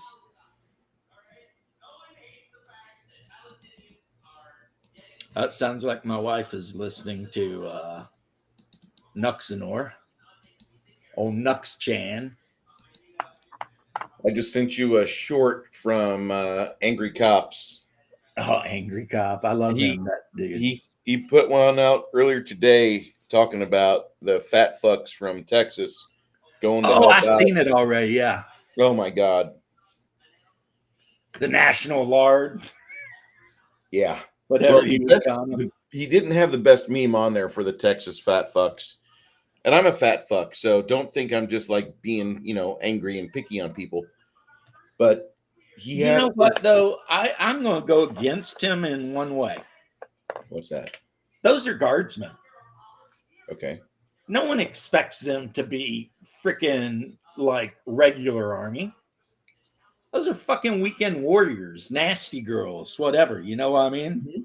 Yes. So if they're a little chubby, whatever, fine. If we get involved in a real war, then they'll figure it out or they'll die. But I mean, every part of the year, except for like a couple weekends a month, those guys are just working their day job or whatever. So I don't think it's fair to be like, all like, look at these. It's like, dude, they're basically civilians. Okay. I have to say something here. They've already moved him out of Texas or out of Illinois, and they've shoveled the 5 back into Texas because they couldn't handle the PRT fitness standards that were established earlier in the week. And I think that's great. I think by them standing on their word, I think that's awesome. Right. We need that. We need proof that, Hegseth is the real deal. He's going to give us the military that, he's promising. And by him, saying, hey, get these guys back to Chicago or back out of Chicago, get them in Illinois or get them in Texas because they have some obvious issues where they need to work on some things and not be worried about what goes on in Chicago. I thought that was great. The majority of the guys in Chicago are fit and trim. So I'm not trying to disagree with you. Sure. I'm just speaking as a guy who was regular Army infantry, and it's like, I guess I really don't have high expectations for nasty girls. Neither do I. I'm just like, whatever, you're like that dude that's hoping you did your 4 to 6 years. And now you're hoping if you show up a weekend or whatever, 2 weeks a year or whatever, that maybe you'll get some tiny, well, no, you don't even get pension anymore in the Army. So F that, right? Wait, they took away the pension? No, yeah, they did away with it. Now you just get a 401k. That might be better. It might be or not. But the idea of doing 20 to 25 and getting out and having that 100% government income, yeah, that shit's gone. That is over. That don't happen. Now, dudes that were already in got grandfathered in, but otherwise, yeah. And I know about this because my nephew who's in the Navy, he's an officer. There's no pension for him. You know what I mean? Now, he does make a shit ton of money, like compared to I remember when I was in the Army, I was making 700 and change a month. And then with combat pay and everything, I got close to 1,000. This dude's making like 60 something grand a year. That's better than what I made. And I was just an E3 when I left, but I got to say that I was making roughly 1,000 a month in 95. Well, he's an O2. Yeah, I mean, you should be making significantly more than an E3. Yeah. There's a And responsibility then gap there. and then he gets, I guess, a bunch of bonus money for being on a submarine and all that shit. Does he have his surface or subsurface warfare pin yet? He does, and he is There's money right there. He is the nuke tech on a boomer. Yeah, he's making good money. So yeah, I mean, he's got a wife, he's already got a house. I mean, the kid is doing great. But he also already had an engineering degree from Auburn. So we're talking about a kid that's like, Kind of established. kind of, 170 IQ type of guy, super smart, works out nonstop. So he's like buff as shit. I tell you what, man, he sent me pictures from the wedding when we went, him and his like navy whites with that gold submarine pin and all that. Mm-hmm. I was like, God, dog, man. They make the Navy look like you kind of would want to join, I remember in the old days, they were running around in their freaking hip hugger dungarees with their stupid little blue shirts. And like, we just freaking made fun of them just unmercifully. Well, I just got to say, when I was in, and I know this is a little bit of time between here and there, it's 30 years, I was on Cybergenics. So I went from like 115 pounds of nothing to like 145 to 150 pounds with like a 42-inch waist and a 30-inch waist and a 42-inch chest. Yeah, you're what we call pocket Hercules.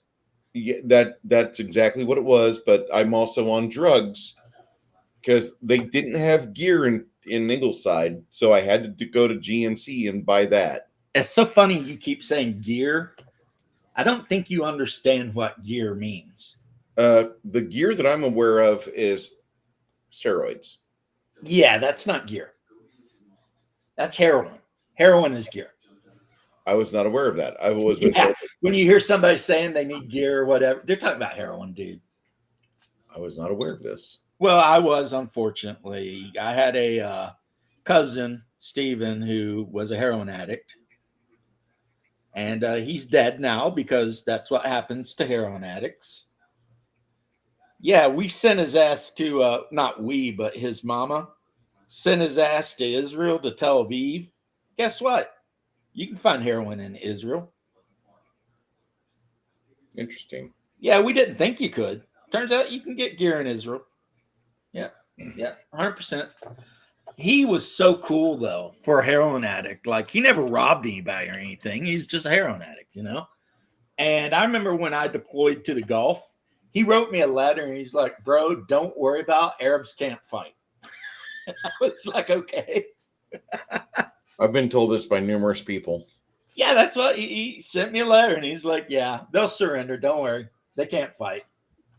And I was like, all right, it makes me feel a little bit better about everything. And he wasn't wrong. I mean, it was sad because even when the guys we fought tried to fight back, it was just like, it's like beating up a guy in a wheelchair. You know what I mean? It's like these guys, they might be good at pulling off some terrorist shit versus civilians, but yeah, they have no idea what actual war is like, No. They're just not ready for it. And then when we brought it to them, yeah, they just look at them now crying. It's like they jumped a fence, murdered a bunch of civilians, fled back to their little holes in the ground. And now they're crying because Israel's just curb stomping the shit out of them. And it's like, but am I supposed to feel bad for them? It's like, hey, assholes, you're the aggressors.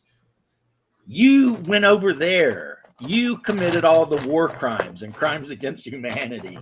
And now you want to cry because you're getting your ass pounded in. And it's like, I'm sorry, I got no sympathy for you. And that has nothing to do with my upbringing or any relations I may or may not have that live in that particular country in the Middle East or anything like that.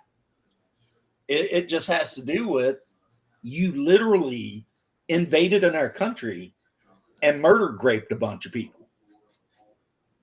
and drug them behind trucks and celebrated in the streets. And now you want me to feel bad that you're getting your shit pushed in. And I don't, I'm like, you asked for it and then you got it. So, but then again, I'm a horrible, evil person. I've had people be like, so what are you saying? You support genocide? And I'm like, yes. I actually do. Sometimes it's necessary because sometimes some people just will not learn. And letting them survive does nobody any good. Some people just need to be wiped out. Now, if I'd said that on Twitch, they would have banned me. Yeah. They might ban me on this for saying that if somebody reports me, but I don't care. It's how I feel. I'm not a fan of a certain cult that's disguised as it's disguised as religion. It's a political movement. Right. And it's across 53 countries, and it's the biggest problem the world has got. But nobody wants to acknowledge that, and it pisses me off.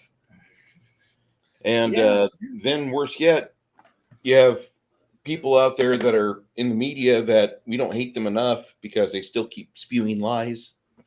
Yeah, and that's their job. Nobody's doing anything about that. It's we have so many problems in the world that they help perpetuate. And What's sad is I've been friends with members of this particular group. Mm-hmm. I've worked with them. I've been friends with them. I've broke bread with them. And it's like some of them, but I guess it's true of anything. It's like some of them are genuinely nice people, right? Like, and it makes me think that they're genuinely nice people, not because of their faith, but in spite of it. I think it's in spite of it. Yeah, that's what I'm saying. And then, of course, for every one of the guys, like my bro Bosch, who was a Moroccan, who was super cool, his family and all, super cool. There's, some assholes out there. And it's just the weirdest shit. You know what I mean? It's like,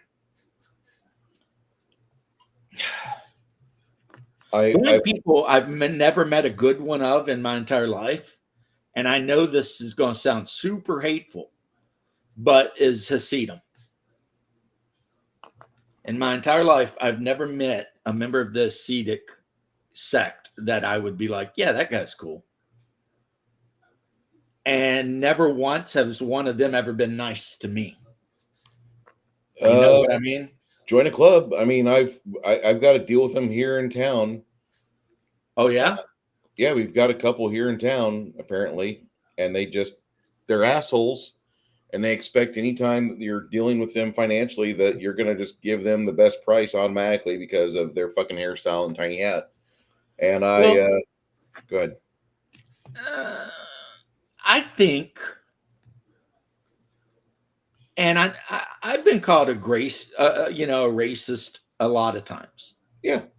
But I don't think I am. Because the main problem I have with that particular sect of my old religion is they actually think they're better because of their blood. But no one wants to call them out on that shit and be like, look, you are probably no relation to Abraham. And you are not superior to anyone. And any God that would create one group of people out of all the people on the entire earth and say, these are my favorite people, and you're the ones that are special, designed to serve them. That's not a good God. That's a bad God. Yeah, I really disagree with the thought of like, oh, I have to kiss your ass. Nah, I'm good. Yeah, it's something that evangelicals in America are like super big on, and it all comes from like one line in the Old Testament: "He who blesses Israel will be blessed, and he who curses Israel will be cursed," right? But the problem is, these guys aren't from Israel. Well, no. I mean, that would be a problem, but that's not the problem. The problem is, who is Israel? And I mean, I don't mean that as to like question you. What I mean is, are we talking about Jacob? who wrestled with an angel? Are we talking about the kingdom? Are we talking about Israel, which according to Paul is Christianity? I mean, what are you talking about here? I mean, if I'm given a chance to choose, I'm going to go with Paul's explanation of what Israel is. Well, because Jesus said there would be a new Jerusalem and a new Israel, and the new Israel would be the church, and the new Jerusalem will be in heaven. Yeah, and I'm okay with that. Well, that was Paul's thoughts on the matter, right? Paul and Peter, I think, both agreed with that.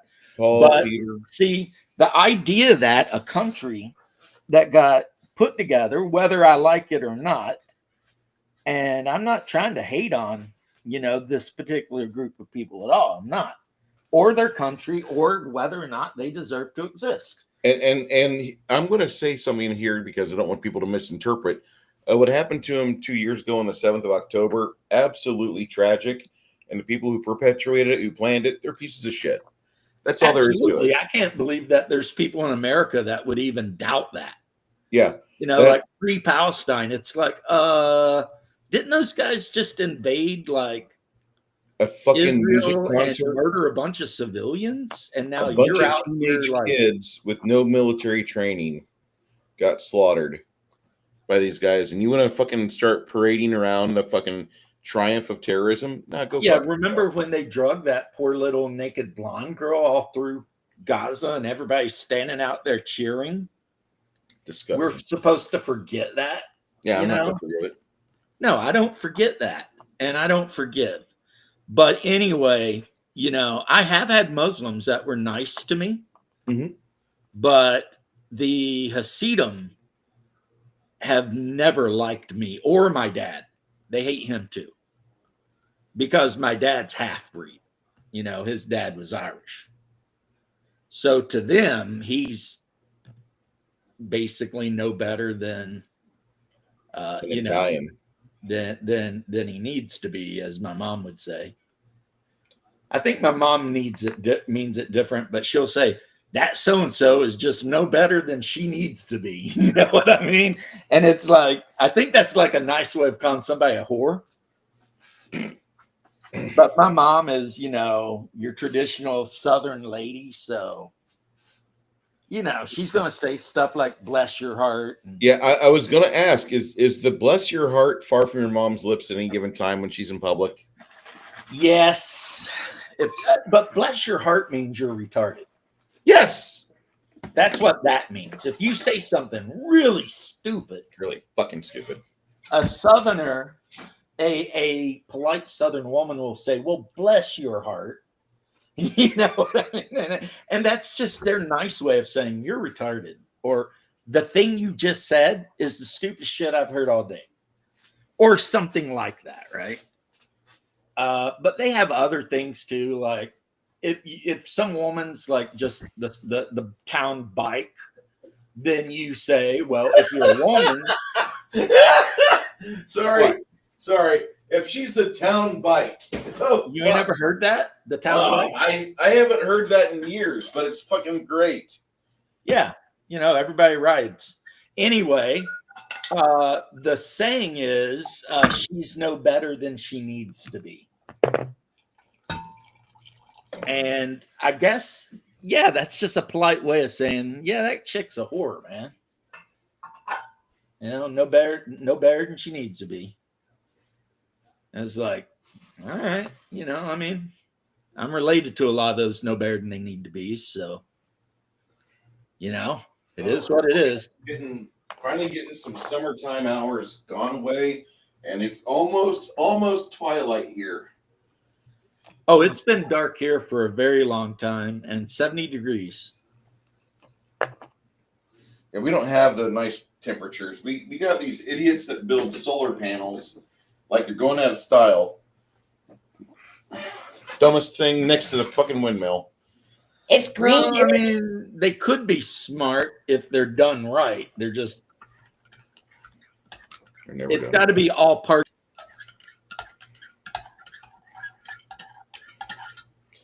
Perfect. The big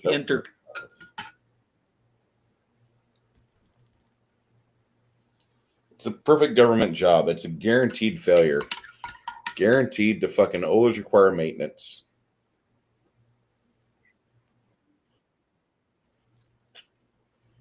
Never will pay for itself. Well, I don't like the wind stuff. You know, they're horrible. They actually cause more damage to the environment. You know, and the streets, not literally, but you know what I mean. Yeah, I mean, we can't power the fucking houses to stay warm.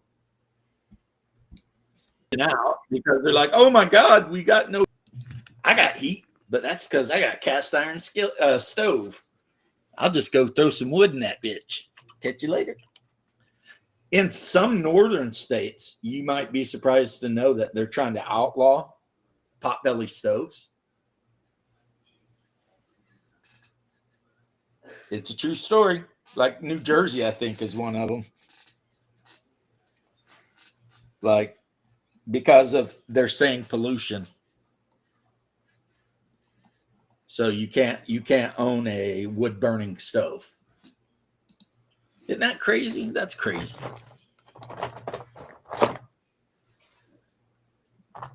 They could try that in Kentucky, but no one would listen.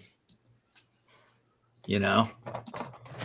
They'd be like, all right, come up on my property up on the mountainside and see if I got one or not. We'll see how it works out. There's this guy that does like videos on how different people from the South act. And he's got like how people act if you're lost and you ask them for directions in the South. And like every state, the guy's like, you know, oh yeah, you just, you know, whatever. Like one of them, the Cajun guy's like, he's like, hey, just scoot over, I'll drive you there, you know, and all this shit. And then it gets to the Kentucky guy and he's all like, who sent you here? What are you doing here? How'd you get here? Why are you on my land? He just starts freaking out. And the guy in the car is like, I'm leaving. And the guy, you know, the guy in the UK shirt's just like losing it. And I was like, yeah, that's about right. You know? How'd you get here? Who sent you here? Yeah, that's us. That's us. My wife and I always joke about like the first time we drove up there because no one knew her car. Everybody was mean mugging us. But then once they found out who I was, everybody was like, yay, it's the return of the king. You know what I mean? But that's only because my family's known for killing people up there. So I get like leeway with how people treat me because they're worried I might be like my relatives and kill somebody. Because every generation of my family up there has killed somebody. Yeah. And went to prison for like very long time periods. My family in the region of Kentucky I'm from, we are the bad guys. You know what I mean? Yeah. We are the outlaws. We're the bad guys. I mean, like, no matter what, the Hatfields and McCoys are not looked upon fondly in American history. Well, the McCoys are the good guys. The Hatfields are scumbags. There's people in Illinois that will teach you the McCoys were bad, just as bad as the Hatfields. It's part of the public education system we have. Yeah.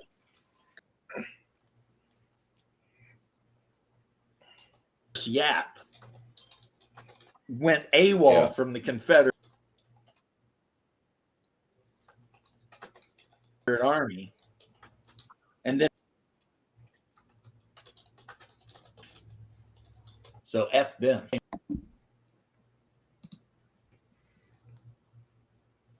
Home to Kentucky. Then the other guy.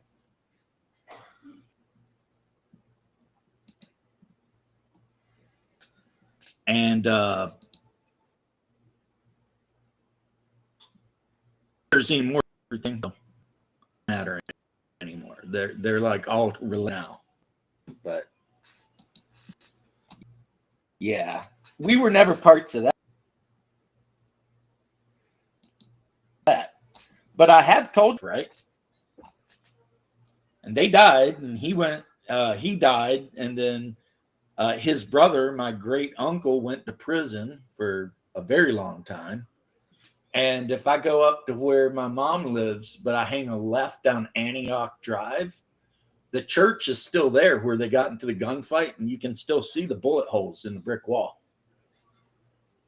So no one ever patched them. Yeah. And then my mom found out my biological dad was related to the sheriff. She said if she'd known that, she'd never married his ass. You know what I mean? And then like in Whitley County, there's a feud going on over there. And every time one of them dies, the other family goes out into the graveyard and kicks the tombstone over. So I shit you not, Bruce, there is a graveyard full of kicked over tombstones. Really? Yeah, all the tombstones in the graveyard are kicked over. Oh, shit. Hold on, I got a phone call. Yeah.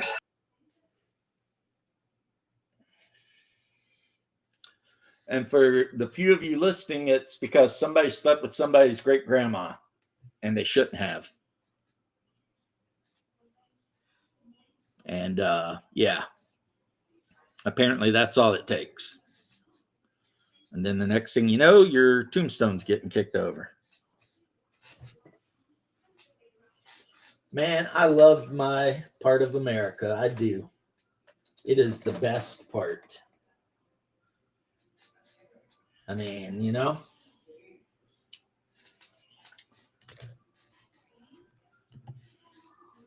there's nothing better in the world than being a hillbilly.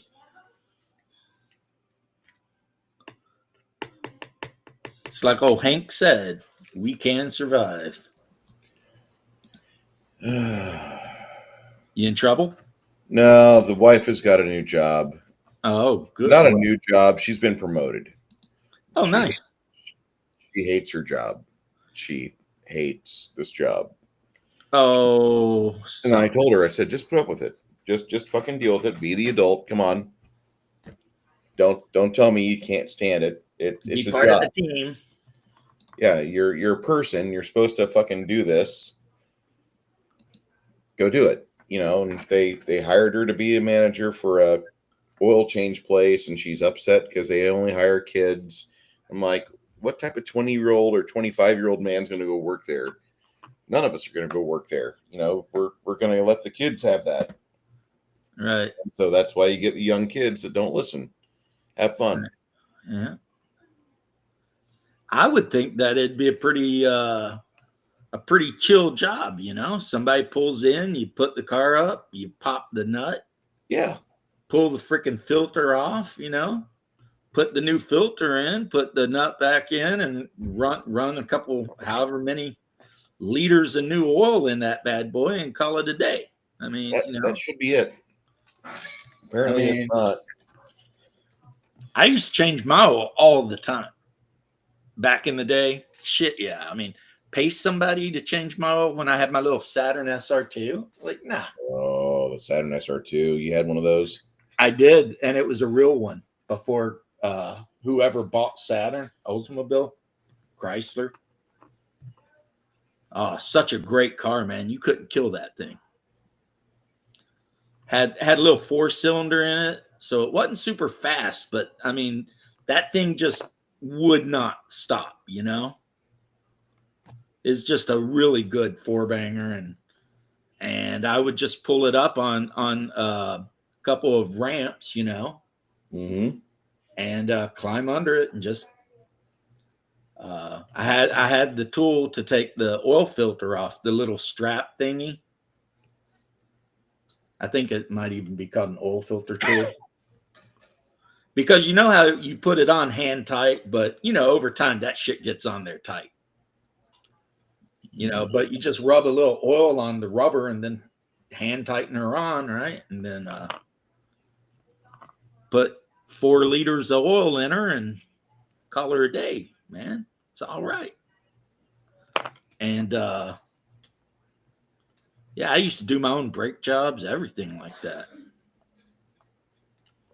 When I was younger, yeah, I mean, The only way anybody was working on my car is if it was some shit that I just simply could not do. Things are different now, but when I was in my 20s, man, like my first car was an old Monte Carlo. It's like a 70-something Monte Carlo. And it had like a 305 or whatever engine. It wasn't like a 350 or anything big like that. But I mean, it had a carburetor and everything. So it was like so easy to work on. You know what I mean? And when you open the hood, you could practically have a sleepover in the hood of that thing. Sounds like my old 78 Thunderbird when I was growing up. Yeah, I mean, it was like, it's not like new cars when you open the hood and it's like, what the? Where the fuck is this? That one, you open the hood and the engine was sitting there and there was a good foot of space on any side of it. And so you could get in there and just, you had your hands. Yeah, you had to get in there and pull the carburetor off and clean it off and clean, do your thing. You could, if you had to, you could do anything. You could do anything to it, underneath the shade tree even, like they used to call people back then, shade tree mechanics. And that kind of was the thing, you pull the car up underneath the shade and get yourself some iced tea and your tool set and just go to town, man. Do whatever you needed to do, right? But like my wife's car, she's got like an HHR. And I popped the hood on that thing and I'm like, I don't even know what's going on, like I don't even know where the battery is in this thing, right? Which, note to self, the battery is like, you got to take like the engine brace off and like a few other parts off to get to the battery. And I'm like, why would you do that? But that's just the way they do. That is just the way they do.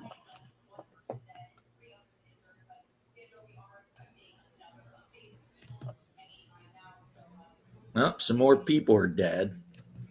What happened now? I don't know. I just heard it from the television. The wife's in there watching the news. I'll tell you what.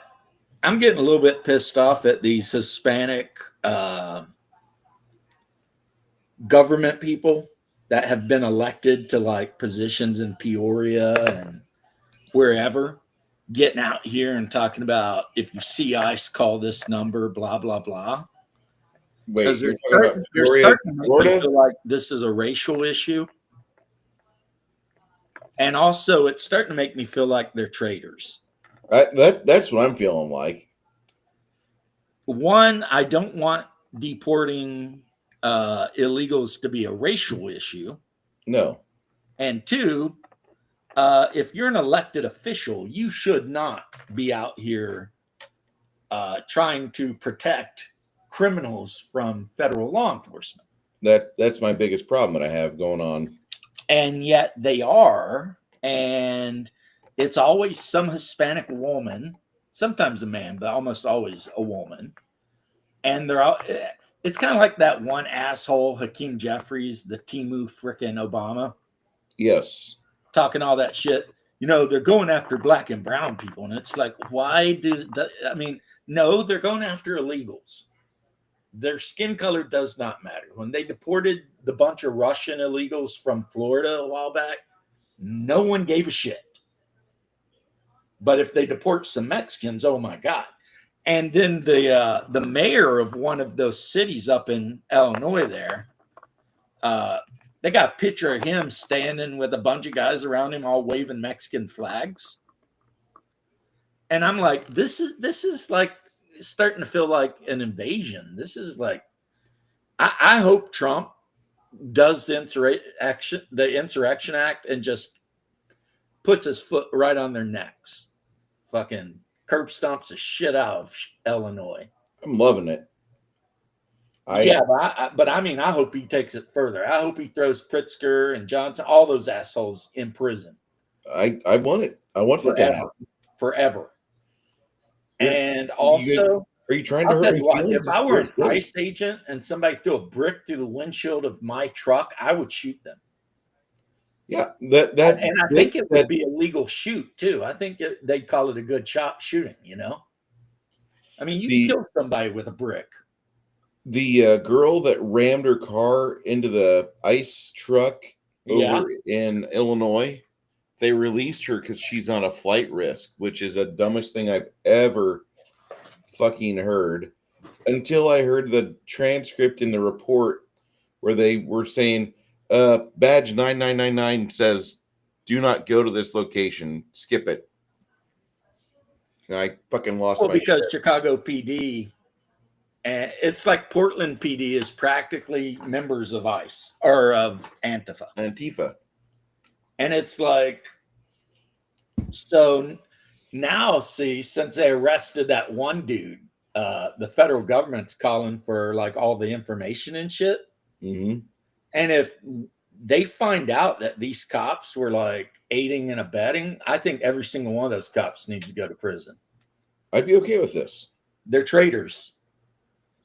This is treason. I don't understand when governors of shitty states started thinking that what they wanted was somehow more important than the federal government. Rule of fucking law.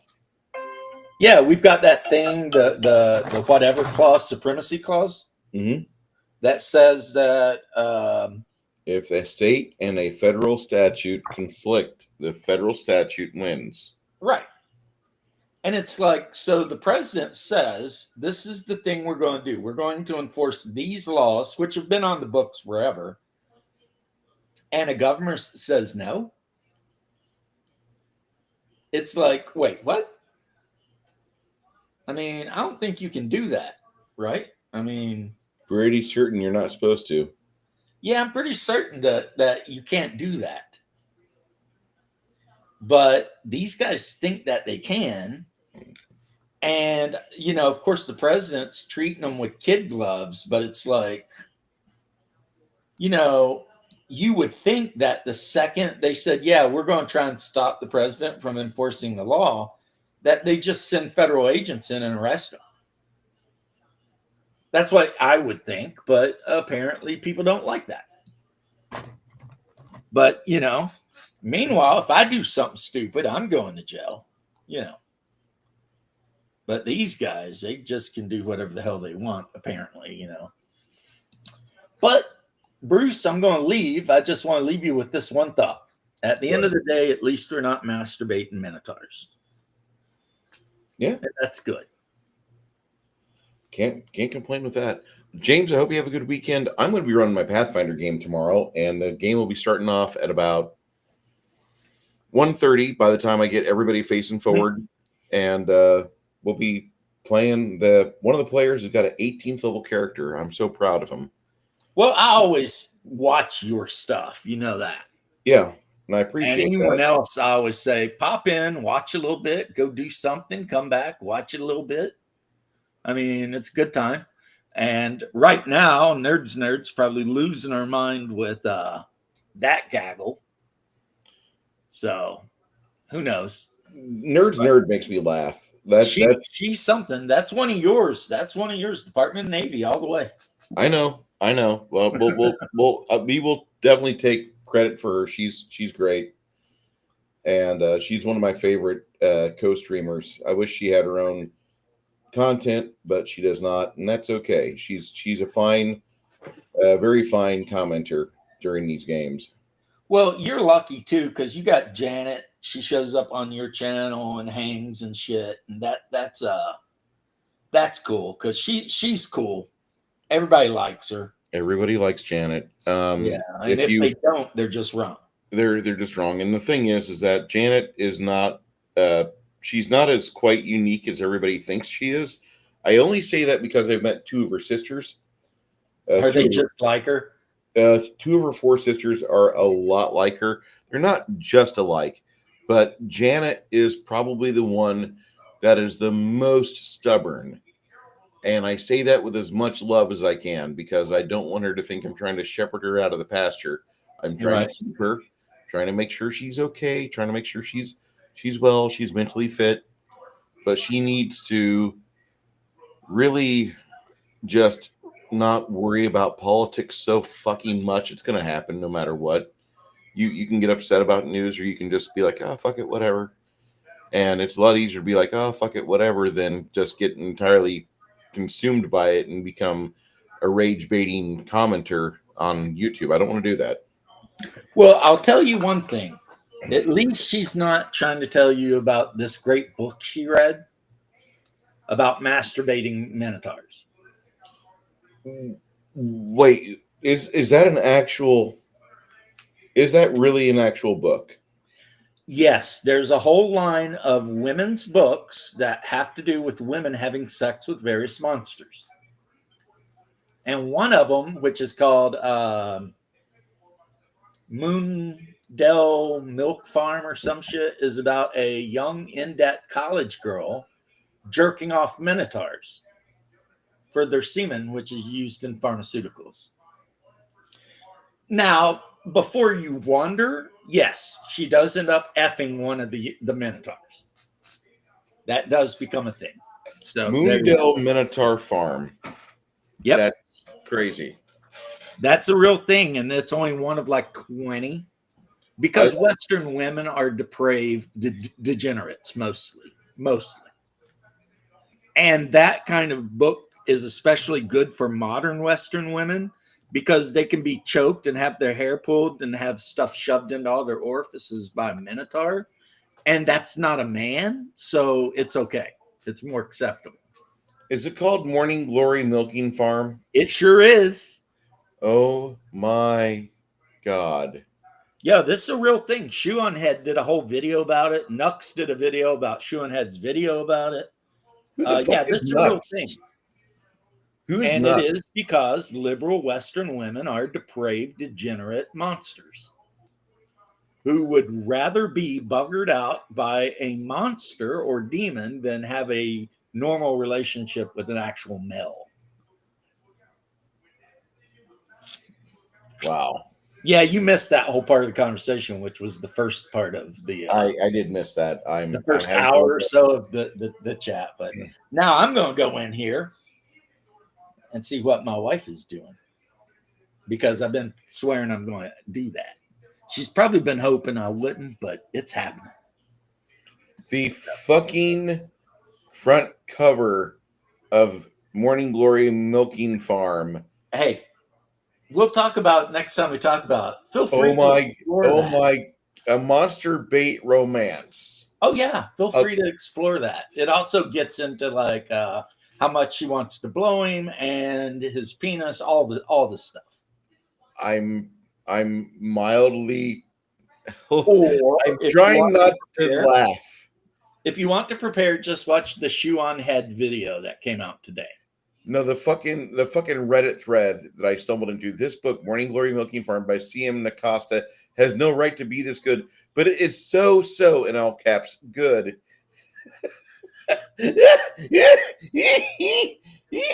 Watch the Shoe on Head video, then you'll really know for sure. Oh God! Like one girl gives a thing on it, and she basically says the book is a analogy for like how women should rise up and become Marxists. And I'm like, what? She's jerking off a minotaur. How's that a Marxist flex? But hey, whatever. But anyway, I'll catch you later, brother. Thank you very much, James, for this fucking gem. Nuxanor and Shoe on Head both do brilliant videos about it. I'm looking these up right now.